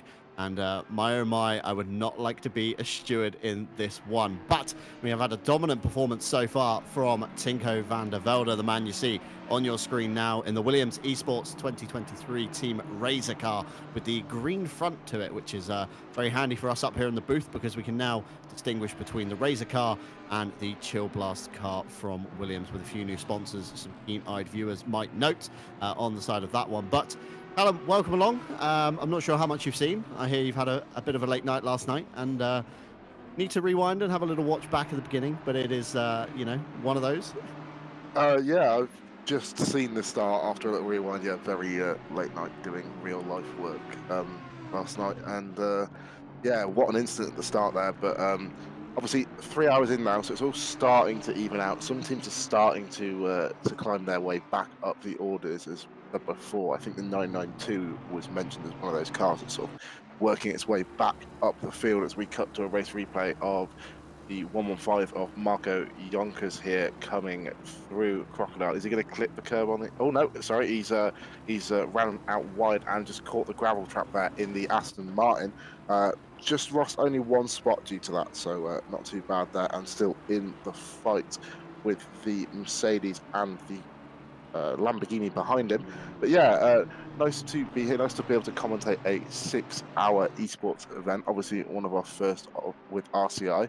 And good to see so many people watching us. Thank you to everybody watching along on both YouTube and Twitch. One of our the first times streamed on Twitch since I've been commentating, so hopefully that can continue. Give Stewie some more headaches behind the scenes. But yeah, so what have we got going on now? Obviously, as mentioned before, a lot of the drivers resetting sort of the pit stops at the 3-hour mark, so deciding to do a shorter double stint means that we have got lots of cars out on track now. If we look at the track map, no cars currently in pit lane. As you said, the 55 currently leading with 116 laps completed. We've got the number 5 car of Oliveira Rodriguez still in an Audi 1-2 at the minute, John. Yeah, Audi 1-2, absolute dominance from the Williams Esports team at the moment, but Valentin Barrier now coming under fire as blue flags, I believe, waving for Tatsvina Hacker to come past in the number 85. He, of course, has got the pink Ferrari ahead for competition, and then the Ferrari ahead of him as well of Bauer for the Assetto Esports team. And flash of the lights there from Barrier, possibly a little bit disgruntled the way Hacker might have passed, of course, going up the inside, detrimenting some of his pace down to mine shaft and obviously the Crocodiles. And he now comes under fire from another driver, probably for more blue flags. We're probably going to see a marshal towards the side of the picture somewhere soon as the virtual drivers, I believe, TX3 car wants to have a tackle of this one, and not for position, although Barrier seems to be going on the defensive, thinks he doesn't want to be held up on his comeback drive through the field. Of course, the 939 might have been in the mid-pack when all chaos ensued at the start, and everybody still trying to find their way back to where they should be from the qualifying result. Of course, just ahead there, the FFS racing car, the number 23 in the train of Ferraris. And we now flick back to Martin Lawrence for Connection Loss Racing, a team that needs no introduction to the regulars here at RCI. Of course, CLR being a staple part of the community right from the get-go when we formed just over 3 years ago. And looking back from the rear end of Marco Jonker's West Competition Racing, number 1 BMW M4 comes under fire up towards the top of the hill. The Aston looking very strong on the brakes before coming down the descent towards Mineshaft and into Crocodiles of turn 13. Aston just not quite close enough to send a move, although Lawrence thinks about it, looks to the inside before pulling back in to try and open up the corner as much as he can to get a good run through 13, through the little kink of 14 before the turn 15 of Cheetah. Be very careful of the yellow speed bump on the inside. Seen a few drivers become victim to that many a time, and Lawrence definitely looks like the faster of the two in sector 3, closing right up into the final corner. He's going to tuck in the rear wing of that BMW M4, try and tow himself all the way down to turn 1. Very long straight here at Kyalami. Needs no introduction to those regular drivers of ACC. A very common endurance track, and Lawrence now looks to the inside, gets the nose of the Aston side by side. We switch to helicam. Of course, Lawrence is going to have the outside for this king, but he's going to have the inside for the next 2 kind of bends, and he does make a move stick on Jonkers. Jonkers down to P16, Lawrence up to Jonkers down to P17, Lawrence up to P16, and all the meanwhile, Santoro in the 27 Lamborghini just behind him, Callum, is looking to try and capitalize on this fight as well. Yeah, I was going to mention that. Just noticed that Lamborghini of Santoro just getting ever closer here as we cut to Valentin Barrier here in the Yas Heat car. In that train of Ferraris, 4 Ferraris being hunted down by the 1 Audi, who I believe is, as you said, a lap down or waiting to lap. I can't quite remember, but 4 Ferraris here waiting to. He's a lap down. So 4 Ferraris here, all in a line. All racing for position, I believe. Yep, all racing for position. Thank you, Stewie. So one of the Yas Heat guys in Valentin Barrier now coming close to Bauer, Sodacat, and I am going to look at how to pronounce that name later because I don't want to screw up live on stream.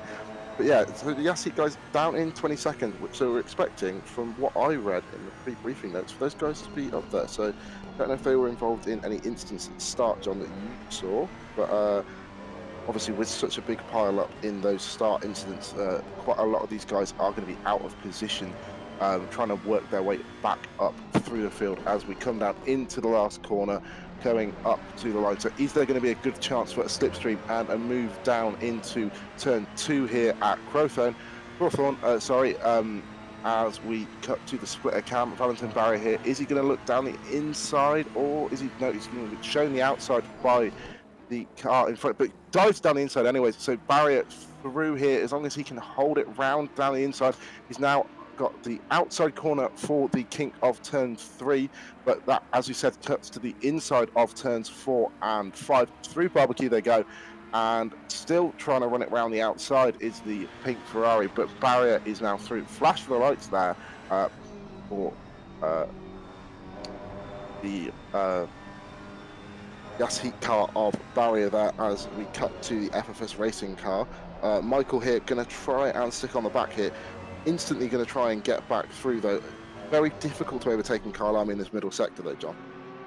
Yeah, Kyalami middle sector, very tricky indeed. There tends to be kind of one line through every corner, and you get side by side with your opponent, and it kind of throws you a little bit off sync. But I believe there was slight contact between the Yas Heat and the FFS car through turns 3 and 4 of the Jokeski sweep as they came into 5 of barbecue, and possibly the flash of the lights was for that one. But Barrier now free to drive towards the back of Bauer. And as we know, Callum, from our Monday championships we cast, the one make series that we've had quite a lot of, it's very tricky when your opponent is in the same car. We've got, you know, a solid block of 5 Ferraris down at the bottom there on P19 to P23, and it's very, very tricky indeed. As speaking of Ferraris, we now see another move of the Team 1 FF up the inside of Kramer Racing into the top of the hill at turns 10 and 11, and the Ferrari absolutely blasting past the 977 Porsche makes very light work indeed of the Kramer car, and now Fleischer can be free to chase to the back of Hertile, who is just ahead in the Aston Martin there, the number 95 white and red machine. Of course, using an in-game livery, no custom livery for number 95 as of yet.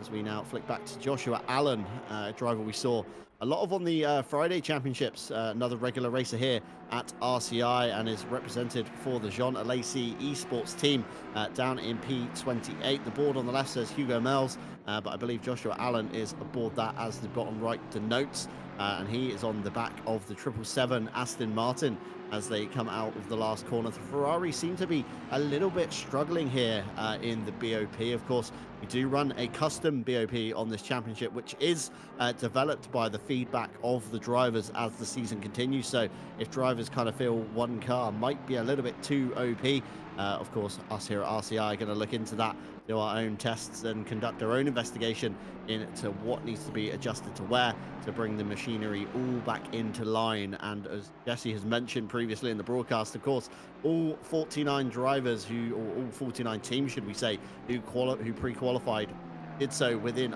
half a second of each other. So that is how close and competitive this field is.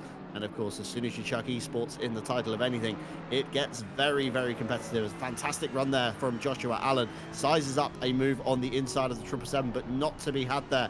Runs a little bit wide on the apex, completely misses the left apex, and that of course throws him off for the right hand turn. And look at the gap the Aston's pulled up as they head up to the hill of Mineshaft.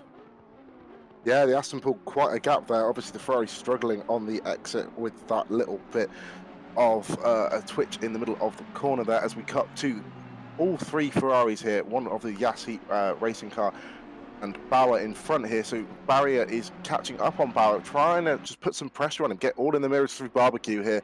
But as I said before, going to struggle to overtake through Sunset and Clubhouse and in through the end of the middle sector. As you said, it's a one-line affair really here, unless he wants to be really brave and try and move down the inside of Clubhouse. But I don't think he's close enough, John, there to make a dive here. So he's just going to have to stick behind here and maybe try and make a move. The next overtaking opportunity is really up the top of the hill into the hairpin of turn 10. So is he going to focus on getting a good exit out of the S's here? But that Ferrari in front of Bauer 46 seems to have pulled away here in the S-Tac Sim Sports Viscero yellow team. But yeah, no, Bauer is trying to make a move down inside in the hairpin there. Dives down. We saw on our Monday night series, one of the things noted by these esports guys is they're very, very aggressive with their moves. We saw a couple of them partake in the 1 hour sprint races we were offering. Maybe it's a bit of a warm up to this this esports event, John, but they were super, super aggressive with any overtakes they were making, trying to dispatch them as soon as possible. Obviously, with a 6 hour endurance event, you're going to have to be a little bit more careful, a little bit more tactful with how you're doing your passes. You do not want contact, you do not want penalties. The way you win these races is the same in real life. You win them by spending as little time in the pit lane as possible. As we cut to that rear diffuser cam, that Yassi car getting ever closer down the straight with the slipstream. He's going to send it down the inside into turn 1. Is he going to be able to get it stopped in time? Yep, hits the apex perfectly, and it's a clean move into turn 1. Is the car of Bauer going to try and make a move down in through the next couple of corners? No. So that Yassi car is through, John. Yeah, Barrier with a superb move there. Sized it up really well from the last turn to turn 1. And Bauer just left the door open. And Barrier, as you said, some of these esports guys are no kind of slouch. When they see a gap, they will be going for it. And Bauer giving the inside to Barrier. Barrier possibly wanting to get a move on. And Bauer thinking, I'm not going to be able to defend from this. He's got some really good pace. So we're going to let him go. We're going to try and mount the defense now on the FFS Racing Ferrari, the number 23, as they come through the S's, heading up towards the top of turn 10, riding on board now with the 23 Ferrari from the Pasha cam. Looking in the mirror, the Audi R8 of course is a lap down. I believe we determined earlier on the virtual drivers TX3 ball car. I believe in P26 is just behind there. So not wanting to kind of get involved with these guys, not wanting to pick up any penalties, probably happy with, just running along at their pace, not losing much time maybe. These guys not battling at all yet, but still picking up the tow, being able to eke out some of the fuel. As cutting forward now to Trevor Wenham in the Lamborghini Jean Alesi Esports team. The Jean Alesi guys picking predominantly Ferraris, but the number 28, I believe Darren King shares this car, who again needs no introduction, a name to ACC that we're all very familiar with. A YouTuber streamer who is very passionate and has the distinction around RCI for having one of the most spectacular accidents you can have on ACC. Collided with while exiting the pit lane, ended up in the catch fence, tumbling end over end. And of course, Dolking has been a huge figure in ACC from the beginning and is one of the quicker drivers on the field.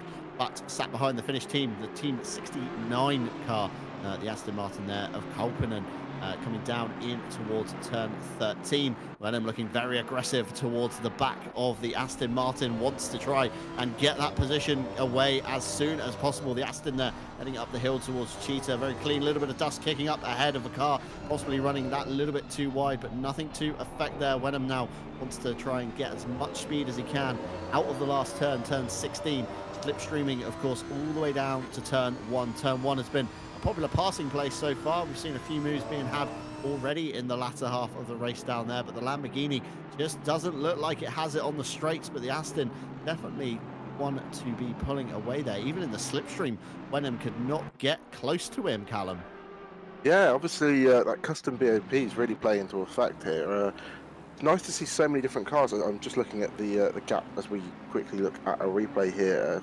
Hugo Morales trying to get through here. A nice three-way battle through barbecue here, running out wide. I believe that was the Yas Heat car. I think the Ferrari there. Having a bit of a battle. No, sorry, Joshua Allen in the other Jean Lacey car here, having a battle with that Bentley ahead of the number 334. So these guys are having a good old scrap there through. Oh, I'm being told no by Stewie in my ears. Having a good old scrap here through Clubhouse. Through the hairpin. Sorry, of turn 10. So we're going to run down through Mineshaft to turn 12, up towards Crocodiles and Cheetah here. But that Bentley, they're pulling out quite a bit of a gap to the car ahead. I believe that might actually be a lapped car if I'm looking at the timing correctly. Correct me if I'm wrong there, Stewie. But yeah, so Joshua Allen. It's lapped car, as Stewie says in my ear. Joshua Allen, obviously a driver we saw briefly on Mondays, and as you said, is raced in other series here at RCI. So we cut back to the other John Lacey car here. John Lacey cars in battles here, left, right, and centre. Still, Trevor Wenham trying to get past the number 69 Aston ahead. Is he going to be able to use a slipstream down the straight? That Aston looking fairly strong in a straight line compared to the Lamborghini. Obviously, forget what you know about usual cars at Kyalami. Obviously, we have the custom BOP here, updated after every event. So keeping it fair here at RCI. And that Lamborghini not able to catch up in a straight line. Really struggling down the straight. And Jesse Lee has pulled my attention to the BOP numbers for those geeky people at home that want to know what we've done with the cars here today at Kyalami. The Aston has an additional 15 kg of ballast. The Audi R8 ahead.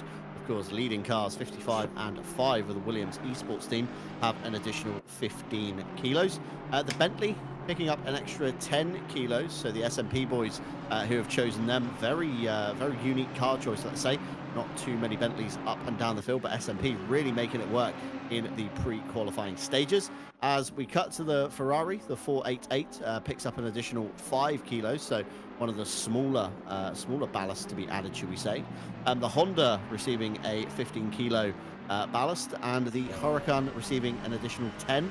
The AMG, again, another car I don't think anybody has picked in the pre-qualifying phase and the championship phase so far, receiving just 5 kilos. And the Porsche 911 with a whopping 30 kilos of additional ballast. So Luke Whitehead in P13, of course, Kramer Racing Car in P5, really making the 30 kilos work hard. Of course, additional weight on the Pirelli tyres with the limited tyre sets we offer in this championship, receiving just 4 sets of Pirellis for the 6-hour event. So it means, of course, double stinting. You might see some of these cars double stinting at this stage. Some cars might have got their double stints over and done with at the beginning of the race. Of course, much cooler temperatures. As a very late move there, nearly not a move, should I say, a misjudgment of the braking from the yellow Aston Martin as they head up into turn 10 and 11 in the background there. That, I believe, was the car number 43 of Aporius. Way down on the field there. Needs to be very careful. He, of course, doesn't run the P2 Williams off the road there of De Oliveira Rodriguez as they come through Cheetah of turn 15 towards the line. Of course, Bauer still fending off the FFS racing car, although with the Williams Esports car lurking in the wings, could that open the door on Bauer to allow the FFS boys through as we cut forward now? This is the battle for P37 and 36. So although, you know, we've got plus 40 drivers still, there are still battles going on up and down the field. Nothing is yet solid in concrete in the West Pit competition. BMW there getting involved, moving way offline. The 777 car way out of the way there to allow another purple machinery through. And the Jean Lacey car lurking in the background next to dispatch of the Aston Martin. But still, the Ferrari train rages on. We see Barrier at the front of the picture there, pulling way out into Sunset Bend, way clear of the Visceral Aztec Esports car and the FFS racing car we see on screen now. And Williams in the background, not going to want to be kind of slowed down by this pack. They're going to want to try and get a move on as much as they can. Of course, Patel still behind in the 95 Aston Martin. Any time gained or lost in traffic, of course, the famous saying, traffic giveth and traffic taketh away. And sometimes you win, sometimes you lose, but it's important, of course, to be incident-free as much as you can in the 6 hours, because stewards are watching eagerly down on the field today, Callum. Yeah, obviously great to have this event all live stewarded here as we cut to, again, another battle down in the lower end of the field of the 42 Porsche and the 474 Aston of Kalashnikov for the Vides Junior Esports team, as he's trying to up the inside in a place where I said most people won't, into sunset there. Very, very good move by the Aston Martin there on the Porsche. Maybe that Porsche struggling with that extra bit of ballast being applied to it. And I've had word from Ryan Gill, who is sort of running things here at RCI. All of those values are +5 for the Audi, Bentley and Ferrari for those interested in the BOP. So a little bit of an adjustment there made before the race. So as we look here at the standings here, we've got still Timo van der Velde with the Audi R8 for car number 55 first place. Sorry, the BOP has been opened up actually. I see that there on the right hand side there. So the 20 kilos for the Audi, 15 kilos for the Aston, 10 kilos for the Ferrari, 30 kilos still for the Porsche, 15 kilos for the Bentley, and 10 for the Lamborghini there, and none for the BMW. So BMW's running ballast free here, but obviously this will change at the different events and different tracks depending on the driver's feedback. Cut back to our Ferrari battle here. The Assetto SimSport yellow team still being chased by the FFS Racing 404 Ferrari. Sorry, not 404 Ferrari. We cut to a different battle there, and the screen didn't update in time. The Connection Lost Racing 404 of Martin Loring is in the Aston Martin, chasing down the Ferrari of Bernd here at the number 71. So really nice to see these close battles. Even still, we're 2 hours and 21 minutes to go. So 4.5 hours of racing, and the gap at the front, guys, is split by, I believe it was about 16 seconds, John, as we see the Aston Martin down the inside into turn 1. Really common overtaking spot here at Kyalami, and that Aston Martin making it work time after time into turn 1. Yeah, Aston looking very good down the main straight indeed. Dispatching of the Renvelten 71 Ferrari very quickly, and of course Tinko van der Velde coming into the background in the Williams Esports team Razor car, wanting to get involved in that one. And speaking of Williams Esports, here they go up the inside of the FFS Racing, shoehorning open the door. It could allow the Aston Martin to try and gain a little bit of track position there and try and fight back a lap or two on himself. And next up in the list for the number 5 Williams, of course, is Bauer in the 46. And if the 23 FFS Racing car plays this very smartly, uses the Audi R8 to tow up onto the back of Florian Bauer in the Azatec SimSports Viscal yellow car, he might even find a way through and up the inside, sends it, and the FFS Racing car into the side of the Azatec SimSport car, off the road. Azatec goes, flashing the headlights to show I'm very disgruntled at that move, but the FFS Racing car, for now, gains a position, and another one, I believe, for the stewards to be looking at, Callum. Yeah, I was going to say, that's definitely going to be a steward's incident to look over there. Yeah, he just tried it down into that FFS Racing car there sideways, as we see from that onboard view. But the Aztec car sideways, as we see from that onboard view of the FFS car. Excuse me. Yeah, that was a really opportunistic move there by the FFS Racing car. Maybe a little bit too optimistic, but he did what you said, and you commentators cursed it, as we used to on Monday nights. He did try to use the Audi to help him get through, but I think he helped himself a little bit too much there, John.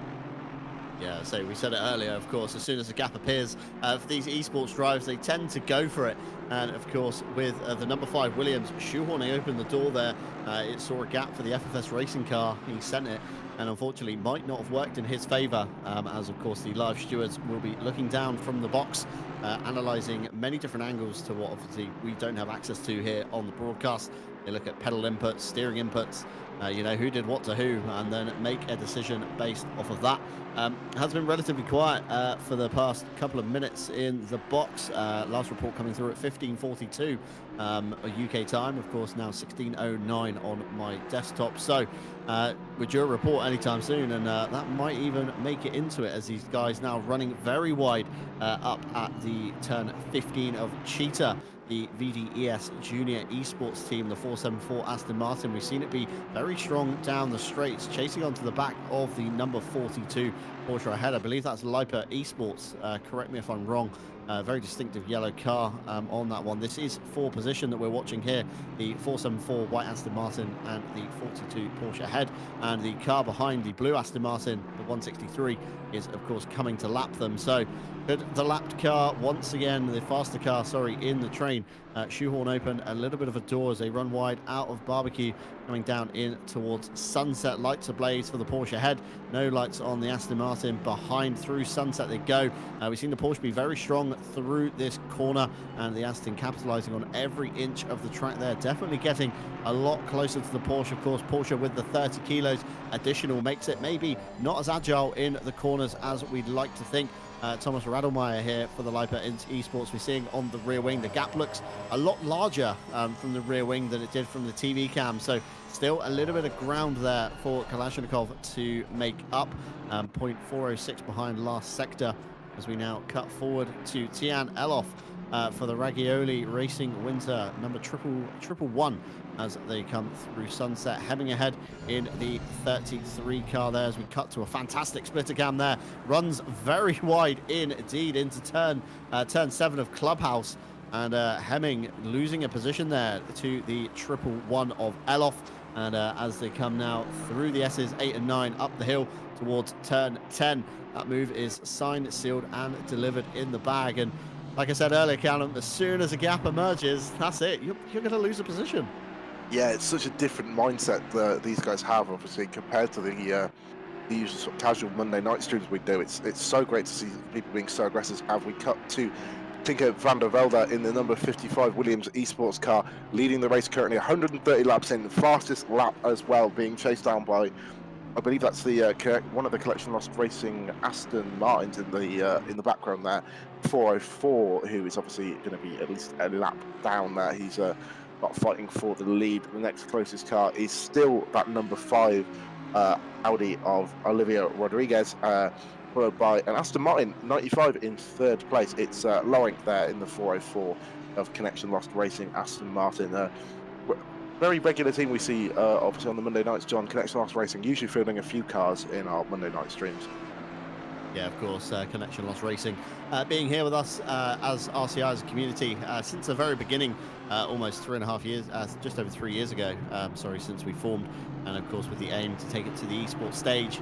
We have achieved that this year in 2023 with, of course, the beginning of the 6-hour challenge esports, as we see one of the Williams cars in quite early, 2 hours 15, so didn't even make it to the 2-hour mark, as they are now down on pit lane, the number 5 dropping down to P4, P5, and they'll probably lose a few more positions as well, as we now see Luke Whitehead finally making a move on Murdoch down the hill.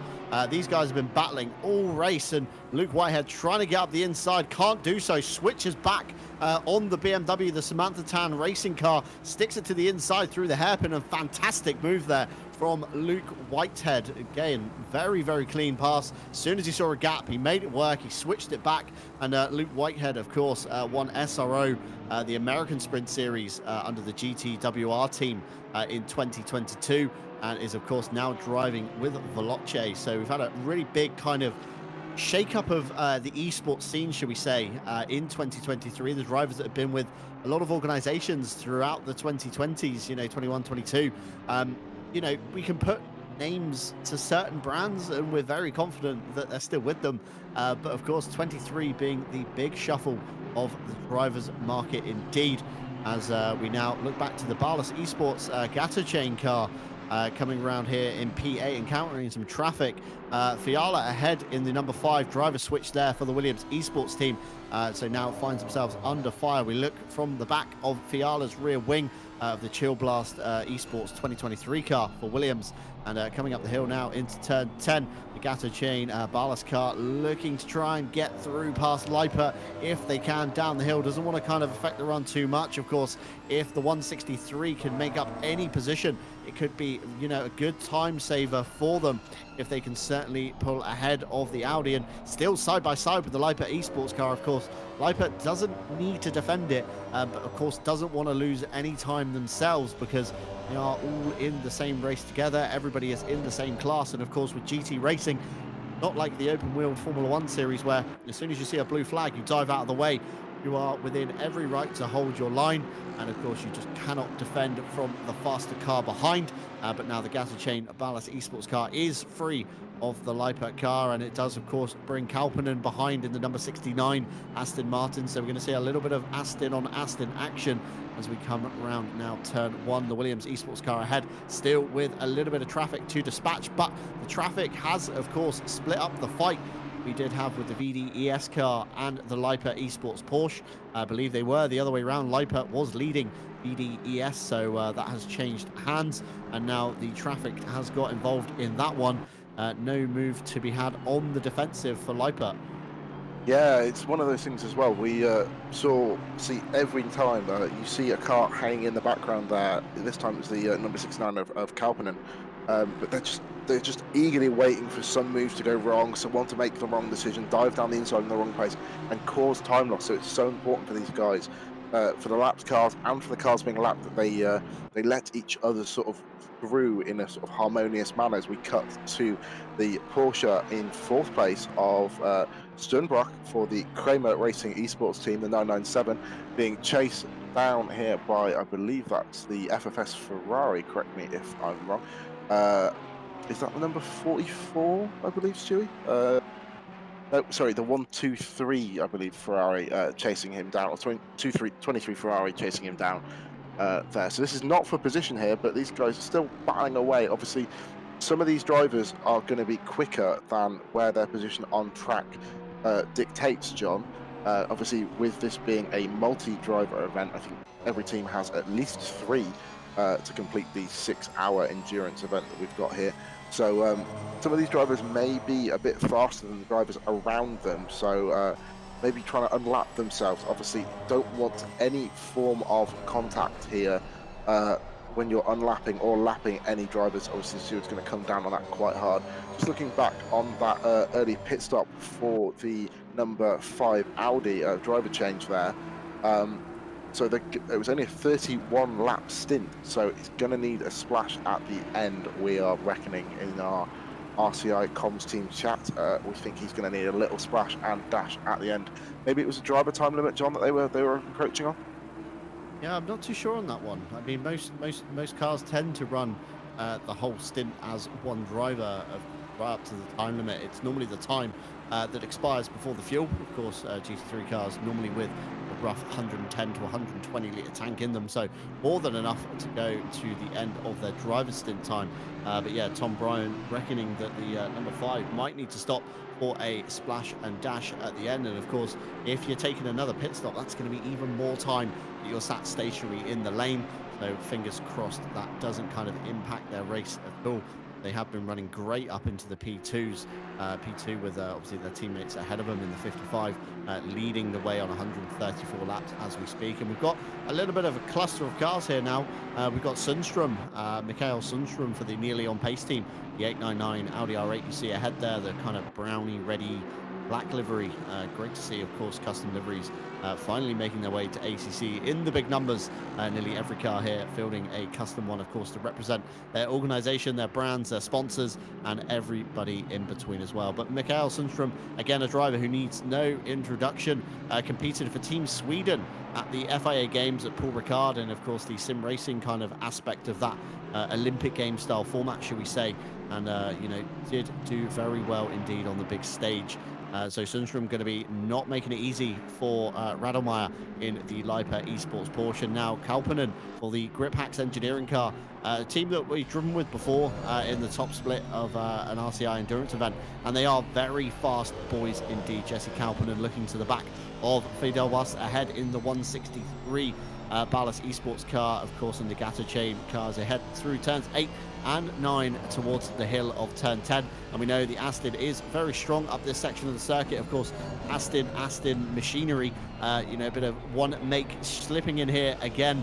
You're going to have to find that extra little bit where the Aston ahead isn't as good as your one, and try and capitalize as much as you can on them. And Trevor Venom behind, no stranger to looking at the back of an Aston, did find himself getting gapped quite a lot on the main straight. Couldn't get close enough into turn 1, although Splitter Cam providing a great view here of the elevation changes of the Kyalami circuit in South Africa. Every driver avoiding the yellow curbing on the inside, and rightfully so.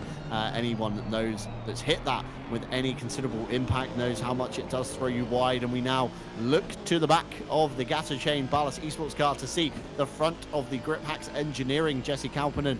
Towards turn 1 they go in the slipstream. Kauppinen doesn't look close, but you can see Trevor Wenham's Lamborghini just kind of peeking out behind the Aston Martin there, and Kauppinen's car looks a lot better on the brakes than the Ballas Esports car, but then the Ballas Esports looks a lot better on corner exit, Callum. So you kind of got that kind of tit-for-tat thing that we see in a lot of the one-make series, where one driver's a bit better on the brakes, one driver's a little bit better mid-corner towards corner exit, and over the course of a lap, it kind of balances itself out, and it just makes it really, really awkward and almost really frustrating if you're the following driver in the chain.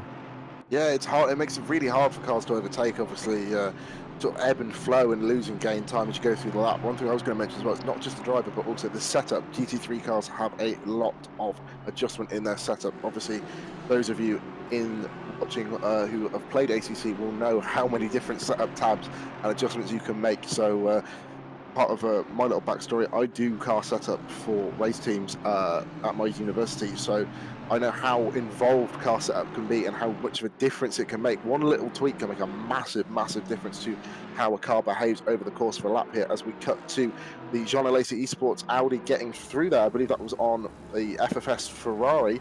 So, yeah, getting a really strong run here. Flash of the lights there, blue flags, and a little bit of contact there, actually. Sort of just pushed him out of the way to pass there. A bit naughty there from the Jean Alesi Esports Lamborghini there, getting through. Probably a bit unnecessary, John. It's better to wait. Maybe, you know, next corner, just set up the move properly. Yeah, that's it. It's very tricky, of course, when you're the following driver. And it looked like the FFS racing car, of course, backed out of that one.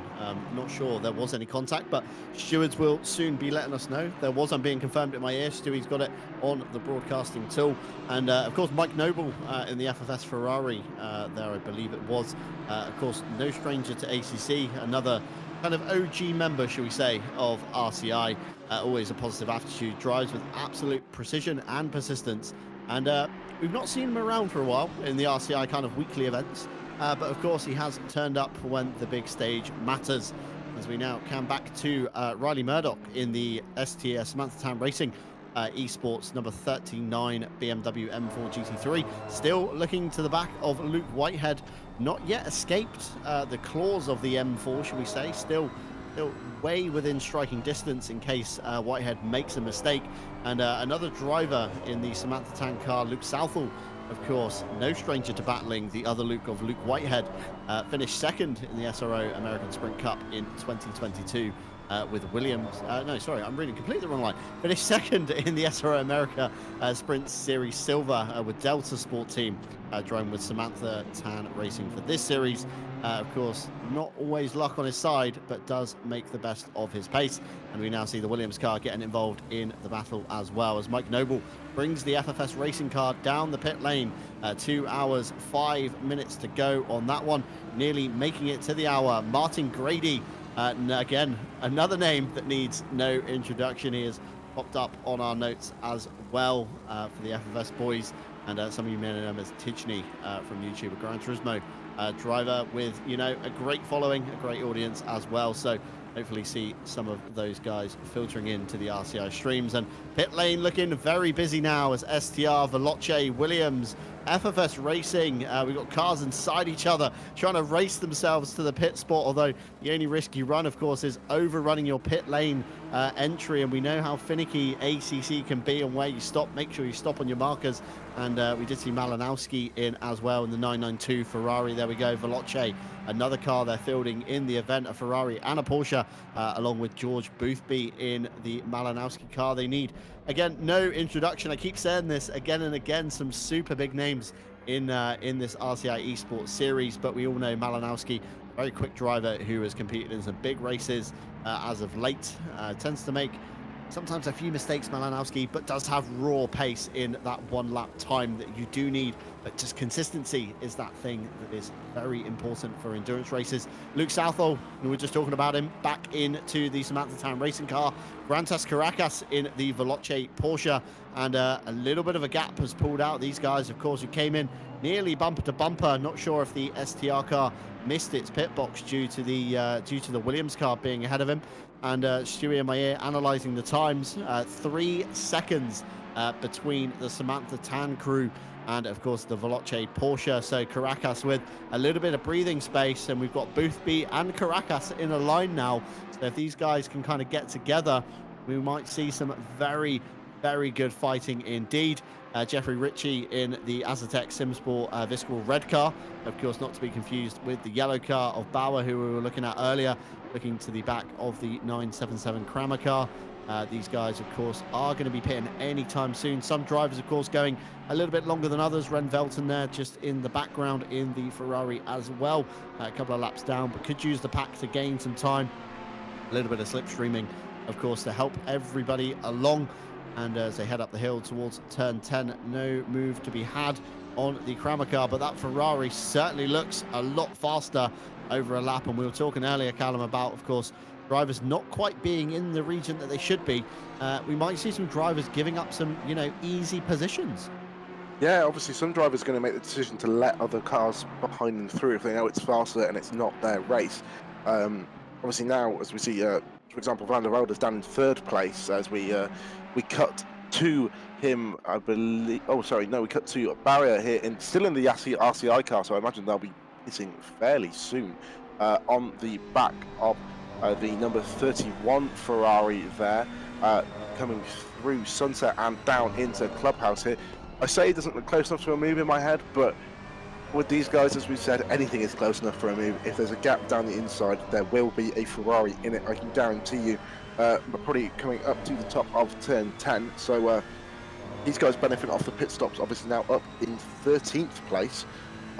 So still too far back there, probably not having a good enough run through the S's to attack into turn 10. So he's going to have to stick behind, maybe having a look down into turn 13 into the Crocodiles as we see the Jean Alesi Esport Ferrari car ahead of them there. We cut back to this Aztec Simsport and Porsche battle here for the 997. Really close up now, the Aztec Simsport car. Yeah, as we said, 2 of them in, both same colour, even though one of them is called red and one of them is called yellow. That's making it really easy for us up here in the booth. Not. But yeah, so as we see the Ferrari diving it down the inside, a little bit of contact there, shove and pass through. So Stuart's definitely going to be looking at that one. I can probably imagine the 997 team are already typing out the Stewards report. These guys, as we see, not a lot of letting people back pass. We see it in our weekly series. If people sort of think they might get a penalty, they'll just let the guys back pass, have another stab at it. But these esports guys don't do that. They keep the position. Obviously, these guys think that it's time to gain by being in front of the car. Maybe he can pull out the gap necessary required. Obviously, a 6-hour race compared to our usual 1-hour weekly series races. They've got more time to do that, more time to pull that gap back out. Quick note: after the pit stops have sort of filtered through for the 2 leading Audis, that number 5 Audi has lost a lot of time by pitting early. So that gap at the front for the 55 for the Williams car has stretched out a little bit here, as we're 140 laps into this 6-hour enduro here. The Yassi car closer, coming up to the top of the hill here, but still not quite close enough to send it down the inside. Obviously, car placement here by the Ferrari ahead is being perfect as well. That's a big part of the defense from the car behind. It's not just being quick, but it's placing your car in the right places, put the car behind off from making a move, making them second guess, making them think twice about making a lunge up the inside, John. Yeah, Patrick Sodicat from the Wild Things Racing team, of course, a brand that needs, again, no introduction, been around for absolutely years in various guises, various sims, and we do see them fielding a Ferrari here with the number 31 looking to the back for the front of Valentin Barria's 939 Gas Heat Ferrari. And again, another driver. Barria needs no introduction. You know, an RCI regular. Again, usually see him on the Friday events representing Brabham Esports, but this time in the Yas Heat Guide has come up, you know, through the leagues, and it's been great to see his progression in sim racing as well with ACC. And the 31 Ferrari not being too phased by the pressure of Barria behind. You know, you see sometimes big names on the scoreboard kind of behind you, and it unnerves you a little bit as a driver. You think twice. You're like, oh, this guy is pretty fast. Maybe he's, you know, maybe I can hold him. And of course, that is something that you do think about a lot as a driver. Luke Southall now on the back of the number 45 Visceral Azatec Simsport car. Again, the red and yellow variants not being very clearly denoted to us up here in the comms box. Both cars looking very similar. A note for next time. You guys can put some yellow and red maybe on the car somewhere to determine which one is which. It would help us massively on the broadcast. But the Samantha Tan BMW again looking towards making a move on the 45 Ferraris that come through Sunset now in the turn 7. Luke Southall, of course, the GT SRO America Sprint champion on that one, the silver team, when he was driving for Delta Simsport. I say bad luck situation sometimes for this driver, but he does seem to be very, very fast today. Of course, having a little battle earlier with Barria, I believe it was. Ferrari. No, sorry, it was Veloce, wasn't it? Luke Whitehead. I saw them earlier on in the stream as the race began, tipping each other over the edge as much as they can with the pressure they apply to each other. And we now see a little train of Aston Martins, the 832 with the 474. And then got the 17 and the 111, kind of all in a little blockade here, with the Porsche kind of separating them, the Lipa Esports Porsche ahead that has had a lot of screen time in the past kind of hour or so since myself and Callum have jumped in the box. And of course, we've had a message for Tijani in the chat from TCR Rapid GT. Welcome to RCI TV. Thank you for dropping in. Of course, I found my notes that I've made on Tijani. Of course, made a name for himself on Gran Turismo, where he competed in the big stage in front of thousands for the kind of series, essentially. Very funny guy, if you've ever watched his streams. Jesse Lee has made a note for me that apparently he dresses up sometimes as Britney Spears and refers to himself as Tijani Spears. And in brackets, this isn't a joke, I'm serious, is on the notes. Has talent to drive anything quickly, wants to land a new car and track in 1 week to finish inside the top 10 of a major esports series. So again, just another note of the talent that we have on the show here for the RCI 6-hour challenge esports, of course brought to you by AK Esports, Fanatec and Go Setups. Of course, more on that at the hour mark, as we do, of course, have the team of the day brought to you by the Go Setups. Of course, you guys can vote at home for that one. Keep an eye out for the QR code on your screen and keep an eye in the chat box for the link to go over and vote. As Fiala now finds himself looking at the back of the big boy, the Bentley, the 878 SMP racing car of Bykov. Again, a car that we're not seeing a lot of. The Bentley, only SMP have chosen it for this series, so we're going to see how it goes toe-to-toe with the Audis as it finds itself with an Audi ahead, who, of course, isn't for position, is a lap down. So hopefully the Virtual Drivers TX3 car won't have too much of an impact. See the marshal there on the side waving the blue flag, and Bykov now looking to the back of looking to the front of Fiala. Fiala definitely looking a lot better on the brakes into the hairpin as they now round out towards the latter half of the lap. Can they get anything done into the last turn, keeping it very off the yellow curb on the inside? Fiala still not close enough to make a move, although with the slipstream, the big hole in the air that Bentley punches. Can he find a way down into turn 1? It looks like the Virtual Drivers TX3 car has pulled off into the pit lane. The 334 has indeed in P21 down the board. You see that there as Fiala now tucks himself into the slipstream, looks to the inside. Can he make a move stick? Bykov darts to the inside to try and cover it off, but not enough. And that sees Fiala in the number 5 Williams Esports Chill Blast car go through up into P5. And we said they've lost a little bit of track position due to the pit stop. However, they are definitely making it back. Yeah, they're really climbing back up the board now. They're really going to have to try and fight hard to get back up to Van der Velde in the 5 Audi as we cut back again to this Ferrari battle. Still, Barrier stuck behind the the number 31 Ferrari ahead, and I believe was that the BMW there of Yonkers, the car number 1 ahead. So these guys are. No, I believe it's a different BMW actually, as the timing screens update there. Yes, it's a traffic car in the number 7. So this is a few laps down. So he's going to be wants to get out of the way. Is the traffic jam going to play a part in Barrier trying to make a move on the Ferrari ahead?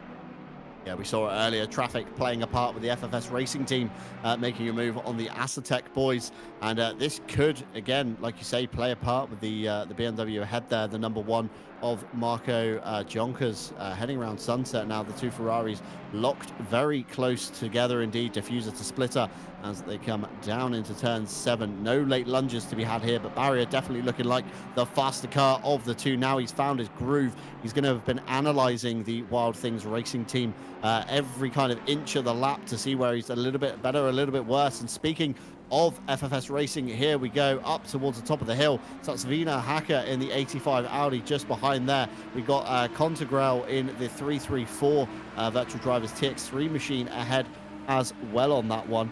And coming down into the hairpin, could a move be made? It looks like Franca is going to the inside. Indeed, the door was open. He stuck a Ferrari in there and he's trying to make a gain. This, of course, will give him the inside into Cheetah. Be very careful of the yellow curb. Still, side by side, Franca almost backs out of that as the Audi goes round the outside. Nearly both drivers losing it on the exit.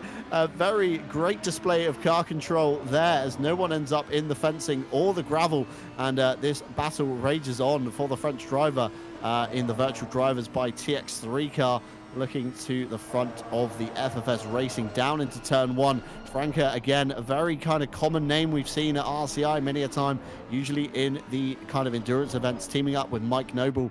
And of course, FFS Racing kind of born out of that almost, doing very well in a lot of the esports series around the calendar. And very close now through barbecue. 3 cars locked together. Tatsvina Hacker has brought themselves into this battle. Through Sunset they go. The Audi R8 looking very stable on turn and takes a much tighter line. Coming to the next bend, it's nearly going to have its nose in front. The FFS Racing chops it off and says, no, you're not going around the outside here. And the battle still rages towards the S as they go now. Turns 8 and 9. Got to keep it clean. One kind of line works through here. You make a small mistake, you lose all the momentum as you go up the hill towards turn 10. Riding on board now with Felix in the 85 towards the back of the Ferrari. Not looking like a move to be had anywhere. Both drivers keeping it single file when we know the FFS Racing car last time out tried to move down the bottom of the hill, but a gap has now opened up on the Audi of Tatsvina Hacker, and the FFS Racing car doesn't look close enough from the onboard to be able to fire it up the inside like they did last lap. Yeah, I was just bearing in my mind there with the, if you look in the rearview mirror of this Audi as we sit on the onboard through Cheetah there, very scary corner to run side by side. Actually, Audi pitting there is going to probably release the 29 car of Alan in the Jean Lacey Esports team. So he's going to try and get on the back of this two-way fight now between the 334 Audi and the 123 FFS Racing Ferrari here.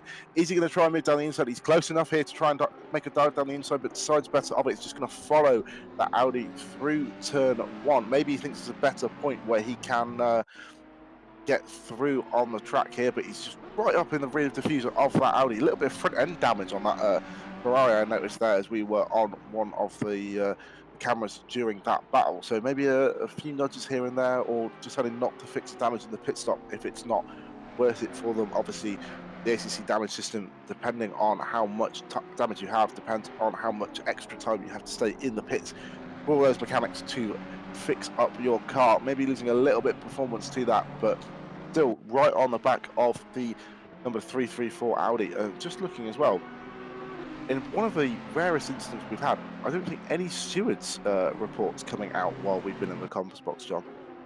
Yeah, been very quiet since me and you took over on the comms.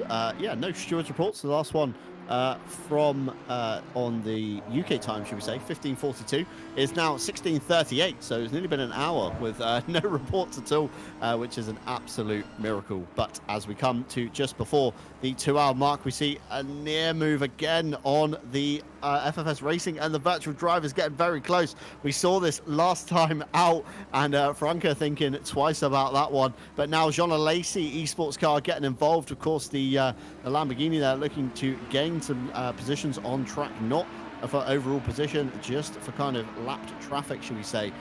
But reaching just before, that's a Ferrari I'm being told in my ear, I'm completely blind. Joshua Allen on that one, the number 29, as we ride on board now with a great view. Allen lunging from miles back on the FFS Racing car, sticks it to the inside, nearly makes it work with no contact, and a little bit of a rub as they came out of turn 1. And FFS Racing saying, no thank you, I'm having some of that back, as they now get the elbows out through barbecue, and Allen goes back down a position. So spectacular driving from both teams there on that one. But as we reach just before the 2-hour mark, of course, it is time to say goodbye to Callum Kerwin as we do another commentator's change. I will be staying in the booth, but I will have another guest with me for the next hour. And we've got number 5 with a drive-through penalty just before the hour was up. I was just ready to say goodbyes for the breaks. And looking towards the stewards' reports, we've got a lap 132 turn 16 involving the 474 and the number 5. We have a drive-through for the number 5 for a takeout on the 474. So just as we're about to say goodbye, of course, that big news strikes us with the number 5 Williams Esports team currently in P3. But it is, of course, that time when we do change over that we do ask you guys at home viewing in the chats and everything like that to vote for your team team of the race, should I say.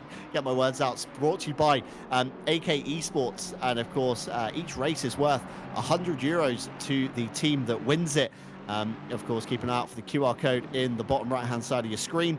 We'll of course get a link in the chat for those of you that want to vote. And of course, it could be a vote for the greatest comeback, fastest car, best livery, or just your very own fan favourite at home.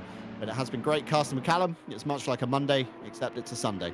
So we'll say goodbye to Callum as we bring in another broadcaster as we resume after the break.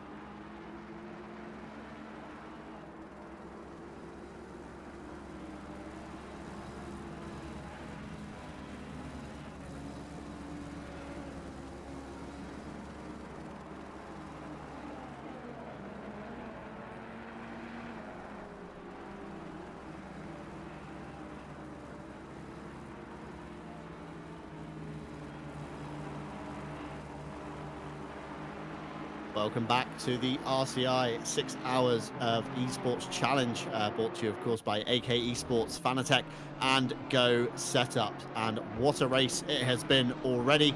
We're just under the 2-hour mark with 1 hour 41 to go on the clock.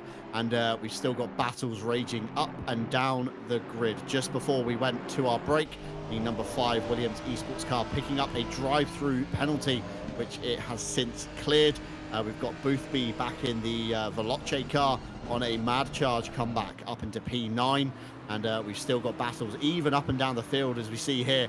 P29 and 28 going toe-to-toe. Mikael Sundstrom on the outside with the 777 Aston Martin on the inside. Crazy File Racing Team. And it looks like the Aston has done just about enough. Sundstrom probably knowing when the battles have been lost. I think he's due a pit stop anytime now. He's been in that car quite a while. And I bring back from the break, I bring back Les Stevenson into the box. RCI regular, who you may recognize from a lot of the broadcasts we have on Mondays and sometimes Fridays. And he's done a few endurance events in his time as well. So welcome to the box, Les. Thank you, John. And what a race this has been so far. I mean, we're just over 4 hours in, well, nearly 4.5 hours now. And it's just been non-stop, hasn't it? It's just been great racing so far. There's been a lot of contacts, more than I thought there would be, to be fair, and being the Esports. But no, it's been a great race so far, and looking forward to how this will finish. Yeah, definitely. So it's been fantastic driving from everybody, if you discount the mess that was the start through turns 2, 3, and 4. And we now see the Wild Things Racing Team and Yas Heat. Of course, 2 different drivers now in the car. We did see Barrier earlier battling with the 31. We've now got Samir Foch in the Yas Heat machine, and we've now got Harry Phillips in the Wild Things Racing Team. So cars switched around positions after the pit stops. A little bit of a gap forming. Of course, Samir Foch, another driver who needs no introduction on the broadcast. Streamer, known to be passionate and a little bit opinionated at times. Sometimes finds herself in trouble on the track. Of course, not always his own fault. I mean, if you take Monza Turn 1, for example, that's never anybody's fault. And nevertheless, he never lets that get to him and has always got his head down and pushing on for the next race. So great to see Foch into the top 20. Of course, inside the top 20 today, I believe top 20 in the championship get prize money on the final result, and or the final championship result, should we say. And the top 30 get points every round. So even if you are a little bit down in your luck, it's always worth sticking at it. And Les, I'm sure you've had a few endurance races in your time that just haven't gone your way, but never throw in the towel. There's always chance of a comeback, especially with 6 hours on the clock from the beginning. And that's why I love, that's why I love the endurance races myself. It's it always got that opportunity to be able to get yourself back into the race. Unfortunately, I had that experience yesterday with my teammate. We unfortunately got less space, spun round, but and we were in good position, but unfortunately got right to the back of the grid, and then we tried to fight our way back, but it just wasn't our day yesterday. But you take them when you can, and yesterday was one of those learning days, should we say? And but that's why I love endurance racing. Yeah, it's definitely one of them ones. Sprint races, 1 hour. You're normally way out of the sink on the first turn. Chances are you're not really coming back for it, and especially with such a high caliber of drivers that we've got here today at Kyalami. It's very hard to make comebacks. You said earlier, Les, in the pre-show when we were having a little chat there, just about the raw pace of some of the drivers in the field. And, Tinko van der Velde, you kind of said was one of them. Even when he reaches traffic, he's still smashing in consistent lap times. He's just not dropping off at all. Yeah, I mean, I'm sure you are as well. I'm just massively jealous of the pace that Tinko van der Velde, for example, is putting in. There are some other drivers out there that are doing similar pace as well. I mean, you've got Boothby as well making that comeback, like you said, but watching Tinko for quite some laps, and be putting in the the high 40s and the very low 41s. To be within 4/10 every lap, over a whole stint is just massively impressive. And I think on this particular tyre set, I think he might be on an older tyre set. I don't know, but certainly look at his lap times, a little bit more than what he was doing before. But either way, it's amazing pace, and just massively jealous. Yeah, of course. Speaking of tyres, those of you that haven't been with us and are joining us kind of late in the race. Of course, all the drivers are limited for 4 sets of Pirellis per race. That is to last them over the 6 hours. So we will, of course, be seeing double stints being done for some of these drivers. Whether or not it was at the beginning, of course, you've got to look at a lot of things such as track temperature. And there was a chance of rain, I believe, for the event as well, posted in the weather forecast for today. Although it has been fairly sunny and warm so far. Air temp of 24, track temp of 24 as well. So kind of nice and cool-ish compared to some of the conditions you can see here at Kyalami. And, you know, managing 4 sets of Pirellis over 6 hours, you can have some drivers doing their doubles fairly early on when the track temp and the air temp is very cool. Pirellis tend to, you know, not degrade as fast in cooler temperatures. Of course, if you leave it much later, the sun comes up, the track starts hotting up, and then before you know it, you are burning through some sets of Pirellis. And you've had any spins or contact on the opening lap, of course, that's going to wreck a set of Pirellis, and you're going to probably elect for them to be your single-use tires. And you know, Les, if you were in this race, what would you do regarding tires? Would you do it early, or would you be that late pitter? I've always been the late pitter. I just prefer to sort of try and ease the tyres in, and then use them all up at the end. Sometimes that's to my detriment, but it's not always the right decision. But it's a difficult one. A track like this, it's not particularly abrasive. It's quite good on the tyres, generally speaking. The other thing that obviously gets me with it as well with this track is many people don't realise how high, in altitude that the cars are actually running in here, and it can favour some cars. And but with the custom BOP, I'm assuming that's sort of been evened out a bit more. But yeah, I'm certainly going back to what your point was. I'm certainly more of a late pitter. Yeah, definitely so. And touching on BOP there, Les, of course, we are running a custom BOP, which is, driver influence, should we say. So we are listening to the drivers' feedback, listening to what they're telling us, and of course making adjustments where need be on maybe a round per round basis. And we are, of course, looking at any issues you might be seeing on the stream at the moment. Of course, looking a little bit funky sometimes with the suspension travel, but all is well for now as we see the 777 coming onto the rear wing of the virtual drivers by TX3, the 334. Of course, these guys have been kind of toe-to-toe all race. A flash of the lights there from the 777 Crazy File Racing team, wanting to get a move on, wanting to get past, wanting to try and catch the back of the next car in queue, Joshua Allen in the 29 Ferrari that we see. That's not the Ferrari, that's the Lamborghini. It did get caught out earlier on that one. Very, very two similar cars looking. If you look at the shadow of them at a quick glance, of course, you can be tripped over. But the BOP favouring all of the teams, of course, with the pre-qualifying top 49 teams within less than half a second of each other. And it just proves how competitive this field is. Although everybody's in a different machinery of some kind, in the end it kind of all balances itself out as we see a move into turn 1 on the virtual drivers by TX3 car. The 777 to the inside gets the move sealed for the turns 2, 3, 4 and 5 to barbecue, and we know that the comeback into barbecue is always sometimes too real, but the 777 definitely pulling out a very large gap on the virtual drivers car there. Yes, it's some great battling, and but going back on the custom BOP and the hard work that's gone in the background from the RCI staff, a huge congratulations to them for what seems to have got this bang on right, really. I mean, the pace has been immense from everyone, but to be, the qualifying, for example, to be that almost all 49 drivers to be within a second, I mean, that's just massively impressive, and just goes to prove that these custom BOPs are working. Yeah, definitely. BOP seems to be, the topic of the talk in every single game, every single round. We hear drivers talking about it, complaining in some way or another. But we have tried very hard to keep things very equal here. And we got a few machines that haven't even been picked. The Mercedes not on the field, the McLaren not mentioning anywhere either. But a very good range of Ferraris, Astons, R8s, and a couple of Porsches sprinkled in for the mix. And we see one of the Porsches there, the Veloce car, on the back of this train. This is, I believe, trying to get through lap traffic. Blue flag waving on the left-hand side there. The Simware.Pro by VDES Aston Martin on the back of Sundstrom in the 899, nearly on pace. Audi R8 as they head down into turn 1. The Porsche going to be trying trying to maximize as much of the slipstream as he can, but what he doesn't want to do is run into the back of the Aston or the R8 if they make a late lunge on each other or a late defense and Veloce goes through. Mikael Sundstrom now going to be watching the Porsche in his mirror, and traffic, Les, as you know, is very tricky, especially at Kyalami, and especially when you've got the whole field within, you know, less than half a second of a lap of each other.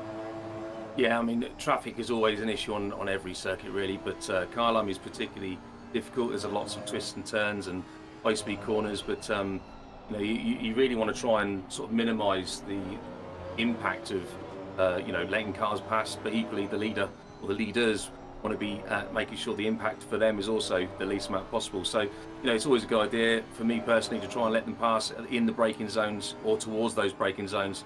Let them have the corner and then minimise the impact on your lap times. But yeah, it is particularly bad around Kyalami for that for lap cars. But you know, these are the pros. They should be able to deal with this no problem.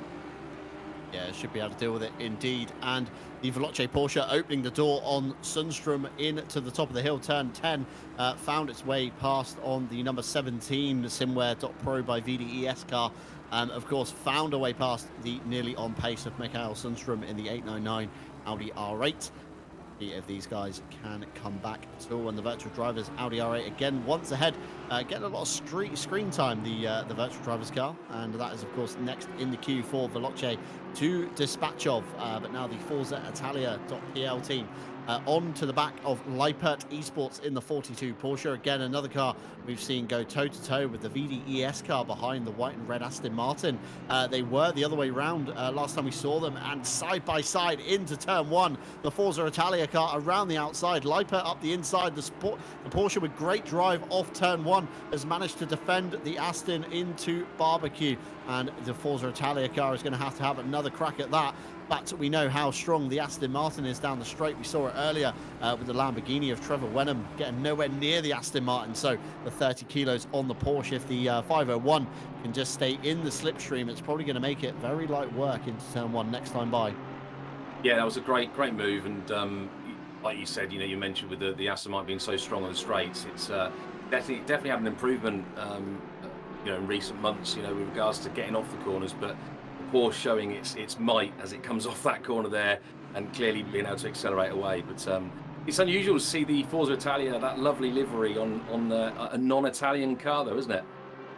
Yeah, super strange. Last time I saw that was on a Lamborghini Super Trofeo on a RCI Monday event, I believe, on maybe the multi-class, I want to say, when we ran the 488, the Lamborghini and the Porsche Cup car, when they all first came out in the ACC DLC bundle.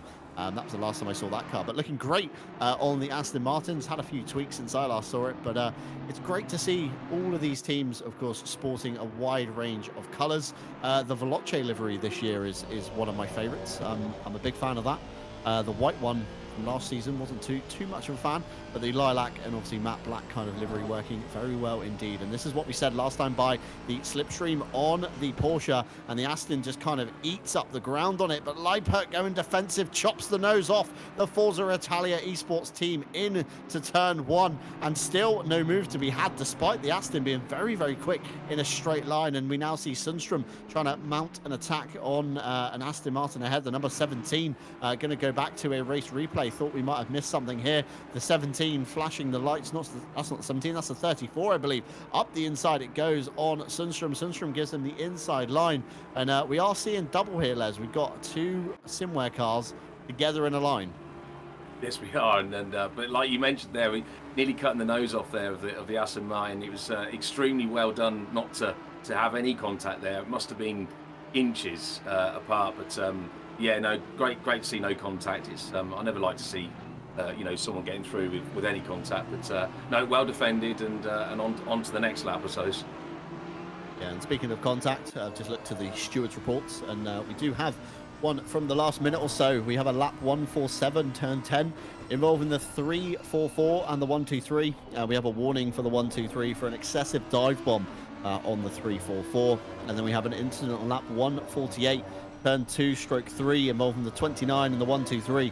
5 seconds for the 123 for an overtake with contact. So stewards not liking the kind of elbows out driving manner what we have seen so far. I mean, if it goes tit for tat, then, you know, you might just say fair play, you're both at fault and no further decision. But Stewart's coming down on the 1-2-3 there of the FFS racing car.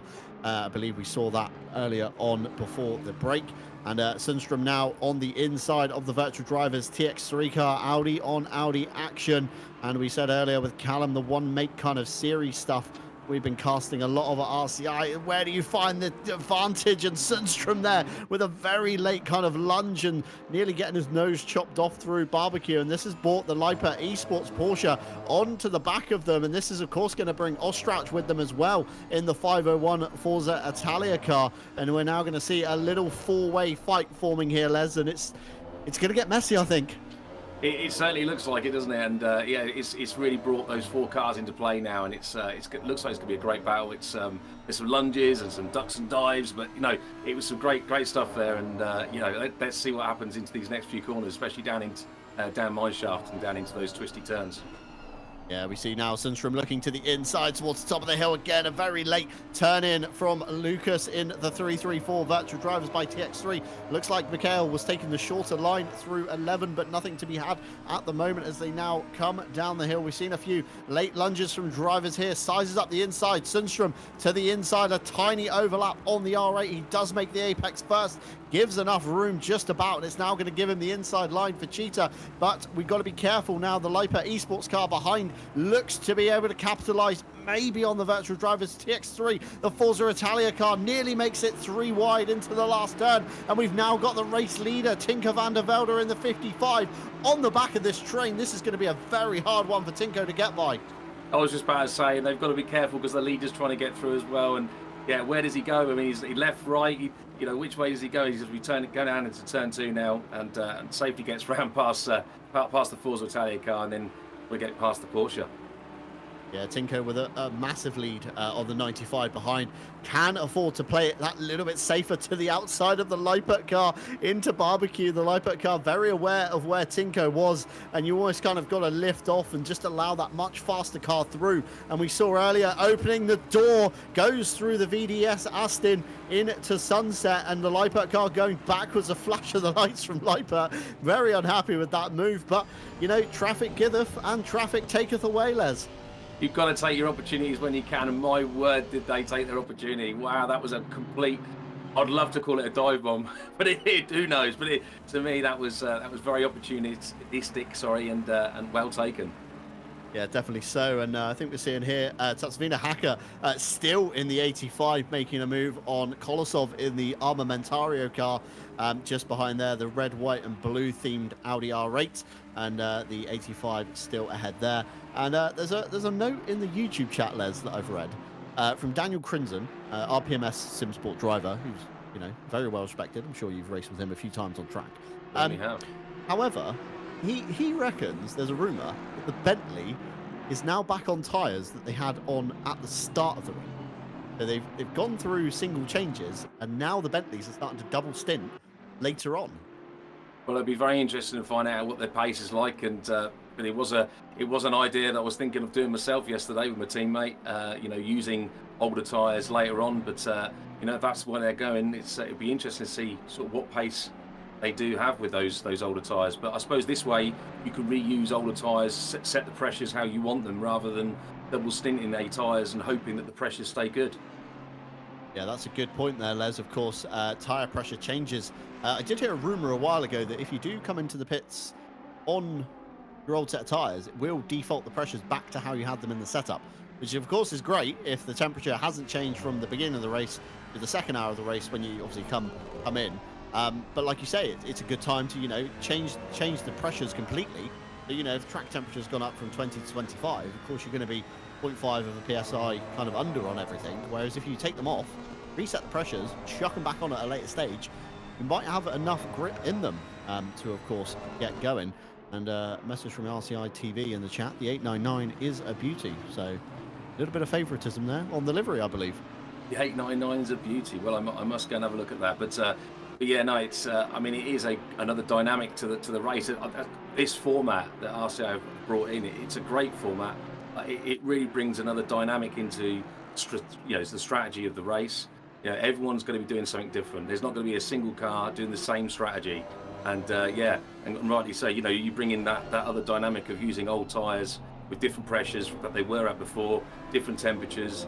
Does the tyre physics within this brilliant game, does it do it, where they go through a heat cycle and they're different characteristics to them later on in the game? Who knows? I've never tried it myself personally, but be interesting to see what the pace is like we said. Yeah, definitely so. Tyres proving to be the kind of talking point of today. And now the Forza Italia car up the inside of the VDES Aston, and a little bit of a rub maybe through turns 2 and 3 there. Very, very close indeed. Could not separate those drivers. And Mikael Sundstrom with a fantastic view from his rear wing, and Tinko Valdevelde there ahead in the shot coming through Sunset now. And the Forza Italia car of Ostrauch is now in a little bit of an Aston queue, dispatched to the Lipa Esports car. And now looking in the back, more traffic coming through in the form of the Connection Loss Racing car. I'm not sure who's in that one at the moment. Last time we saw it was Martin Lawrence, but I can't imagine he is still in that one.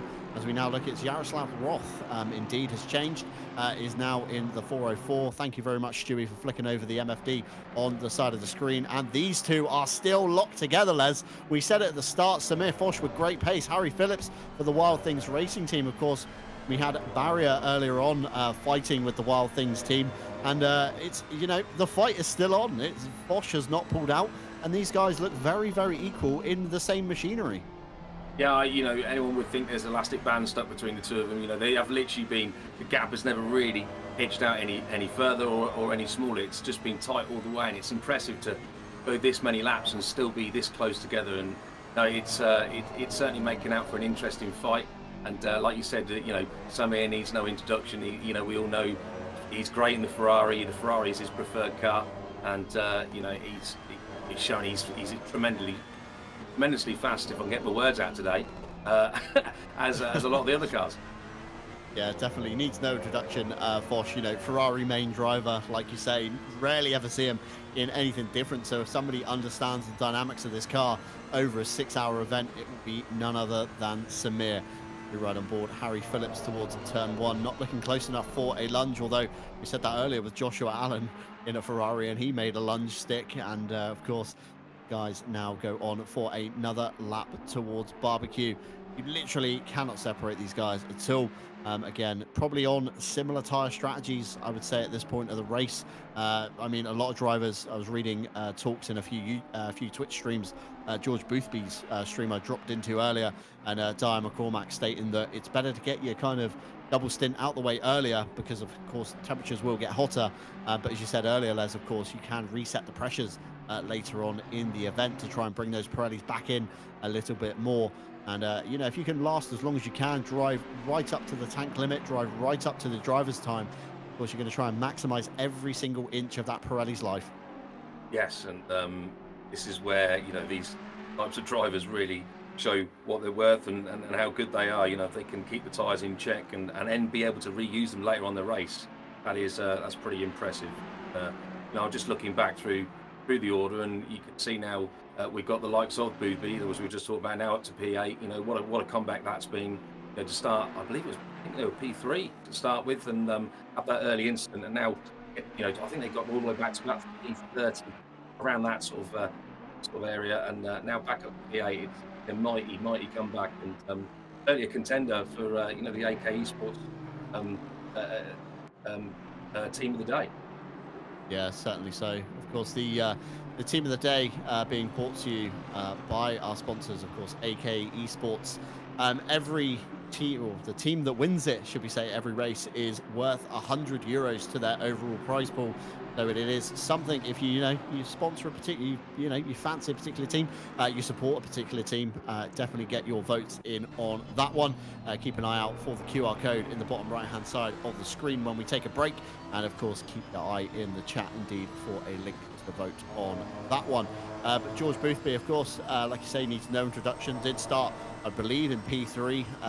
Very kind of bad run through turn 1, ended up on the outside span, and then encountered the mess that was between kind of 2, 3, 4 and 5, and ended up kind of stopping on track, losing a lot of ground indeed. Now find themselves back up into P8.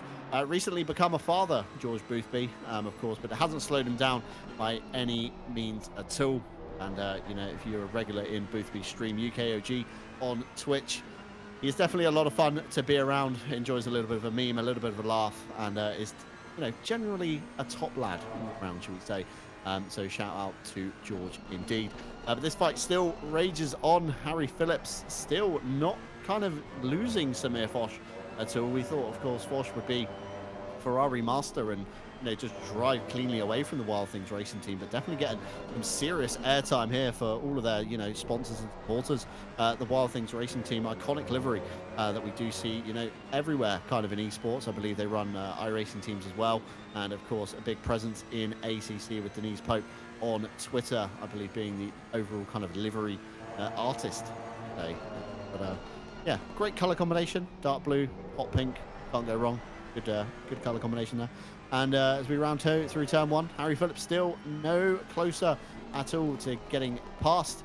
And we're now going to round another lap on that one. But of course, our partners here at RCI TV, sponsoring the 6-hour challenge esports series, should we say? Of course, AK Esports, Fanatec, and Go Setups. AK Esports, of course, need no introduction. Helping us out at RCI with our server solutions, I think, since off the very start, if I'm right in saying.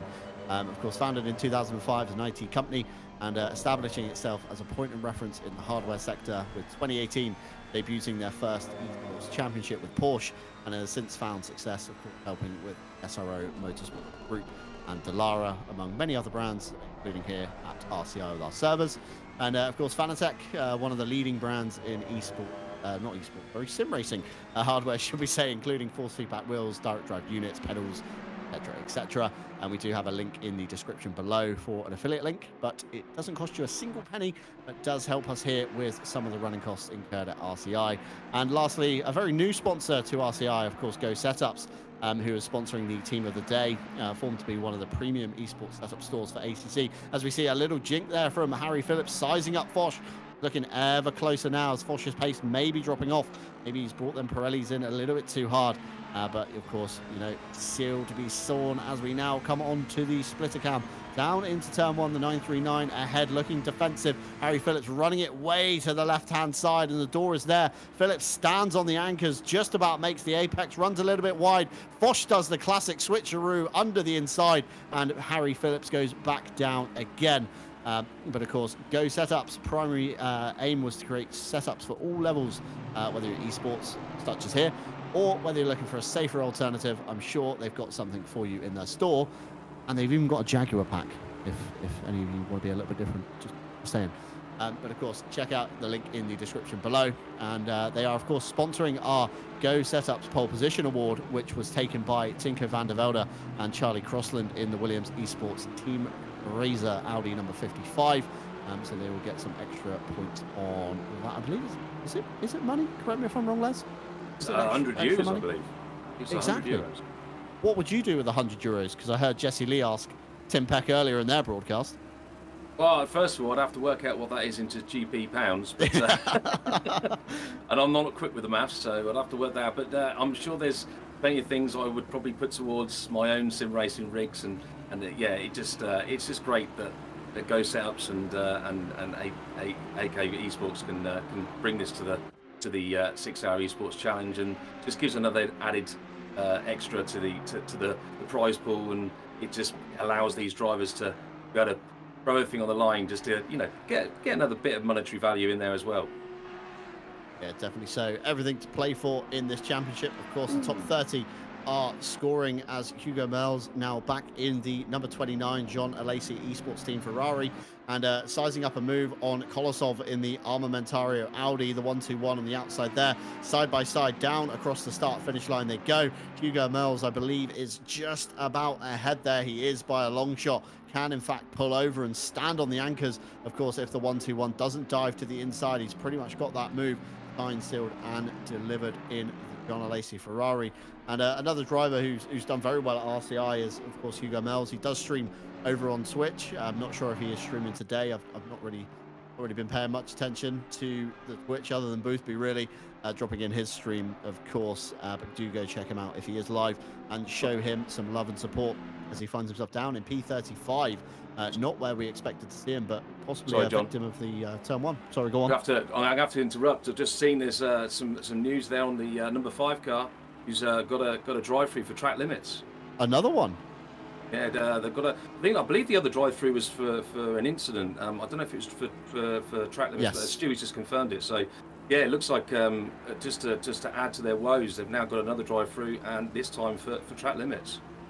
Yeah, got to be very careful indeed. It's quite easy at Kyalami to pick up track limits. We say, you know, you look at it and you think, hang on a minute, John, there's a lot of grass. But there are some turns that do have that little bit of extra tarmac on the outside of them, and it is very easy to find yourself the wrong side of it and gaining time accidentally. The last turn, classic example, big old flat curb on the outside. Want to open up the corner as much as you can for a run down, start, finish straight, and before you know it, you've picked up a few warnings and you're coming down the pit lane. So, yeah, not good news for the number 5 Williams, but very well spotted there, Les. Yeah, no, I saw it flash out. I was very fortunate. Yeah, I was looking at the screen at the right time, and yeah, I was. It's just gone from bad to worse. I mean, we are in P3 at the moment, but P4 now as they've come into the pits to serve that penalty.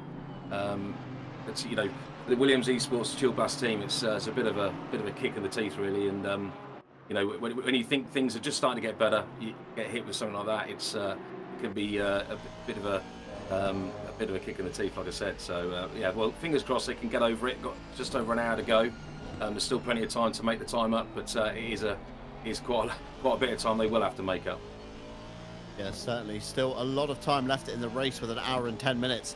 But you do have to, of course, make up that time you lose by driving through the pit lane, and not very good, as you said, Les. It's going to be tricky to make up time, if anything. And I've just noticed on the left, D. Oliveira Rodriguez has just jumped back into the Williams number 5. So what we thought was the trip down pit lane to serve the drive-through is actually a pit stop, and then they're going to have to come by again and take another drive-through. So although they're in P8 at the moment, they've still got a lot more to lose, Les.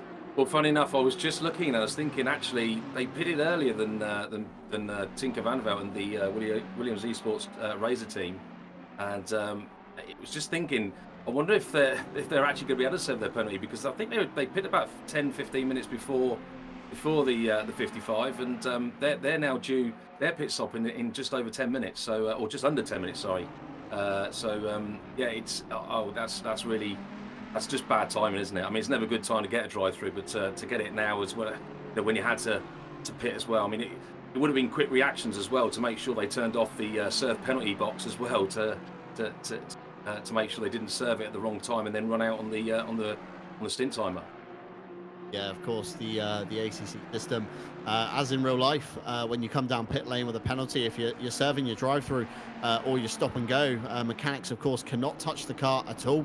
So you have to trundle on by the garage, looking ever sad as the mechanics give you the stare of death for picking up a drive-through penalty and undoing some of the hard work.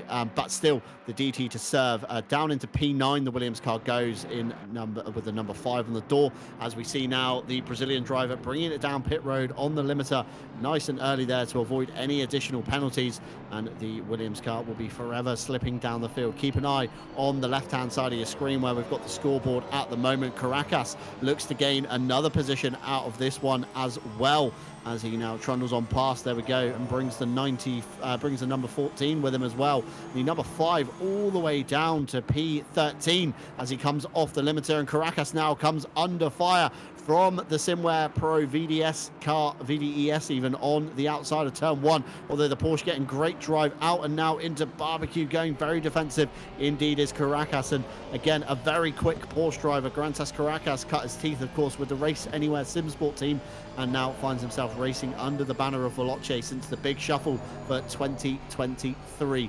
And Boothby again has gained another position. Keep your eye on him. P6 on the left-hand side is now dispatched of the Assetto Corsa Esports car that we saw earlier on just before we watched the Williams trundle on down pit lane. So Boothby with a great comeback drive with Malinowski down into P30-ish, I believe, from the beginning. And, of course, now finding the way up into P6. Yeah, great comeback, like you said. And there's still over an hour to go. You never know. Could gain a couple more positions, and yeah, anything can happen. You know, like we said, it's a 6-hour race. It's an endurance race. You know, that's why I personally love the endurance racing. You've always got time to make up for maybe small mistakes or potentially large mistakes that have been made at the beginning of the race. But no, great comeback, and it's just great racing all round, isn't it? Yeah, it's great to see these guys all going toe-to-toe with each other, being, you know, very fair, I would say, as well, considering the prize pool that is on the line. And, of course, the opening round is where you want to try and score the majority of your points to set yourself up for a very good championship kind of leg ahead of you. The worst thing you want, of course, is, you know, a terrible race one. And it really puts you in that negative mindset that, you know, things aren't going to get any better in the championship. And, you know, we've all had it. We've all had that one race that we kind of just want to forget. And, you know, some drivers, this might be one of them, but you do have to clear down, reset your mind, you know, for your sake and the team's sake, in order to kind of come back through the field. And we now see the virtual drivers by TX3 once again getting great airtime here tonight, today, Les. The virtual drivers guys on that one, the 334, always finding themselves in a battle and now find themselves under fire from Dominiak in the PASS Sim Racing team. The 832 goes to the inside, looking very much like an Iron Force racing car. I don't know if you remember those from the Nürburgring and the VLN series, Les. Very similar livery on that one. Certainly do, yeah. No, great stuff. And as we go, always good with some contact, are well held, and they fight on to the, is it Sunset now? Is it? I'm yeah, absolutely sunset useless after with the corner barbecue. names. Yep, me too. Still learning Kyalami. I've raced here many a time. Don't know any of the names by corner name or number for that fact. But yeah, coming through Sunset now, turn 6 into turn 7. Great defense there. I believe Dominiak probably let the virtual driver's car back through, and the car behind, the number 95, that's Castiorino, is currently in P2, trying to chase down Tinko van der Velde in the Williams Esports R8, but all over the exit curb there, trying to get as much drive as he can up towards the top of the hill, turn 10. Dominiak looks to kind of trail break into the corner, has to flick away, losing vital ground to the TX3 car ahead there. As we see on the left-hand side of your screen, it is the number 95 in P2. Blue flags are waving from the marshals down the bottom of the hill as they now come through the very fast sweeper of the left and into the right. The virtual driver's car is going to be very kind of aware of, you know, where the Iron Force themed car is positioned on the track, and doesn't want to, you know, open the door to the number 95 and then all of a sudden find himself under fire from a car for actual position rather than laps. Yeah, it was well avoided. I mean, to see the P2 car coming through at such a late dive there, it's well avoided, and yeah, just got to wait for the opportunistic move for allow them to get through the next car so they can maybe take a position themselves. But I've just had to look twice at this at the FSS car here with the name of Andre Frank. I did for a second think it said Anne. Yeah, definitely not one to get confused there, but it is Andre Frank in the FFS Racing 123. And the thing that always catches me out with this car is the custom door board. I don't know if you've noticed it, Les. It's not the traditional kind of whiteboard that we see from the, you know, the IRL series, the SRO series. It is kind of like a Valentino Rossi one almost, and I believe you're a bit of a fan of Rossi yourself. Oh, Valentino Rossi. Who's that? Oh God, no, I'm a massive Never fan heard of him, mate. Yeah, massive fan of Valentino Rossi, and just one of my heroes, really. I know it's two wheels, but now he's in GT cars. It makes life even better for me. But yeah, massive fan, always will be, and yeah, it's great to see him in this sport now. As I'm just noticing now, Tinko van der Velde now entered the pits. Yeah, van der Velde to the lane for what probably will be the last stop for that Williams car under the 1 hour kind of 5 mark, I believe, driver's time, 65 minutes. Confirm me if I'm wrong on that one. But just coming into the pit lane now, he's going to serve obviously the last of the pit stops, chuck a load of fuel in the car. Have they saved a fresh set of Pirellis for the end, or are they going to find themselves on old Pirellis with reset pressures? Of course, a great lead at the moment, nearly 30 seconds to the good, to the number 95 car that we saw working its way through traffic earlier on. And yeah, Tinko looking very strong indeed to take this one as he slips down a position, although should see him in theory jump back up there once the full cycle of pit stops come through. And of course, some drivers pitting very late indeed, so we might even see some stops, you know, with 50-40 minutes to go. Yeah, quite surprised actually to see. I know it is Crossland. Crossland's jumped in the car now and going to take it to the checkered flag, and with such a lead that they had, that that it would be making sense to probably have that new set of tyres just to make sure. But well, it'll be interesting to see if the lap times sort of show maybe older tyres. But what a great race they've had so far, and yeah, they're in P3 now, but they should be net P1. Yeah, in theory, once the stops all cycle through, we should, of course, see them jump to the top. And, of course, still this Aston battle rages on behind of Ostrauch and the 474, the VDES sponsored car on that one as they come down the hill. Mikael Sundstrom's had a great view of this for the past 10-15 minutes or so, and the Forza Italia car on the defensive down into the hairpin. The Lipa Esports car still with them in the background, that yellow Porsche, as we see Franca ahead into the pit lane, plus 5 seconds to serve for them as well, so they might drop down a few positions. And when margins are so small, it seems 5 seconds, if I said myself and Les turned up here today 5 seconds apart, we'd nearly arrive at the same time. But in terms of racing, 5 seconds, especially in a field this competitive, Les, is quite a large chunk of time to lose. Certainly is. You can't really afford to lose half a second, let alone 5. But as we see a dive down into turn 2 there, and the move is made by the Forza Italia car.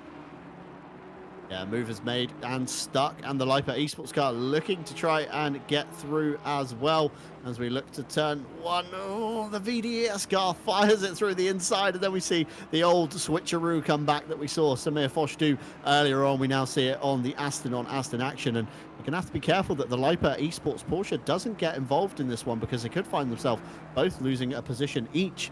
And Timu Karpinen in the YouTube chat has just mentioned the 69, the Aston Martin, the Grip Hacks engineering car, I believe, got punted all the way down to P43 out of 49 drivers that started this race. 43, they now find themselves back up into P6 on a great comeback drive inside the top 10, and contact up towards the top of the hill in turns 10 and 11. We're going to see a race replay on this one. The Forza Italia car on the inside tries to cover it. The 474 VDES goes for the gap and slightly misjudges it and runs into the back of the Italia car.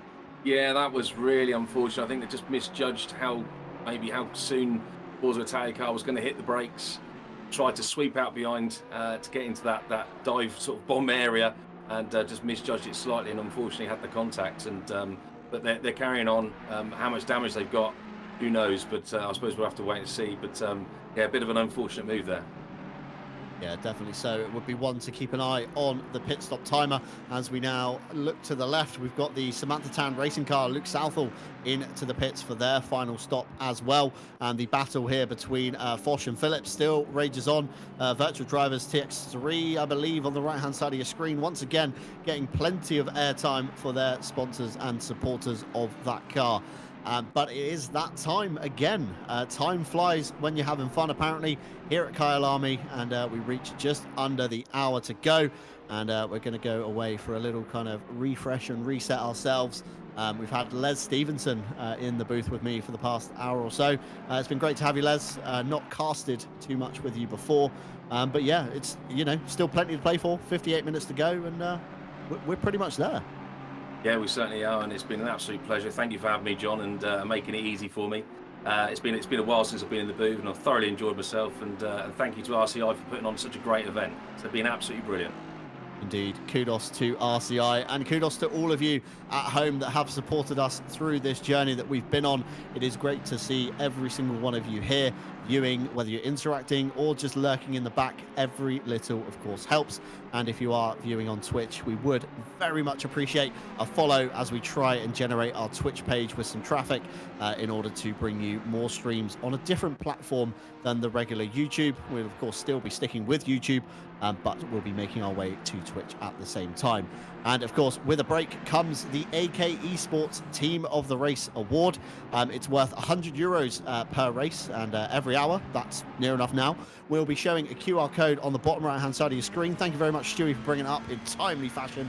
And you can, of course, scan that one to vote for your team of the race, whether it's, of course, the greatest comeback, fastest car, best livery, or just your team that you support. As we see Harry Phillips bumping wheels with Foch down into turn 1, it kind of upsets Foch a little bit it. Foch still sticks it to the inside of the Apex. Phillips off the track. Foch gives him room to come back. Very kudos driving to him there. And yeah, certainly into barbecue. The fight rages on. But it seems every time I try and do this segment, something kicks off. But of course, head on over, scan the QR code. There is a link becoming in the chat in a minute. You can, of course, click the link and vote for your favourite driver online if you prefer at your desktop. But yeah, from Les Stevenson and myself, it's been great for the last hour. And we will be bringing in Kevin Boss alongside me for the final kind of 55 minutes or so. But for now, we'll leave you with some engine sounds, turn up the volume and enjoy the show.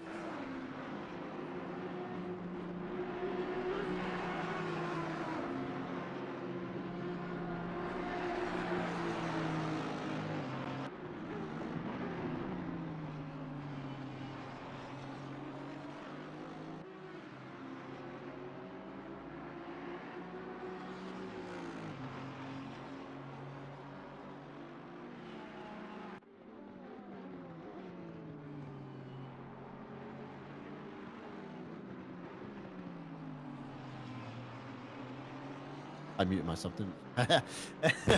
Oh, production volume as best. Welcome back to the RCI 6-hour challenge esports series, brought to you by AK Esports, Fanatec, and Go Setups.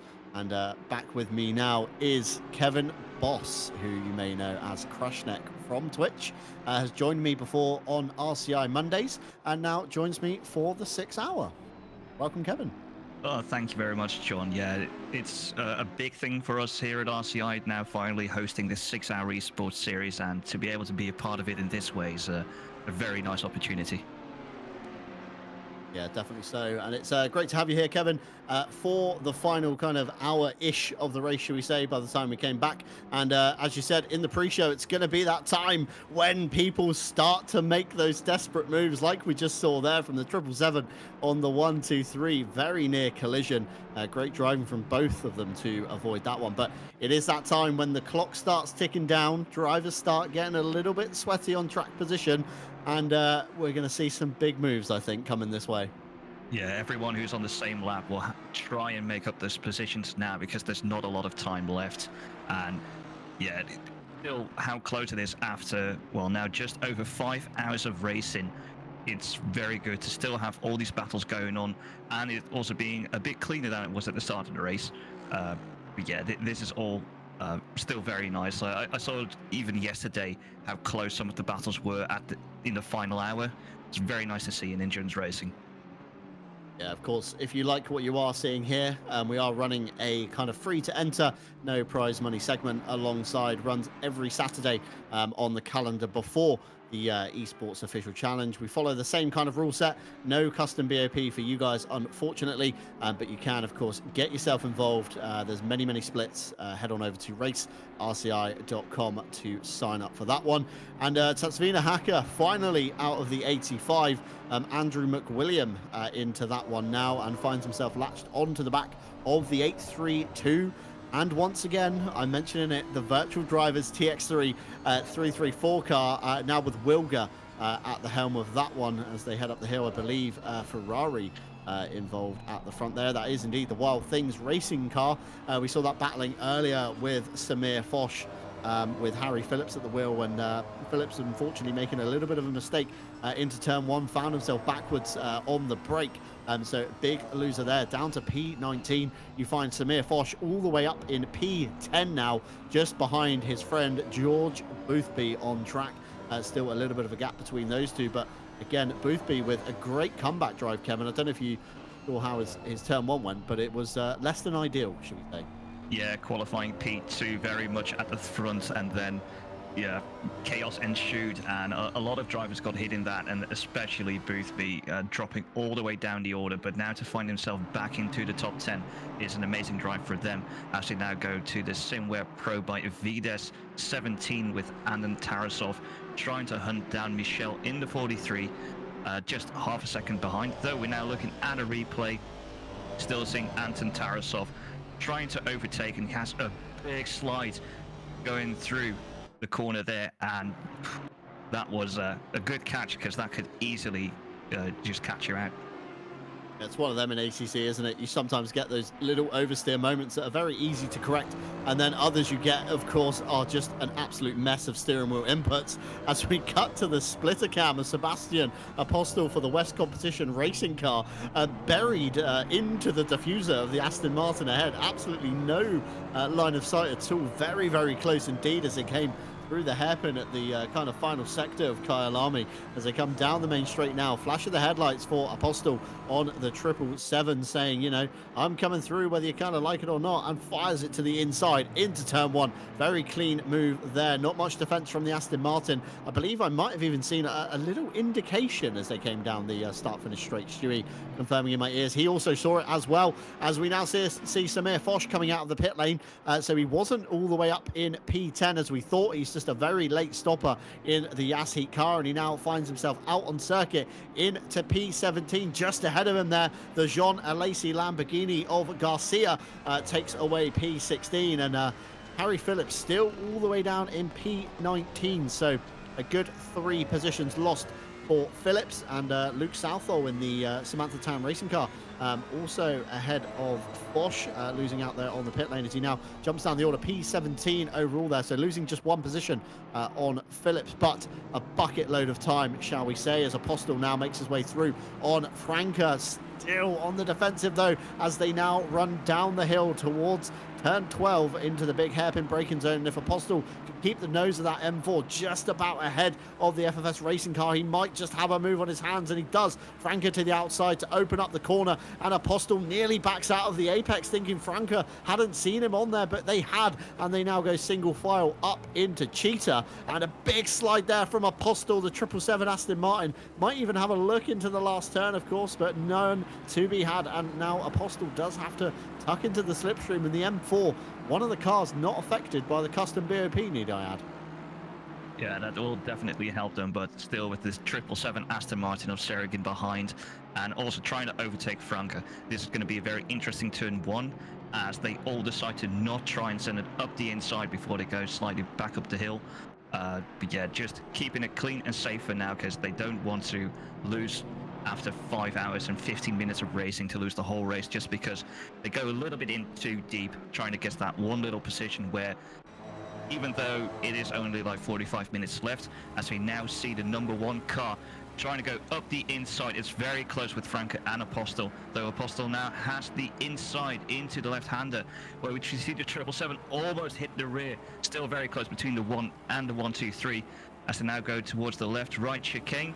And it seems like the number one has stuck this, though they are now they're going up to the hairpin up the hill, where there's another opportunity to attack for the 1-2-3, but it seems like they will be defending against the 777, who's going around the outside. Can he make it stick? The answer is no, and immediately the car behind already wants to overtake.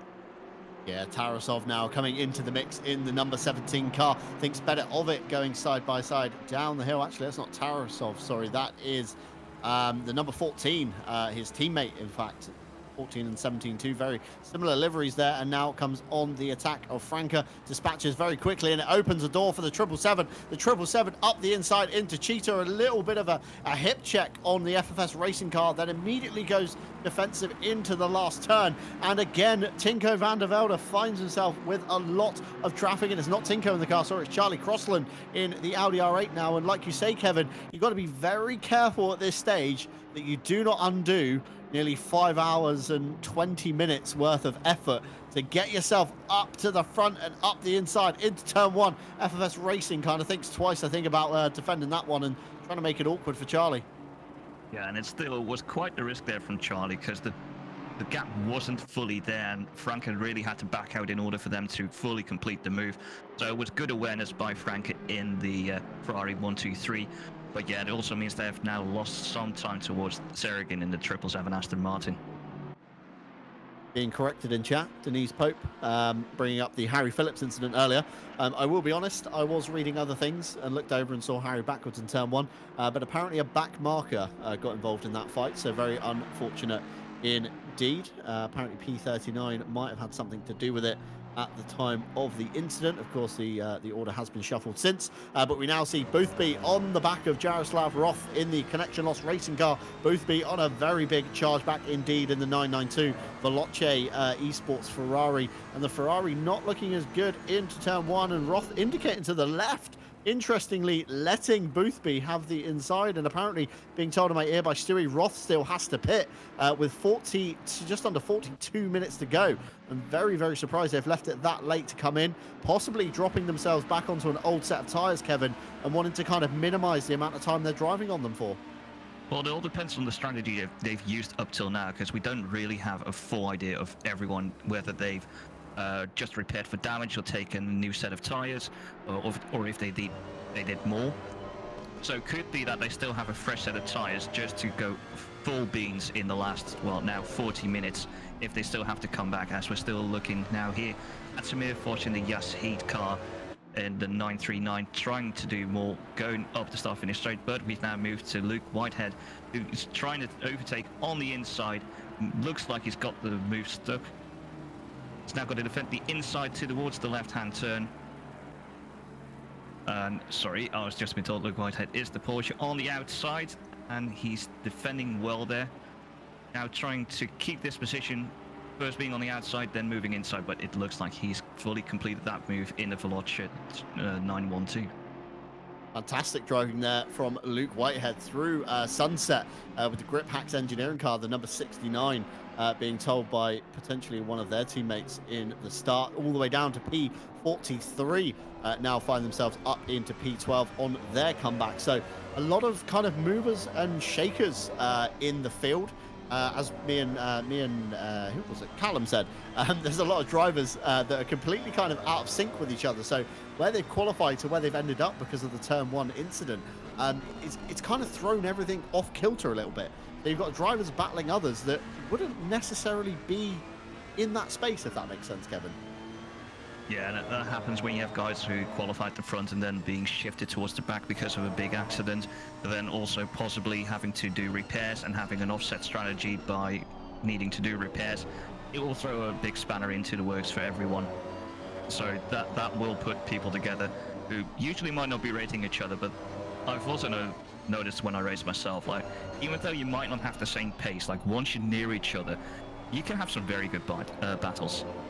Yeah, the dynamic kind of completely changes when, you're driving on your own, you're kind of focused, you're in your zone, you're looking at, the braking marker, you look to the apex, you look at the corner exit, and then all of a sudden you throw this other car in the mix and find yourself almost sometimes driving in the mirror as Igor T. Oliveira Rodriguez now is on the back of Bischoff in the Kramer Racing Porsche, the 977, into the final turn. This is, of course, for position. The number 5 Williams Esports, I believe, Chill Blast car is kind of down the field on where they should be, picking up a drive-through early on for some contact with the stewards, and then picking up another drive-through for track limits. At the same time, they were taking their pit stop. So it kind of ended up with 2 trips down pit lane, a big loss of time and a big loss of track position. But D. Oliveira Rodriguez now looking to try and claw back some of that time lost. Bischoff ahead, not too far up the road. The big gain is going to be for P3 on Pastorino in the 95 Aston. Yeah, that one might be a bit further away at the moment, but already being that close now back to P4, Bischoff in the 977 Porsche already shows they've got a great recovery, and with not a lot of time left, they probably want to make that move quickly. They keep getting closer and closer as we now go back to Luke Whitehead in the Veloce Esports car, now trying to overtake Urbino in the Lamborghini, and it seems like that was just an easy pass for him, easily done, going down towards what is that, Crocodile? I believe a little bit of kind of mutual respect there from Herbenoaks in the John Lacey car, indicated on the start-finish straight for Whitehead to the right-hand side, allowed Whitehead to the inside, and it's interesting to see organisations giving, I wouldn't say giving up positions, but making it easy for their competitors, of course. Everybody here is represented by a different brand, different sponsors, different teams, and you think that everybody would try and maximize as much as they could, although maybe some drivers playing it a little bit cautiously in the first round, thinking, we're up into P12, we're looking good, we've had a solid race. Last thing I want to do is have an incident with a driver battling for 1 position and end up losing 5. As speaking of battling, we have Ren Velton, I believe, on Samir Foch now. Ren Velton car behind the Yassi car ahead as they head down into Sunset again. You keep seeing Ferraris, Kevin, locked together, and they're very tricky to get around each other. Well, they are the same cars. They have the same penalty with ballast, with the BOP. Then it's all down to the drivers and a bit of the setup, but with them being the exact same brands as we've seen before in the Ginetta Cup and also the Super Trofeo, once they're the same car, the racing gets very close and they tend to stick together. Yeah, definitely so. And Stewie pointing out a obvious note here that he's spotted that Foch is on old tyres and Burnt could be on a new set of Pirellis. So Foch is really going to have to mount a defensive drive on this one if he wants to keep that P17 away from Ren Velton just behind there. And we've got Garcia ahead in the Jean Alesi Esports Academy car as well. Wondering if they're on old tyres or not, but Foch certainly could close to the back of them and then make it this kind of weird 3-way fight. But as we said earlier, you know, sometimes you do just drive in your mirrors and you kind of forget to look ahead, as D'Oliveira Rodriguez is ahead now of Bischoff in the Porsche. Replay, unfortunately, a little bit too late to see the move on what happened there, but the Williams Esports car gaining up into P4 and Bischoff now down into P5. So the number 5 now has to look to the front on Castorino in the 95 Aston and really get the lap times drilled in. And the man that you want in the car is D'Oliveira Rodriguez, indeed. A very quick driver, very consistent, and could be worth his weight, as he already pulled out a very large gap there as we look down into turn 1. Look at that, Kevin. It's, you know, fit a good few cars between that. Yeah, that's already quite the gap as we now see ourselves Roth come in for their final pit stop. Big, well, I was going to say big, but it's going to be a little splash and dash to get through for the last 35 minutes. So that car will most likely be quite rapid these last 35 minutes. But yeah, you can definitely see there was a big pace difference there with how much space there was already at the end of the start-finish straight. So you can only see them push forward and try and catch P3. But yeah, only time will tell if they can actually make that. Yeah, Yaroslav Roth now off the jacks and moving again. Whitehead goes through into the top 10 along with the Jean Alesi car and the 69 Grip Hacks Engineering. The number 14 also gains a position, and Charlie Crossland now just behind in the left of the shot there. Just ahead of him, actually, sorry, you'll see there 2 seconds up the road. Roth comes out P14 overall, and just P13 even. That's live timings. Very slow. I think live timing might be slow. But Samir Foch now finds himself to the back of the Jean Alesi car. And we said it last lap, Kevin, if the Jean Alesi car could be the kind of cork in the bottle that allows the Ren Velten car to get past the Yas Heat car. And Jean Alesi could be the deciding factor down into turn 1. Foch on the defensive on the inside, a little bit from Ren Velten, although Ren Velten not sending it maybe as hard as they could around the outside, wanting to maybe work together Ferrari on Ferrari to try and get past the Jean Alesi car, although Foch does risk kind of backing himself up into Ren Velten, and then before you know it, you have a kind of tiger print car, should we say. I'm going to call it Ren Velten Tiger Print on that car, firing up the inside of you, and you might even lose a position. Burnt looking very competitive indeed in that Ferrari. Yeah, these situations are always tricky when you're the middle car, because you do want to overtake the car in front, but you don't want to do anything silly to get the car behind to give them any sort of opening that they can exploit. The same thing we have here where we go aboard with Andrew McMillan in the Attento Racing 85. Same position where you really want to make those moves, but on the other hand, if you do something stupid, you will be overtaken by the car behind, and that might even drop you a bit further than you want to. Yeah, that's it. Ostrach still in the Aston Martin for the Forza Italia car. Now looking to the back of the nearly on pace Swedish lineup. We've now got Hagstrom Vigershu in that car. Great name in sim racing. Absolutely love that one. Very unique indeed. The 899 looking very strong. Has had a very clean drive in P29 at the moment. And we now cast our eye back to Andrew McWilliams, still looking at the back of the virtual drivers by TX3 car. If he can get past the green machine ahead of him, he's only got a very small gap ahead of him until the 474 with a 15-second penalty to its name. So they're going to find themselves tumbling down on that one. On the stewards reports, and of course every second matters, and 15 seconds at this stage of the race where you don't have a pit stop to kind of claim it back, as we now see the Ren Velten car get ahead of the Yas Heat car coming out of turn 1 towards barbecue turn 5. The move is in the bag. Samir Foch though looking very fast on a straight, looks like he's had a better run out of turn 5, looks to the outside, can he make it stick? We saw the Porsche do it earlier on the Grip Hacks Engineering car, but Ren Velten coming over to the inside to cover it off, switches back to the outside once again. Very close, fair racing between the two Ferraris, and you know, they kind of want to work together almost to try and catch the Lamborghini. Yeah, this is sort of what I meant, where you see them two fighting. You can see the Lamborghini of Garcia just eke out that little bit of a gap while the two Ferraris behind are fighting. So we're now looking at George Boothby trying to overtake Tielik in the 878 Bentley. It's one of the few Bentleys here, but it is nice to see them on track as well compared to the load of Ferraris that we have. Nice to see at least a little bit of variety, shall we say. But yeah, it's Boothby sticking it very close to the Bentley, though with that thing being as wide as it is, it's not easy to get around.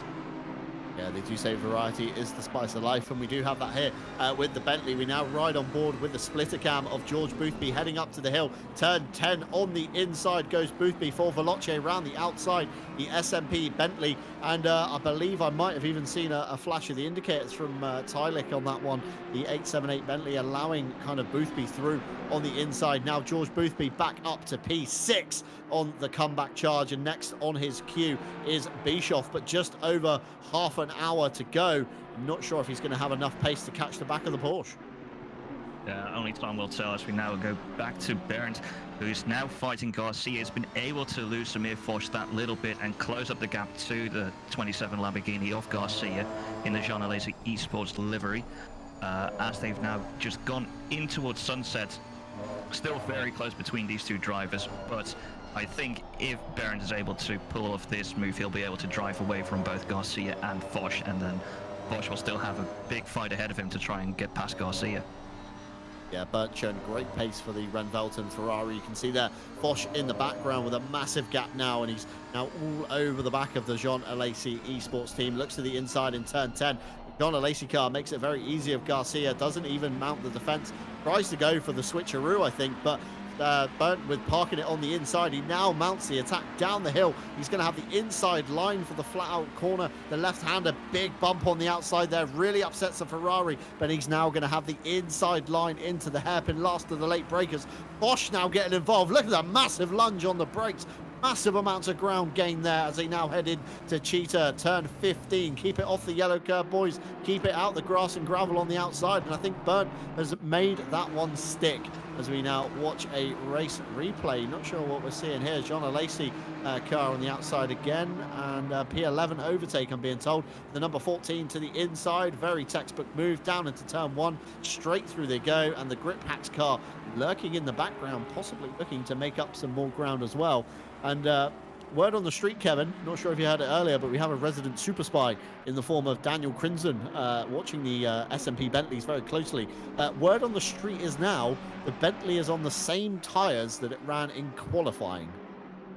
That would be very spicy, because I think the organisation took all the tyres from the teams in quali. So if they are running those, then we might need to investigate something. But I think someone's been fed a lie there. But yeah, we're now going aboard with Rafael Stazak in the Armentario car, trying to, well, you see this little group of 3 cars who, well, just like the situation we saw just before, everyone's trying to overtake everyone. They're closely fighting the 43 ahead, though they do have the 2 lap cars of Boothby and Levesque in front of them, so they don't want to be interfering with them too much unless they are slowing them down. But yeah, that's all to the drivers to decide whether they want to risk that. Speaking of risking, Andrew McWilliam around the outside in turn 10, trying to find a way through the virtual drivers TX3 car. He's been sat behind the Audi R8 for a little while now, and still no position to be had on that one. And Stewie's been looking at some lap times, and the 977, the Bischoff car, currently in P5, being chased by Boothby, might be on old tyres. So Boothby might be within a shot if they saved a bunch of Pirellis, and hitting the inside curb, the yellow one that we talked about just laps ago, Kevin, is detrimental to the Audi R8s here of McWilliam, and the virtual driver's car parked on the exit. That's number 5 into the side. The FFS Racing just about avoids, but a hard lick for the number 5 in P4. Just absolutely rotten luck. Dives straight into the pit lane to get that damage fixed. 27 minutes to go, just over, Kevin, as we see a race replay. Just suddenly a face of Audi R8. I would say the FFS Racing obscured the view of the Williams car. FFS Racing went to the left. Williams thought, what is he doing? And then before you know it, green machine through the windscreen. Yeah, it is just a bit unlucky if you're there and you just misjudge when you want to move. You see a couple more cars coming, then it's still a point of, be predictable. But then, of course, when he was moving, he hit the brakes again. And yeah, then the cars who are coming on, they can't know what you're doing. So if they have their engineers with them, yeah, maybe a bit of better coaching of what's coming on instead of just immediately reacting. But yeah, that's not really something you want to see. That's you wouldn't wish that on anyone. Yeah, definitely not. Absolutely rotten bit of luck for the Williams team. Having a great drive in the P5 has now slipped down. P13, P14. You just see him falling ever further back. Luke Southall there, the Samantha Tan car. Look for them on the right-hand side. 12 seconds to the good. So I think for P14 for the Williams Esports Chill Blast car is in the bag there. And like you say, Kevin, maybe just an engineer or a spotter just needs to be a little bit more alert, just to pre-warn them of what's obviously coming up ahead. And Bischoff, of course, has now kind of secured P4 at the moment, although with the charging George Boothby behind in the 992 Veloce Ferrari could be the one that does all the work undone for Bischoff. And of course, if they are on old Pirellis like Stewie reckons, then it might be sooner rather than later that we see it. 25.5 minutes to go. As we said, Kevin, it's getting down to that wire where everybody's going to get that little bit desperate in traffic, maybe make those lunges they shouldn't be making, as we now see the virtual drivers TX3 car right hand side of your screen now leaving the pit lane after their spin, probably been down to fix the damage. And this battle has reared its head again. Wild Things Racing on Yas Heat, Bosch and Phillips together once again. Yeah, and it does seem like Samir Foch is struggling there. He's fallen away from Garcia and now being caught by Phillips in the 31 Wild Things Racing Ferrari. It's going to be a struggle for him, though we have seen before that Samir Foch is very good at defending, so he'll defend for everything he's worth, trying to get in as high as points position as he can be in order to set things up better for the rest of the championship. Championship, of course, a little bit of a long one here. 6 hours is every single event.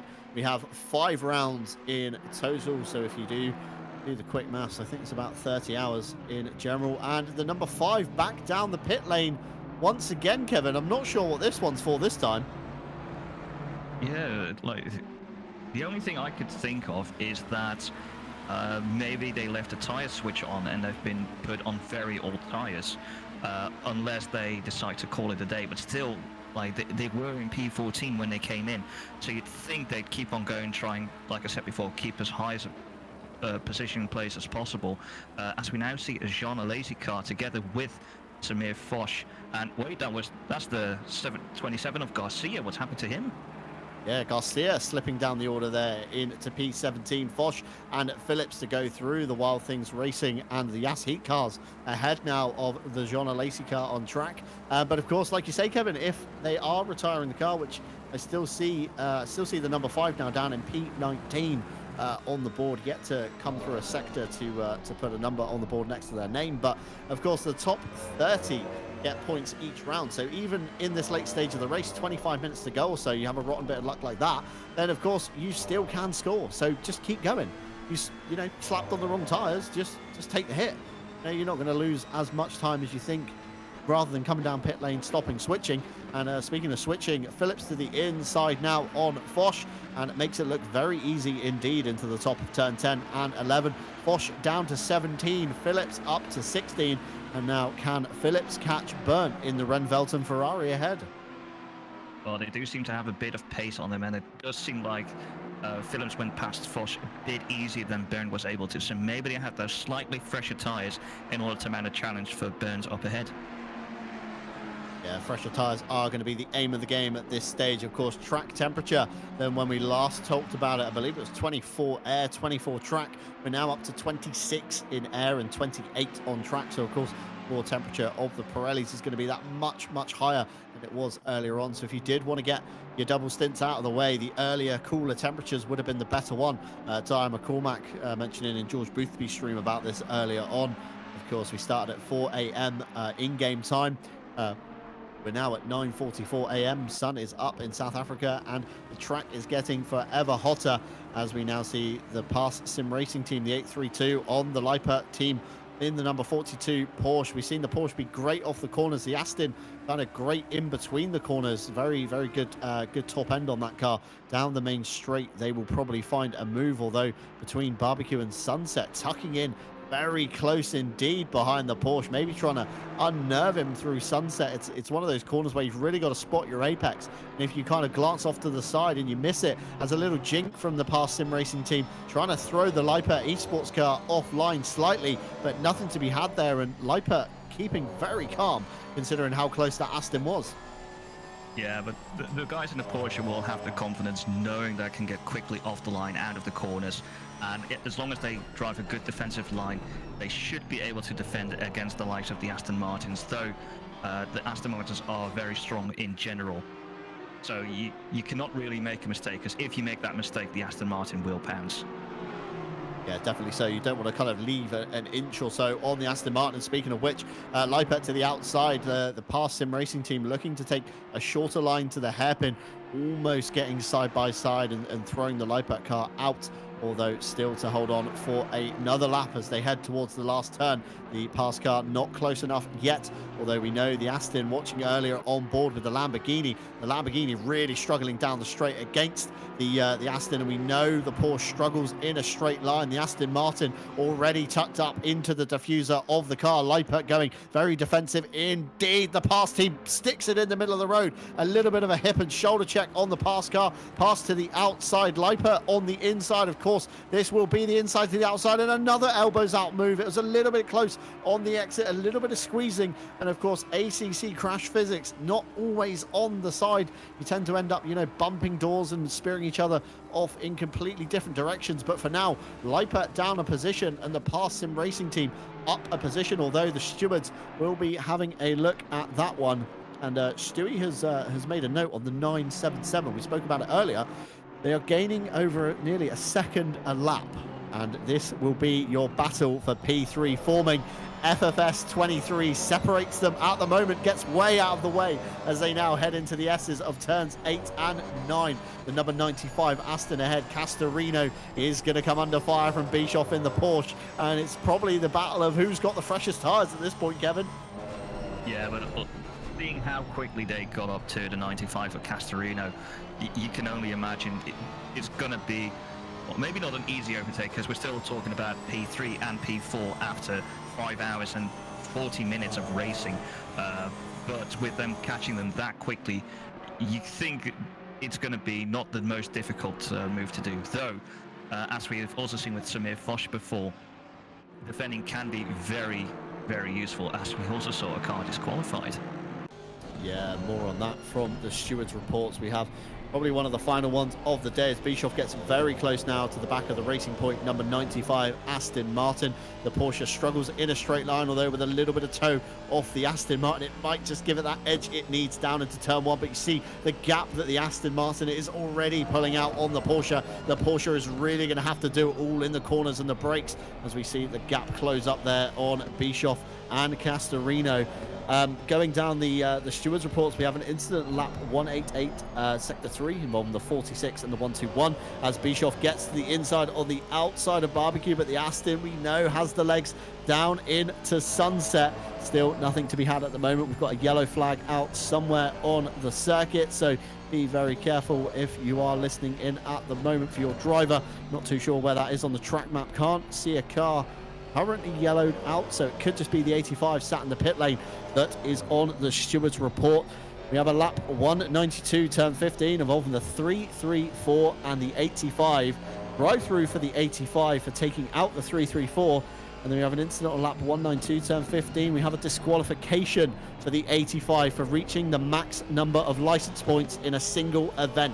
So that is why the 85 is now relegated to the pit zone, and Bischoff still cannot find a way past this 95 Aston, Kevin. No, as they've just gone down a mountain where the Aston Martin should be a little bit stronger, but as they head into Crocodiles, this is where that Porsche will be strong. Corners, accelerating, braking again as they go side by side when they go towards Cheetah. Porsche still side by side with the Aston Martin, tries to out-brake him, he's sticking it. Aston Martin goes into the gravel and he makes the move stick. P3 for Bischoff in the Porsche 977. Looking in the back though, George Boothby now getting involved in the fight for this one. Boothby past the number 95 Castorino Aston Martin and now has a little bit of a toe down into turn 1, although look how strong the Aston Martin is. Boothby fully on the defensive to the inside. The purple Aston Martin way out of the way. The FFS racing car just ahead, of course, down a lap on traffic, and Boothby just about manages to mount a defense into turn 1, but I don't think this battle is done with yet. And of course, Bischoff ahead, the 977, needs to get a move on, or he might find George Boothby in his rearview mirror very, very soon. Yeah, he did a good move of trying to get through the traffic that was also there. But yeah, we've seen how strong Boothby has been throughout the race. We've seen the speed of the Aston Martin, even though he did lose out in that fight against the Porsche. As we're now on board with George Boothby as they go towards the SS and then towards the Lil Cup. Yeah, he's also been gaining on people this entire time, and with Bischoff and Castorino fighting, that has helped him out tremendously with him now being in P4. Yeah, only problem when you start fighting your rivals, of course, you bring the other guy that's kind of nowhere near you into the frame. And speaking of fighting rivals here, we now have John Alesi Esports leading briefly the Grip Hacks Engineering number 69 car. Great comeback from Team Grip Hacks Engineering, of course, all the way down to P43. West Competition Racing behind on that one, not for position.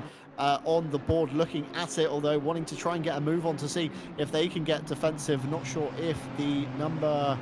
No, I think that is for position behind as well on that one. So we've got kind of two fights in this battle we do. We have Apostle and Tarasov just behind fighting the BMW and the Aston. And we've also got the Grip Hacks Engineering car ahead fighting the Jean Alesi Lamborghini as they go side by side up to the top of the hill. Turn 10, West Competition Racing on the inside. A little touch side by side sends Tarasov towards the outside, losing a little bit of ground indeed. And of course, we've now got another car possibly in the frame at the background. We were just saying, Kevin, of course, you start fighting your rivals and then all of a sudden you've got somebody else in there. And Hugo Mells comes down the pit lane very late indeed, just under 15 minutes to go, and a flash of the lights on the virtual drivers TX3 car from the Jean Alesi car, wanting to say, you know, get a move on. I've got Grip Hacks Engineering behind me and I want to get away from them. And we know how bad the Lamborghini was in a straight line earlier, Kevin. I think a move into T1 might be on here for Timu. Yeah, I can only wait and see as he's sticking in the slipstream there. You can see that the Lamborghini is struggling compared to the car, the 335 on his right-hand side, as Timu was, I think, he was thinking about making a move, but decided against it, keep it clean for those last 14 minutes, not do any stupid mistakes. And even though I was talking before with like when we saw a pit at 35 minutes, you know, a quick splash and dash and go out, I will say with Hugo Merrill going in with only 15 minutes remaining, that was really late to go into the pits. Yeah, very late indeed. It's going to be super hard, of course, by the time you come out, just under 14 minutes to go on the clock. It's going to be very hard to make up any ground at all, as we now see burnt onto the back of Luke Southall for the Samantha Tan racing car. In total, of course, Luke Southall finished second in the GT America Sprint Series Silver in 2022, so no stranger to esports competition and pressure. But speaking of pressure now, Veloce onto the back of Kramer Esports Racing Team, the 977 of Bischoff. Ahead now, we're looking at the back of the rear wing, of course, Kramer Racing in the bottom on the little ducktail of the Porsche to denote who we're watching, and Veloce looking very competitive indeed. Boothby is going to be very fired up from the lap 1 incident that took place, and he's going to want to try and claw every single point that he can back, as Hagstrom Vigishu makes it past, I believe, Franca in the FFS Racing on that one towards the latter half of the race. But back to the front now, Boothby still sizing up the back of that Porsche. The FFS Ferrari behind is going to have no part to play in this one at all, of course being a lap down. We've also got the Assetto car just behind him as well. So Boothby only eyes front at the moment, fixated on the back of Bischoff's Porsche as they head up to turn 10. Late move there, thought about it, thought maybe I'm going to have it, as we look at the back of the Bischoff car covered in absolute dirt and grime. I think race cars look the best at the end of the race when they are covered in all of this dirt and grime. Very used and abused indeed. But the Porsche getting great drive down the hill. Boothby looks to the inside again, but does dart to the outside to open up the corner. Bischoff is absorbing all of this pressure, and I would not like to be in that Porsche at the moment, Kevin. It seems like it's doing just enough, as we see a collision between the 14 of Red Velton and the other car. I cannot read the number though. Ooh, that was very close. Samantha Tan. That was very close as well, as they hit the throttle to try and get themselves back on track. Almost hitting the oncoming cars, though luckily they did not. As we're now looking once again at George Boothby trying to overtake the 977 Porsche of Bischoff as they go into turn 1, through the 2, 3, 4, 5 turn center, And yeah, this is so close. I don't even know what to say. Yeah, it's absolutely super close at the moment, Kevin. Very scary driving from Luke Southall and Bernd Renvelten on Samantha Tam. We saw there a little bit of maybe a TC kind of, turned itself off like it classically does at almost the wrong moment when you're trying to loop the car around. Just when you think you're getting going, the TC kicked itself off and spins you 180 degrees back the wrong way once again. But Bischoff looking very good on the defense into turn 1 from Boothby. Boothby, you're going to want to do it on a straight or up the inside into a corner, because we know the Porsche has great drive out of these slower turns, and he did so last time out of turns 10 and 11 down the hill. But Boothby looking much closer this time, tucked right under the back of the rear wing of the Kramer Racing Esports 977 Porsche, and all the meanwhile the FFS racing car behind has a great view of this one, but still no move to be had. Boothby has enough to stick with him, Kevin, but he doesn't just have enough just to get the nose of that Ferrari alongside enough to get it ahead. Yeah, it seems like Bischoff is just doing about enough in that Porsche to keep ahead, especially where that Ferrari is stronger at the end of the straights. But then on the corner exit, he's just doing enough to give himself a little bit of that gap in order to stay ahead, and then you do the correct defensive moves whenever called upon, as we now definitely see the 992 Ferrari come in. He's having a look on the inside, still decides against it, and yeah, they go in as they out as they went in.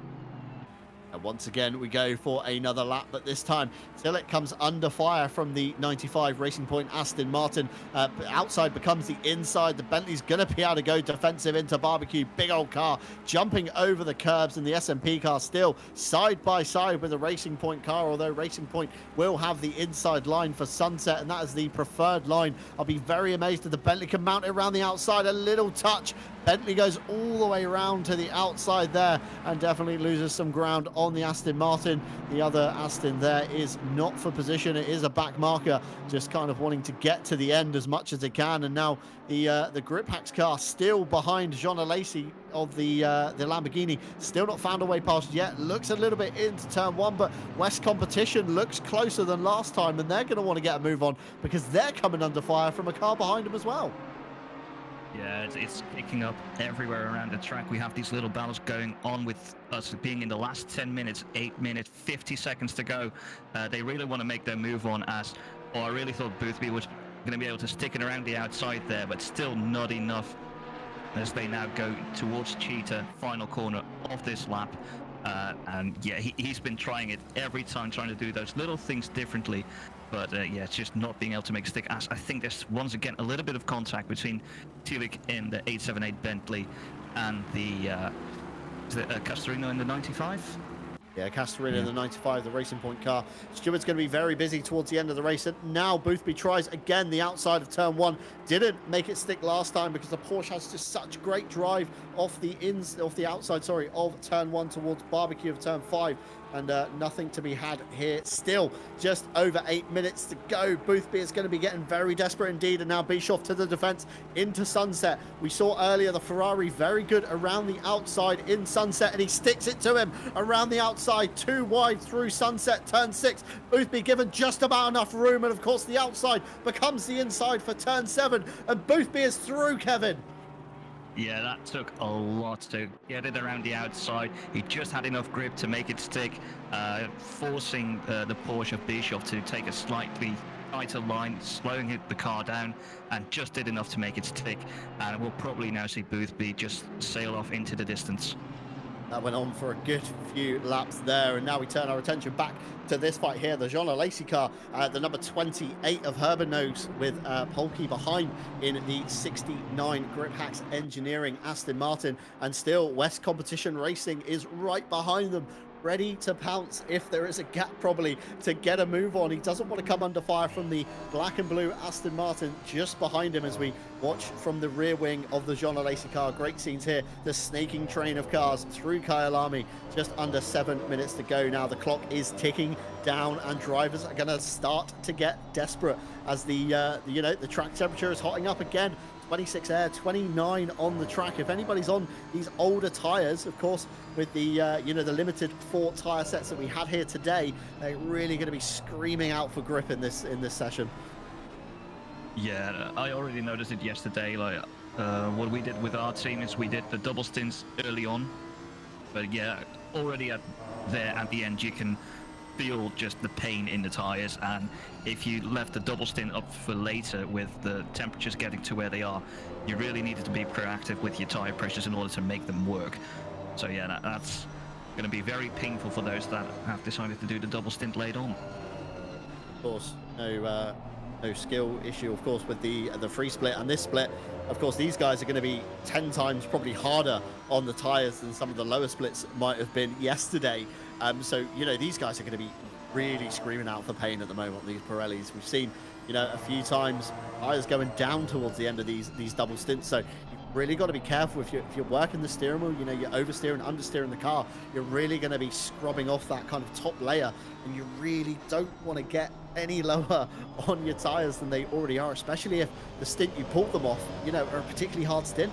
I've run an event where we had limited tire sets, and we had a spreadsheet of any incidents that we marked down against the tires. And when we got towards the end, we picked the set that had the least amount of issues. So the least amount of kind of lockups and stuff like that. So it's a very big strategy game. And of course, some of these organizations are going to have guys that are purely dedicated to strategy. So these drivers can just literally jump in the car and just start churning out the lap times. Even with them having the engineers and strategists most likely in the back rooms helping them out, if they know what the strategy is, then that got close with the BMW behind after 17 of Tarasov. But yeah, even with the engineers, if they know they're going to do a double stint, they know they can't push as much as they would do if they knew they'd have 2 sets of fresh tires like for the last 2 hours. So even then, they still need to pace themselves a bit better than if they would just to have a fresh set. Yeah, that's it. It's definitely one to have. And now the move comes from Tarasov on Sebastian Apostel to the outside of Cheetah. Switchback for the inside turn of the inside of the last turn. Apostel thinks twice about turning in and opens up the door to Tarasov, although maybe trying to use the fact that the BMW doesn't have any ballast on board to try and pull alongside for turn 1, but nothing to be had. And could we see a little bit of bump draft there from the M4 behind, trying to help the manufacturer along? Looks to the inside, looks back to the outside. Around the outside goes Apostel on Tarasov. Who will have the better drive out of turn 1? It's Tarasov ahead, and Tarasov seals in that P24. Yeah, it was a very good move. We're now looking on towards with Eamon Walsingham for the Assetto SimSport Visceral Red team in the 44 Ferrari. Now, they're also going to try and get past Castorino in the 95 Aston Martin. And we've just been told for Southall in the 39 BMWs, that's a drive-through for track limits. So that's not something you want with only 3 minutes to go. Now they're going to have to make a decision whether they actually take the drive-through or the penalty that is attached to that if they don't do it within 3 laps. Yeah, certainly something you not want to be picking up with just over 3 minutes to go. Walshingham on the back here of Castorino down into turn 1. Ferrari on Aston Martin. We know the Aston is quite good in a straight line, but Walshingham very good in qualifying. I think I saw him definitely mixing it in the top 5 for the Assetto SimSport Visceral Red Ferrari. Great livery on that car, really suits it well. I'm a fan of that one. But the 95 does have to go defensive, probably into sunset now, as a little bit of excess curb taken on the outside of Barbecue. Side by side now, we know the Ferrari very good around the outside. We saw Boothby do it earlier. Could we see a copy and paste? And we do. We see Walshingham way clear before corner exit and manages to take the racing line for the next corner. So the 95 is just going backwards at this point, Kevin. Yeah, backwards very quickly, so you can only imagine that they're on very ailing tyres, that even being pushed by the 46 of Levesque. No, we've just switched to them, sorry about that. They're now at the back of this train, flashing to the guys in front, trying to maybe get a reaction out of them to make it easier, but still, he's very close to the 23 of Grady. As they now go through the crocodiles towards Cheetah. And yeah, this is one that there's still people going into the pits. Garcia with a late trip down pit lane. I think that even surprised you, Kevin, as we see Southall ahead there taking the drive-through penalty to clear that down. And Garcia, we're believing, Stewie's mentioning in our ears, driver's time They've fallen just about a minute 30 short. They've had to take a drive through, which is going to lose them some positions. And the number 5 Williams is set to gain a few of those from Southall and Garcia. So the number 5 Williams now back up into P17. But this battle has now reared its head again. We saw this earlier, Foch on Burnt, and we saw Burnt get ahead of Foch and drive away. And now all of a sudden, Foch is back ahead. Yeah, it seems like something happens that they keep being put together, though it does show us a very good bit of the defensive driving from Samir Foch, trying to keep that Ferrari from Burnt behind. But yeah, now that it happened this late, as we've entered the last minute, and I think I just heard the leaders on the final lap, this is going to be a very close fight for that final lap. Right, indeed. Charlie Crossland does cross the line to become the race leader on the final lap for the Williams Esports Team Razor car. Green front on that livery now. Great to see. It's really good to differentiate the Williams cars, of course, before with the 2 white fronts. Tricky to see who was who. But Charlie Crossland, your dominant driver for today, and the number 55 comes through Sunset in that car. Going to be taking it very easy, I think, Kevin, at the end of this 6 hours. He's got a great lead on the 52 behind. He's got a little bit of traffic ahead of him. Not going to probably want to get involved in it, but Burnt is now on the last chance to get past Samir Foch. To the outside goes Ren Velton. He's going to try the old up and under on Foch. Foch parks it expertly in the middle of the road on corner exit. Doesn't allow Leon Burnt to even get alongside him going towards Barbecue. And Foch, you see there, taking the much shallower line, trying to be defensive, but Burnt with a much cleaner, greater line. And we know the Ferrari can stick it around the outside in Sunset. We've seen it once with Boothby. We've seen it just a lap ago with Walshingham. But Burnt not able to do it. A little wiggle on corner entry, and now comes down to turn 7. This is the last lap of the race, of course, and Charlie Crossland finds his way past the Barlas Esports team there in the Aston Martin as he comes through Cheetah. Turn 15, brakes for 16. Your round 1 winner of the RCI Esports 6-hour challenge is the Williams Esports Team Razor car, driven by Charlie Crossland and Tinko van der Velde. An absolute dominant performance from those guys today. And the Grip Hacks engineering car with a great comeback drive from P43 up into P12. Nothing to be had on the Jean Alesi Lamborghini ahead. And another great drive from those guys indeed, as various cars cross the line at various points. We're going to see the final results towards the end. Burnt just behind Foch. Only got 2 more corners to go. Keeps it clean through Cheetah. Has to just hit the braking point for turn 16. And around turn 16 they go. And Foch beats Ren Velton to the line. Benjamin Lang for Team 1 FF in the 52 Ferrari comes in second. And this man here, George Boothby and Malinowski in the Veloce 2023 Ferrari. An absolutely stonking comeback drive from a rotten turn 1 and a following rotten turns 2, 3, 4 and 5. They come across the line to take the bottom step of the podium today in P3. Kudos to you, George Boothby. And some drivers still running, of course. Bischoff comes behind in P4. The SMP Bentley comes in P5. Great drive from those boys, especially with the whale of a car that is the Bentley. Walshingham takes P6. And then we've got Castorino in the background there, P7. And then we've got a few more drivers to finish, including Imbuelo. Here he comes in the Ballas Esports car. And then Luke Whitehead comes through in P9, just inside your top 10. And the number 14 car, the Aston Martin, comes across the line to take your last top 10 position. And that, ladies and gentlemen, was a wonderful race. And what a wonderful amount of driving we saw there. And this here is your final position standing as we scroll down. 49 drivers, an absolute wonderful sign up, a wonderful amount of turnout. We thought we were going to have 48, but we did make the full 49 for round 1. Saw a couple of penalties there. The number 474, 15 seconds handed out at the end, shuffles them down the grid to P34, I believe. And then we've got a few drivers at the back, of course, not finishing, disqualifications there, and an issue for the 333 that meant they also did not finish. But yeah, wonderful event, Kevin. Absolutely great driving. I've had you in the box for the last hour. Of course, you were here at the start. Remember seeing you in the YouTube chat, kind of commenting along on all of it. And yeah, absolutely amazing event. Yeah, it had a bit of everything. Like it had a bit of the chaotic start, but because of the chaotic start, we also had a couple of very good comeback stories, like with Boothby. Also here we've seen one car was Don Patrick and Harry went from P36 back down to 42 and ended 14th. So that's also a very good comeback story. Yeah, all in all, there's been some very good racing, especially there at the end. Very close but fair. Especially the moves around the outside through Sunset were amazing, and then being able to stick it and even going back to the racing line before Clubhouse was very interesting to see. But yeah, especially there at the top with the battle for P3. And after 6 hours, it was still that close for yeah for them to finish that close. Insane. Yeah, great to see indeed from that one. And of course, none of this would have been possible without you guys sitting at home.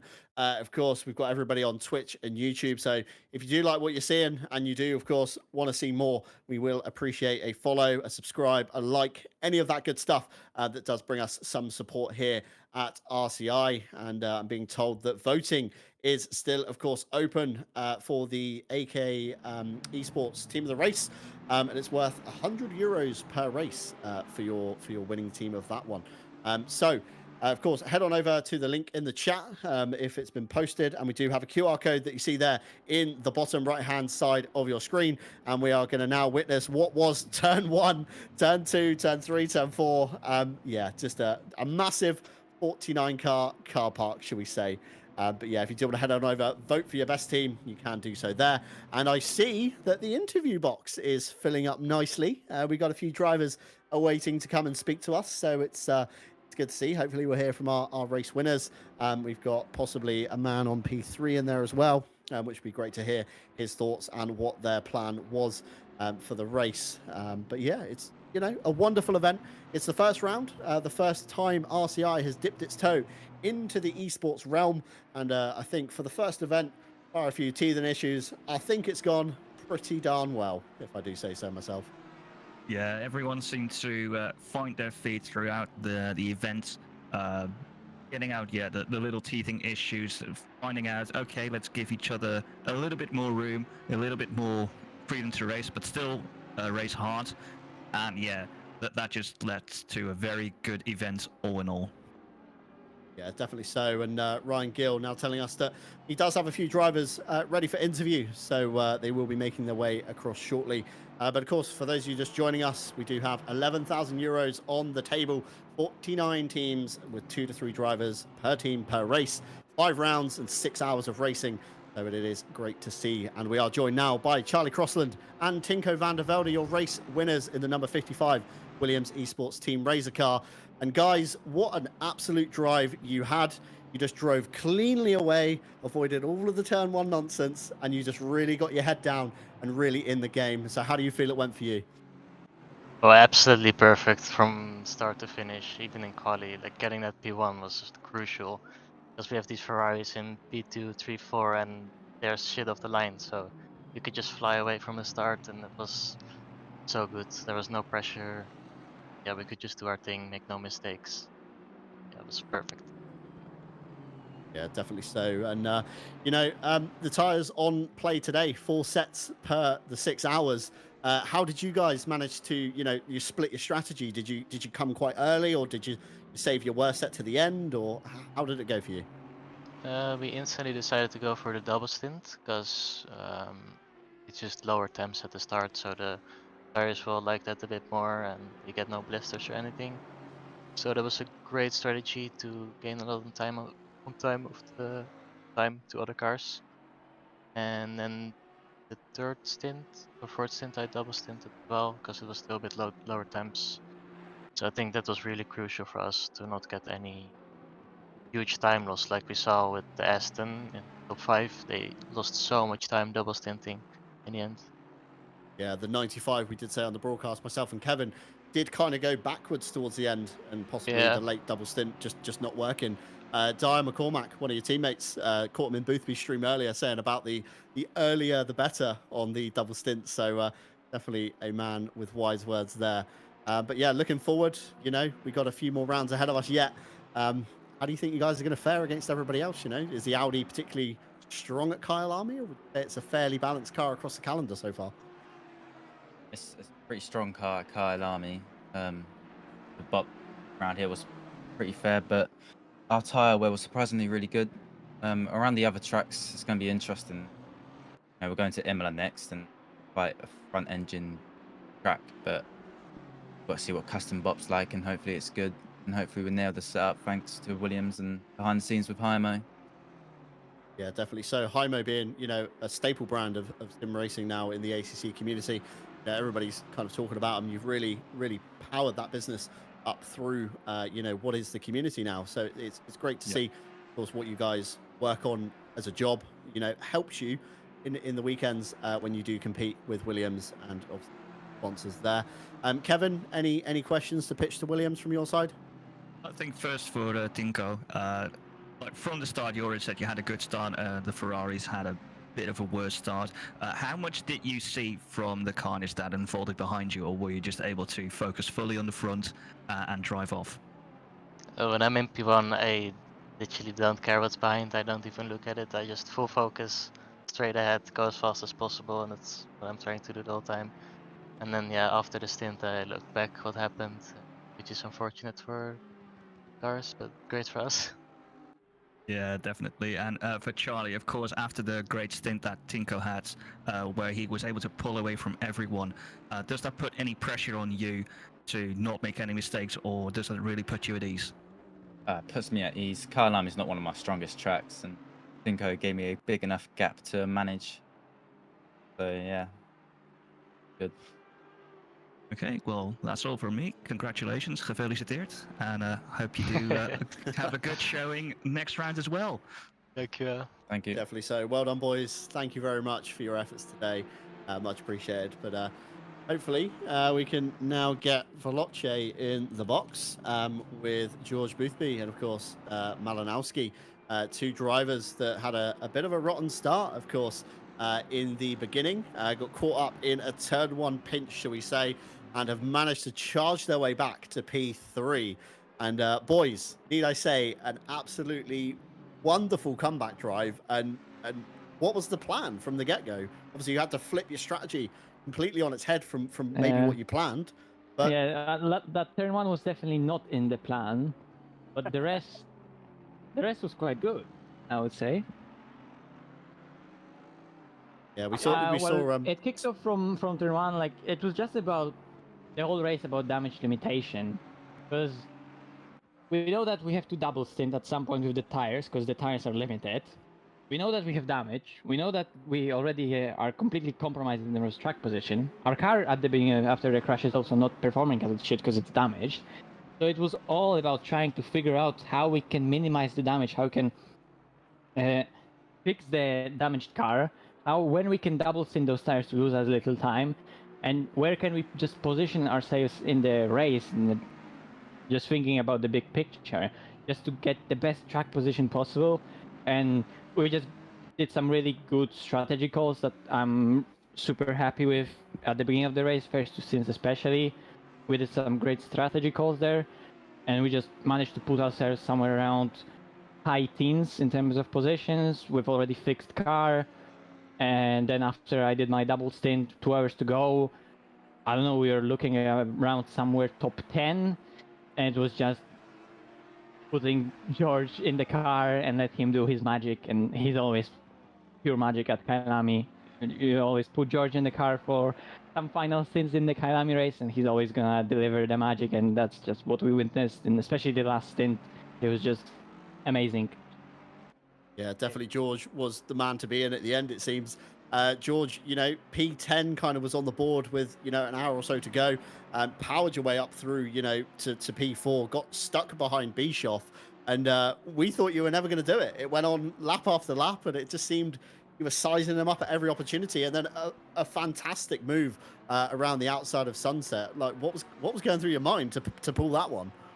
Yeah, I thought at first I'm just gonna like size him up because I knew I had the fresher tires and see where I can go for the move because like 15 minutes left, so you know I had enough laps. You know, I had like 9 or 10 laps to really make it. It wasn't like the other moves where I had to get it done as quick as possible. So I saw where he was weak. I saw where I could get him, but the problem was because the Porsche's got such good acceleration, it just kept putting me out of the zone where I'd normally overtake people. So, my main move for the Ferrari was up hairpin, but Porsche was so massive, like that was gone. So I was really struggling a bit to find where I could do it. So I just thought, let's just set him up for that move. Like from turn 1, I knew if I could just keep putting him off every corner, I could go around the outside of Sunset. So that's what I did. So I made him run wide at turn 1, then he had to defend into turn 3. Then I got around the outside, and there's always grip there. As long as the person on the inside can like get to the space, which trust Mavix, he's a fantastic driver, and he did. And yeah, it was able to happen. So I was so happy. I just cannot believe we got back to P3. Like, it was an absolute mad run, and yeah, I'm just really proud of our performance today. Match as well, absolutely stunning. So yeah, I need 101 beers now. Many beers to be had tonight, I think, Boothby. Great drive from yourself, and as always, super positive despite the early onset of the problem. I watched your stream briefly for turn 1, and your wheel snapped quite aggressively back on itself because you got hit left, hit right, and then kind of cross-armed. Did you get any injuries from that, need I ask? You all okay? No, I mean, my hands are worn after that race because I put so much effort in, but now that they're all good. They're all good. These direct drive wheels can be pretty spicy at times if you do get hit. Like, I know it's quite fun sometimes with your friends to, like, crash into each other after the race or something, but it can be quite dangerous. But thankfully, yeah, I was able to not break anything or do anything silly. So yeah, we'd live to fight another day. Thankfully, all good in the Boothby camp. Kevin, any questions for the best comeback drive, should we say, of the race? Not really any question. I think everything's been said. I just want to say congratulations on that massive fight back, because to see you guys finish P3, that was an amazing drive after what happened turn 1. So congratulations to that. Cheers. Thank you so much, guys. Awesome stuff. No worries. Thank you very much, guys, for obviously giving 110%, and obviously congratulations on your final position. Hopefully next time out might be a little bit better, indeed. But overall, first run for Veloce, pretty darn good if I say so myself. But yeah, thank you very much. Cheers, man. In the next one, boys. And so that brings us to what is unfortunately the end of a fantastic afternoon of racing, as you've been seeing on your screens. Tons of passes, tons of battles to be had, great comeback drives, some amazing strategy calls, and best of all, best community I could have asked for to host it all, let's say. Jesse Lee, of course, opened up this time. I will be opening up next time on the broadcast. We've had Tim Peck, we've had Kevin Boss, Callum Kerwin, we've had Les Stevenson, we've had a range of talent in the box, and of course Stewie behind the cameras, as always, is much appreciated. And of course all the live stewards that have sat here all afternoon and gone through every single incident, no matter how big, how small, and had to make an executive decision on that one. But the RCI 6-hour challenge esports has of course been brought to you by our partners here at RCI. We do of course have AK Esports, Fanatec, and Go Setups. Speaking of AK Esports, of course, the team of the race is in the bottom right-hand side of your screen. Of course, hit the QR code or head on over to the link in the chat that should still be there from earlier on and vote for whoever you think deserves it today. And, we'll be announcing that one on social media later on, I'm being told by Jesse Lee. So keep your eyes peeled on that one over at RCI Twitter, Instagram, Facebook, all that good stuff. And of course, if you have watched us on Twitch, we hope it's been a great experience. We hope we've had no technical difficulties on the platform. And of course, do hit a follow button, because we are trying to be a dual casting team now. We're trying to stream and Twitch, so many big things to come on the RCI TV Twitch as well. But I think from myself, John Dalton, Kevin Boss, do you have anything to add to the outro? Not really, just looking forward towards the next race, and hopefully it will be a bit of the same. Yeah, definitely so. Of course, next race on the calendar, we run this on a monthly schedule. So your next race will be towards the end of March, March 26th at Imola. Of course, we'll follow the same format that we did here, custom BOP, limited tyre sets, and 6 hours of wonderful racing. So from myself, John Dalton, from Kevin Boss, from Stewie behind the cameras, from our live stewards, and to Jesse Lee, Tim Peck, and anybody else that's had a hand in this broadcast, of course, we do thank you very much indeed from the bottom of our hearts, and we hope to see you on another RCI TV stream very soon.